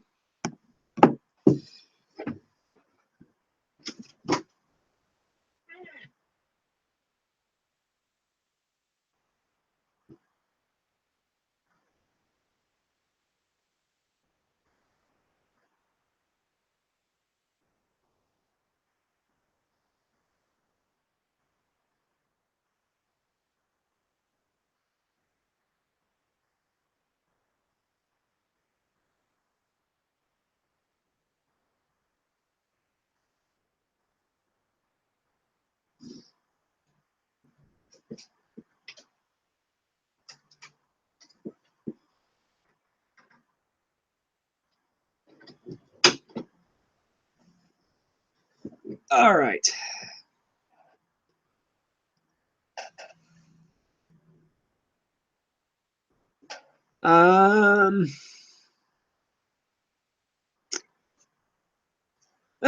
TJ Roll says, well, blogs, if I suck, you swallow. That's not how this works. It's not just if you do this, I do this type thing scenario. You suck and then swallow. Me, I let it happen to myself. A little bit of flabbergasting here. You know, it feels better when it happens to the reactor. CJ Play says, well, gotta go. See you at the next live stream. Yes, I will most certainly watch and wait. Extreme Ball says, blogs get roasted. Roasted? Shit, I'm not no chicken. Teddy Hart says, TJ got you there, bro. I got him sick back. He looks like a freaking... he doesn't know how to speak up, speak out, and he's lost in the woods. And the woods is my nature because my last name is fucking Woods. My whole family will eat him alive. Stu. TJ rules absolutely nothing. Extreme rules. That's a pay-per-view concept in the WWE. So take that to the bank. TJ Rule says, when's your live stream, Extreme Boss? And did you subscribe to me? So here's the problem. TJ Rule says, at Teddy Hart. Blogs and I always pick on each other. It's all for fun. LOL. Yes. That's the name of the game. We just do this for the fun. Extreme Ball says, TJ at 6 p.m. Teddy Hart says, I know you do, TJ. It's only fun. Sick Manic Dude says, when did you start watching WWE? I started watching WWE back in the 90s. WWE or WWF versus WCW, Monday Night Wars. But I know wrestling from, you know, the 80s and 70s and 60s and all the way in the 1800s. So, yeah. TJ Roll says, whoa, blogs, that sounded wrong in so many ways. Yeah, but sometimes you got to teach a man how to play the fiddle. And this way, I'm trying to teach you how to play, you know.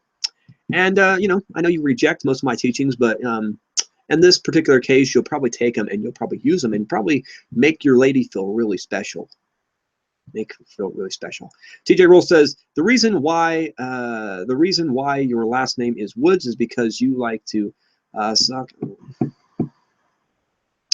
That's incorrect. My last name's Woods because it's a heritage thing. Your last name's Rules because you think you drool over particular possessions, which you don't fucking possess at all. The only thing you do is suck on knobs on trees because trees are what you knob off to. Woods, yeah, woods are going to be the thing that beats your ass into a bloody pulp, and you sit in a ditch in shit. Not just any shit, but cow manurizing shit. Because you look like a cow manurizing shit wannabe. And you know, you say, I like to suck and sit on wood. Not exactly, because that's exactly the movers that you do on a daily basis, a consecutive basis, Monday through Friday, from day to night, night to day, and you do them while your mouth is wide open, singing the blues.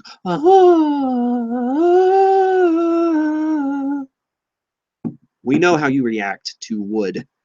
And not just wood, but also bamboo, and also fucking metallization of iron rods, and every kind of thing that's pointy. You react so inadvertently. Whole bunch of smiley faces. I know this video going a little bit longer than I anticipated. Extreme Boss says, I will subscribe to you, TJ. Bray Wyatt, welcome to the channel. Got 18 likes now. Wyatt says, hello. TJ Rule says, thanks, Extreme Boss. Let me know when you do live stream. I'll check it out as well. Ray Wyatt says 19 likes. It's only 18, actually. And welcome back. Teddy Hart says, Bray Wyatt, I knew you come. Yes, delete, delete, delete. Yes, the video has 19 likes. It has 18 likes. Unless you know something I don't know. It only has 18. 19. I'm actually about to get off here. I'm not even home yet, sadly. Well, that's great, isn't it, TJ? Texting while you're driving. Watching my video while you're driving. Well, that's fantastic, isn't it? Or are you walking home? All right. So I've been on here for a little over 4 hours. Oh my goodness. Oh my goodness. Oh my goodness. Oh my goodness. Oh motherfucker, you kiss my ass every night of the day.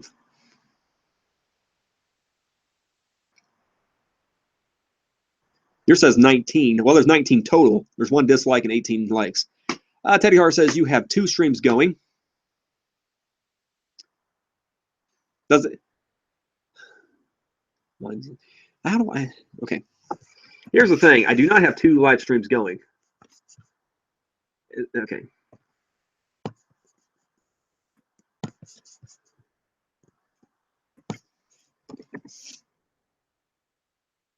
I don't know how you guys figure out doing 2 live streams.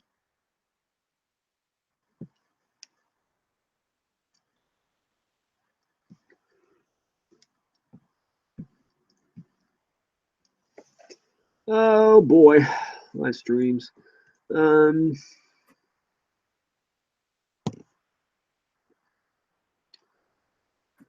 me see.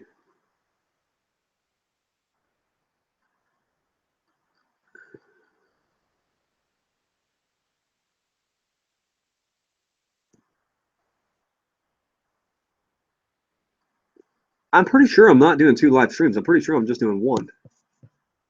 That's the second person that said I'm doing 2. It only shows 1. Unless somebody else is doing a live stream.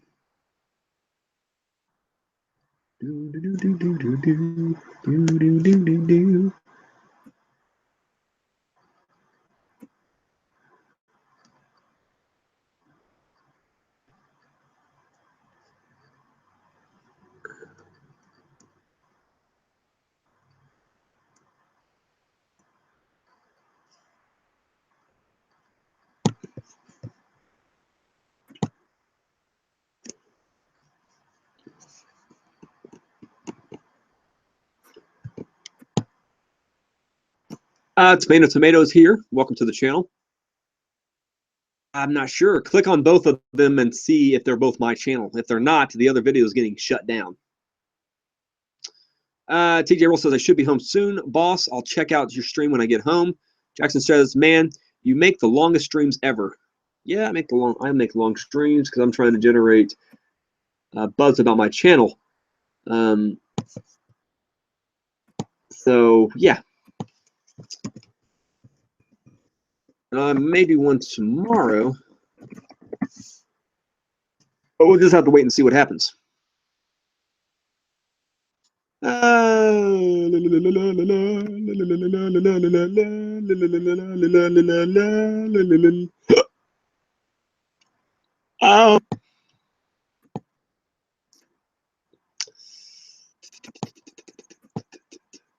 Let's see here.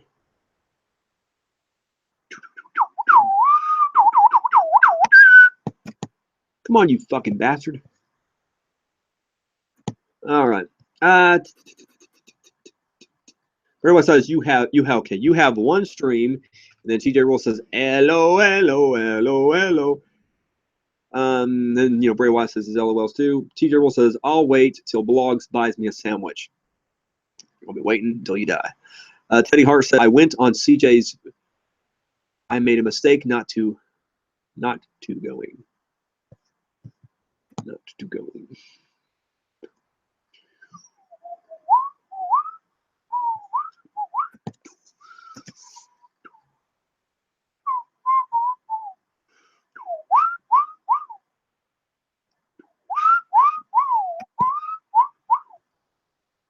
Okay. Buy me a sandwich, Blogs. I ain't buying you a sandwich either. You guys can kiss my asshole. Okay. Do you have a girlfriend? Not at this particular second. All right, so this is one I'm going to request from every single 7-bit of souls that are listening to this right now. Teddy, or not Teddy, Teddy. TJ Rule says, even Teddy understands. I'll share the sandwich with Teddy because he's cool like that. Oh, boy. Mr. 512 says, Subway sandwiches are awesome. They're pretty good. They're overpriced. Bray Wyatt says Carlito is a stupid Apple man. Carlito's a very talented young individual. Or he's getting older now, but he's still a young individual. Teddy Hart says thanks TJ, and he says no problem. So this is what I'm going to request. The 7 souls, the 7 deities that are listening to this right now. I want you guys to do a few things. If you haven't yet liked this video, like this video, share this video, try to get different wrestling fans to come to this community. I'm going to try my hardest for the next live stream, which is going to happen probably tomorrow. Not exactly sure how long it's going to be yet. That's yet to be determined, but it's probably going to be around a 4 to 5 hour live stream because I'm going to try to build my channel up for the future. So, yeah. I'm going to try to build this up for the future, and so like this video, subscribe for more content if you haven't, share this video.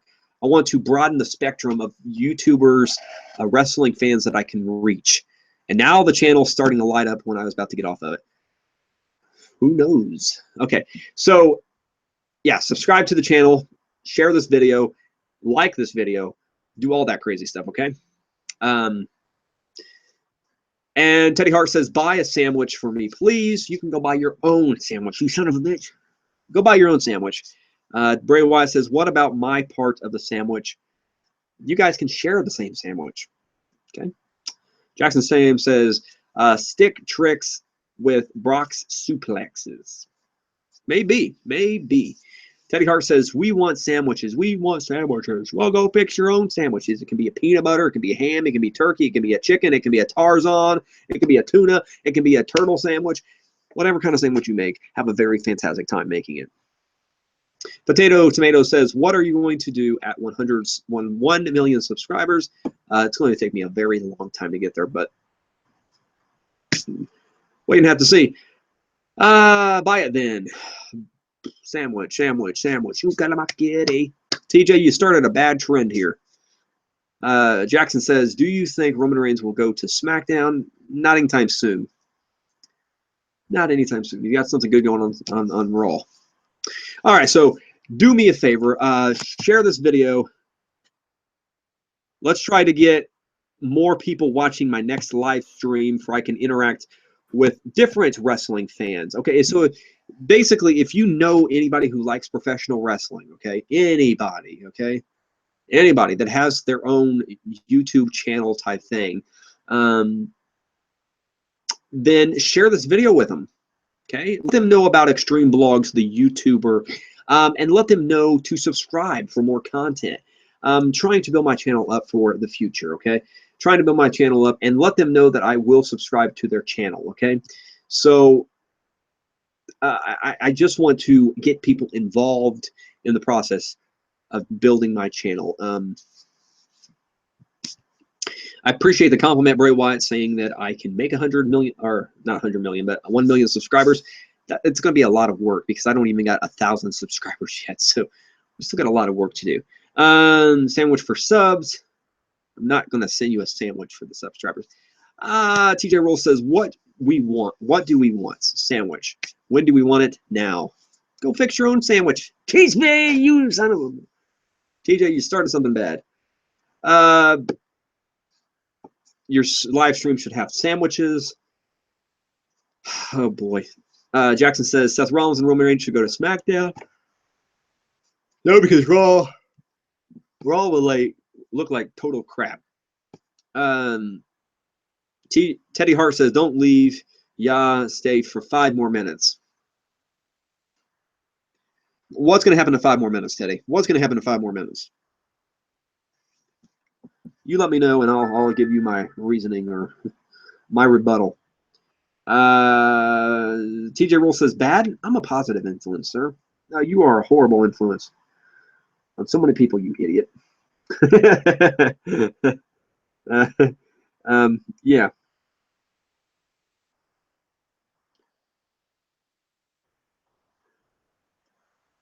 Sandwich for subs not happening. Sandwich, no. I'm not doing any more sandwiches.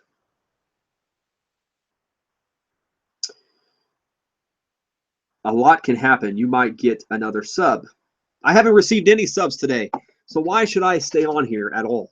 I haven't received any subs. I've just received 18 likes, tons of views, probably at least 200 views, maybe 80. I don't know.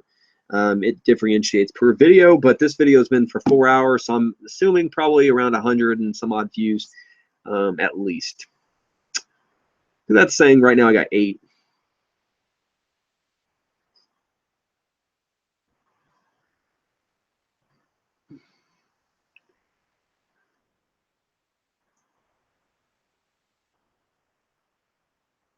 Messenger Plays here, and this is a shout out to Extreme Vlogs.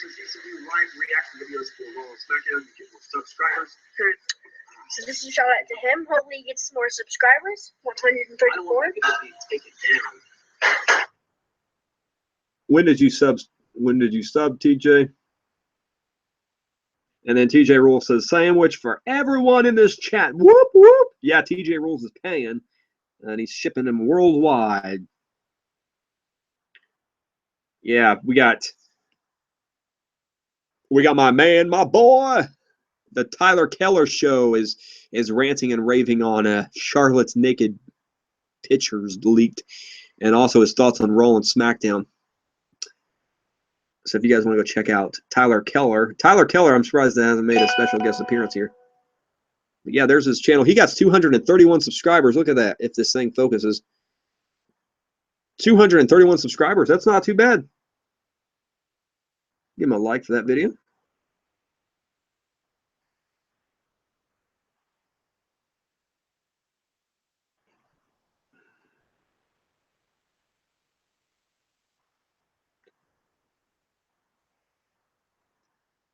Let's see here. TJ Roll says the reason why you didn't get any subs blogs is because you didn't give us sandwiches. That's not true at all. I didn't receive subs because there wasn't anybody out there that wanted subs today, man. Jake says the one time you get a frigid spinner and it has soccer ball on it. What? What's that have to evolve, man? What's that have to evolve? You stream now, boss. Get ready to watch in 3, 2, 1. Teddy Hart's what's his name? What's whose name? Let's see here. Barbara says hi, man. I understand. For what's the guy's name? Jackson's channel. He has 18 subscribers, so he has as many subscribers as I have likes. He said I was actually crying during this, and I was just holding. Let's see here, and I don't think I was fake.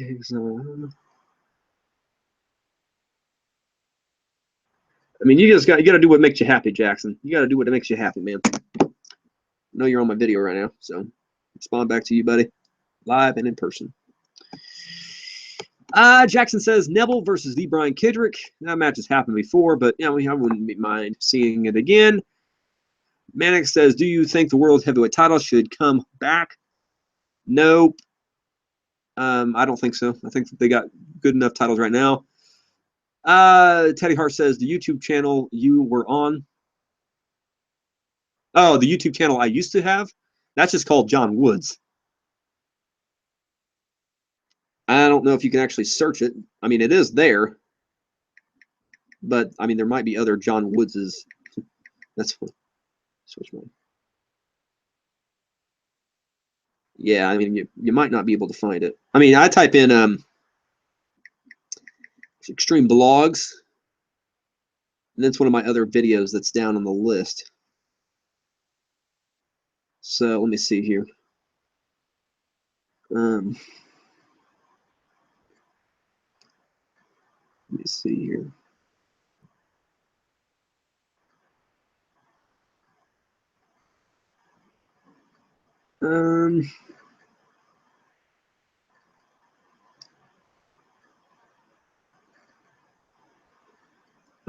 Where is it at? I could just type in, I guess, John Woods Extreme Blogs. I'll be back. I may not be back on here when you get back on here. Jackson says I will do a 20 subscriber special. Cool. What's that going to all have on that? Extreme Boss says, guys, watch now. We'll see what happens. It looks like Extreme Boss copied Teddy Hart's profile picture, and then he copied my name by putting Extreme Boss instead of Extreme Blogs. What a guy. Be back. Okay.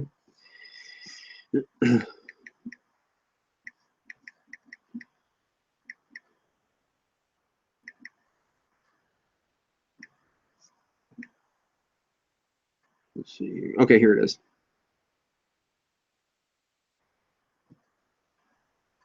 Yeah, here's my other YouTube channel. Here's my other YouTube channel. 8 subscribers, if it focuses. Yeah. I didn't do bad on this YouTube channel, just not really achieving my goals and aspirations. It's like a learning process, you know.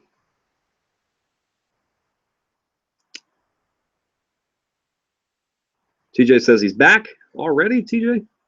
Leo says, who will return? I mean, during this video, during the tenor of this video, I talked about so many different people that could potentially return, like Shelton Benjamin, like Carlito, like John Morrison, like MVP, like Rey Mysterio, like Chavo Guerrero, and others. So, you know, those are a few individuals that we mentioned. Look at this. 369 subscribers. That's a lot of subscribers. Jackson says I was confused. There were 2 Roadblock pay-per-views. Teddy Hart says he robbed my photo. And then Extreme Ball says, no, I did not copy Teddy. He copied me. All right. So I'm getting off here. Been on here way too long. Haven't gained any subscribers. Gained 18 likes. That's good.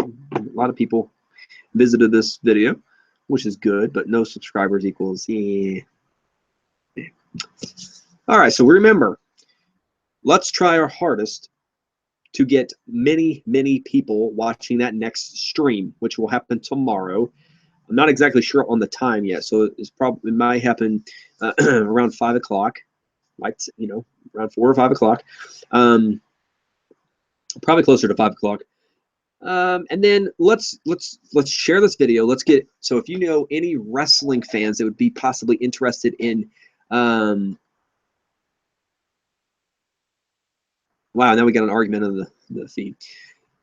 If you guys know any wrestling fans off the top of your head that would potentially like to participate in tomorrow's live stream, tell them about the stream, okay? I don't know necessarily how to tell them. You know, if you know, you guys let people know, and we will most certainly check out.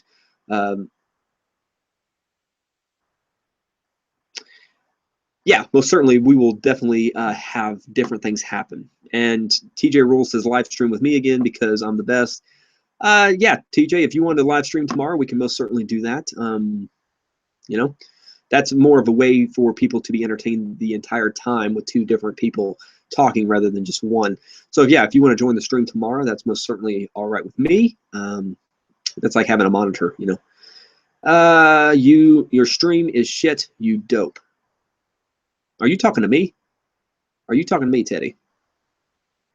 Because I think you better adjust your tone if you were talking to me.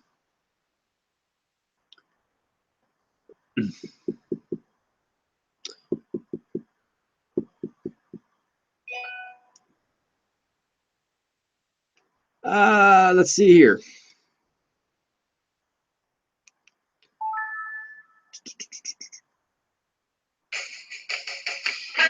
What the hell? Okay, somebody found my other channel. Oh, no. They're watching some of my early videos. Said at 00, my favorite channel was born. Oh, boy.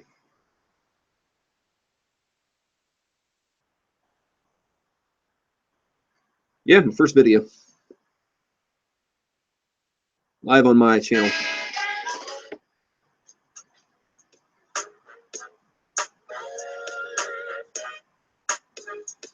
This is another episode of Extreme Vlogs.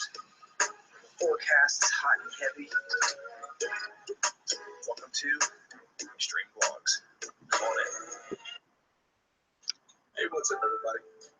Welcome to Extreme Vlogs, show where I... Wow. Yep. All right, so let's see here. Sick Manic Dude says, I fucking love this stream. And then Teddy Hart says, Extreme Boss is who I was talking to. Okay. Extreme Boss says, TJ, live stream with me. TJ Rule says, I got a game tomorrow, but I should be back before or during your live stream. TJ Rule says, didn't know you had an intro, LOL. Yeah, back when I first started YouTube, I did have an intro.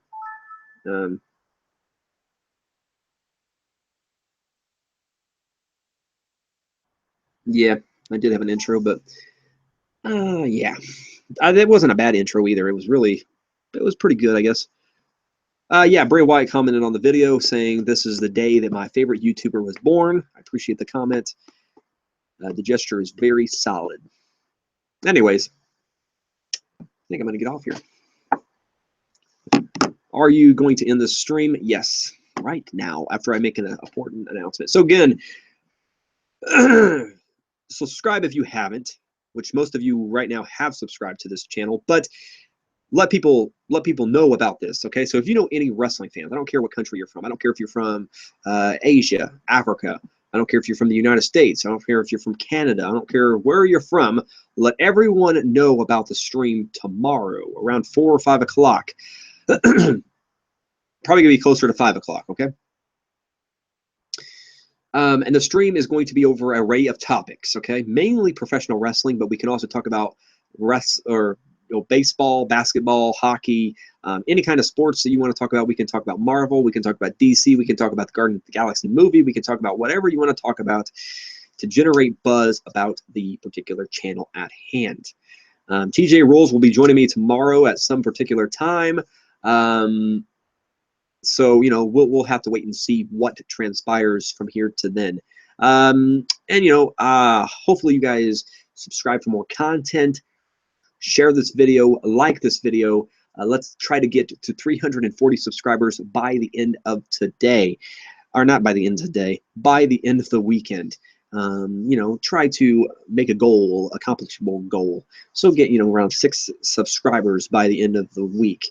You know, so I think we can do that. Okay, so everybody take care. This has been an honor, a privilege to come to you for a good amount of time. Now I can get off here. I can go fix myself some food. I can go drink some hard stuff and get myself focused. I'm going to answer just the last few questions that just came in and then get off here for good. But I'll be back on here tomorrow. Okay, so TJ Rule says, gotta go. Take care, everybody. Okay, TJ, you take care. I'll see you tomorrow. Extreme Ball says, watch my live stream blogs. I'll try. Manic says, do you think Rey Mysterio should come back? Yes. I'm going to leave it at that because I don't want this to go too long, but watch back some of my, I talked about Rey Mysterio in the video. Teddy Hart says, I'm off this now. Take care, blogs. You take care, Teddy Hart. Thank you for joining me. Teddy Hart says, what's hard stuff you drinking? I was just talking like Pepsi or something. I'm not going to drink actual liquor or anything. I was just joking around.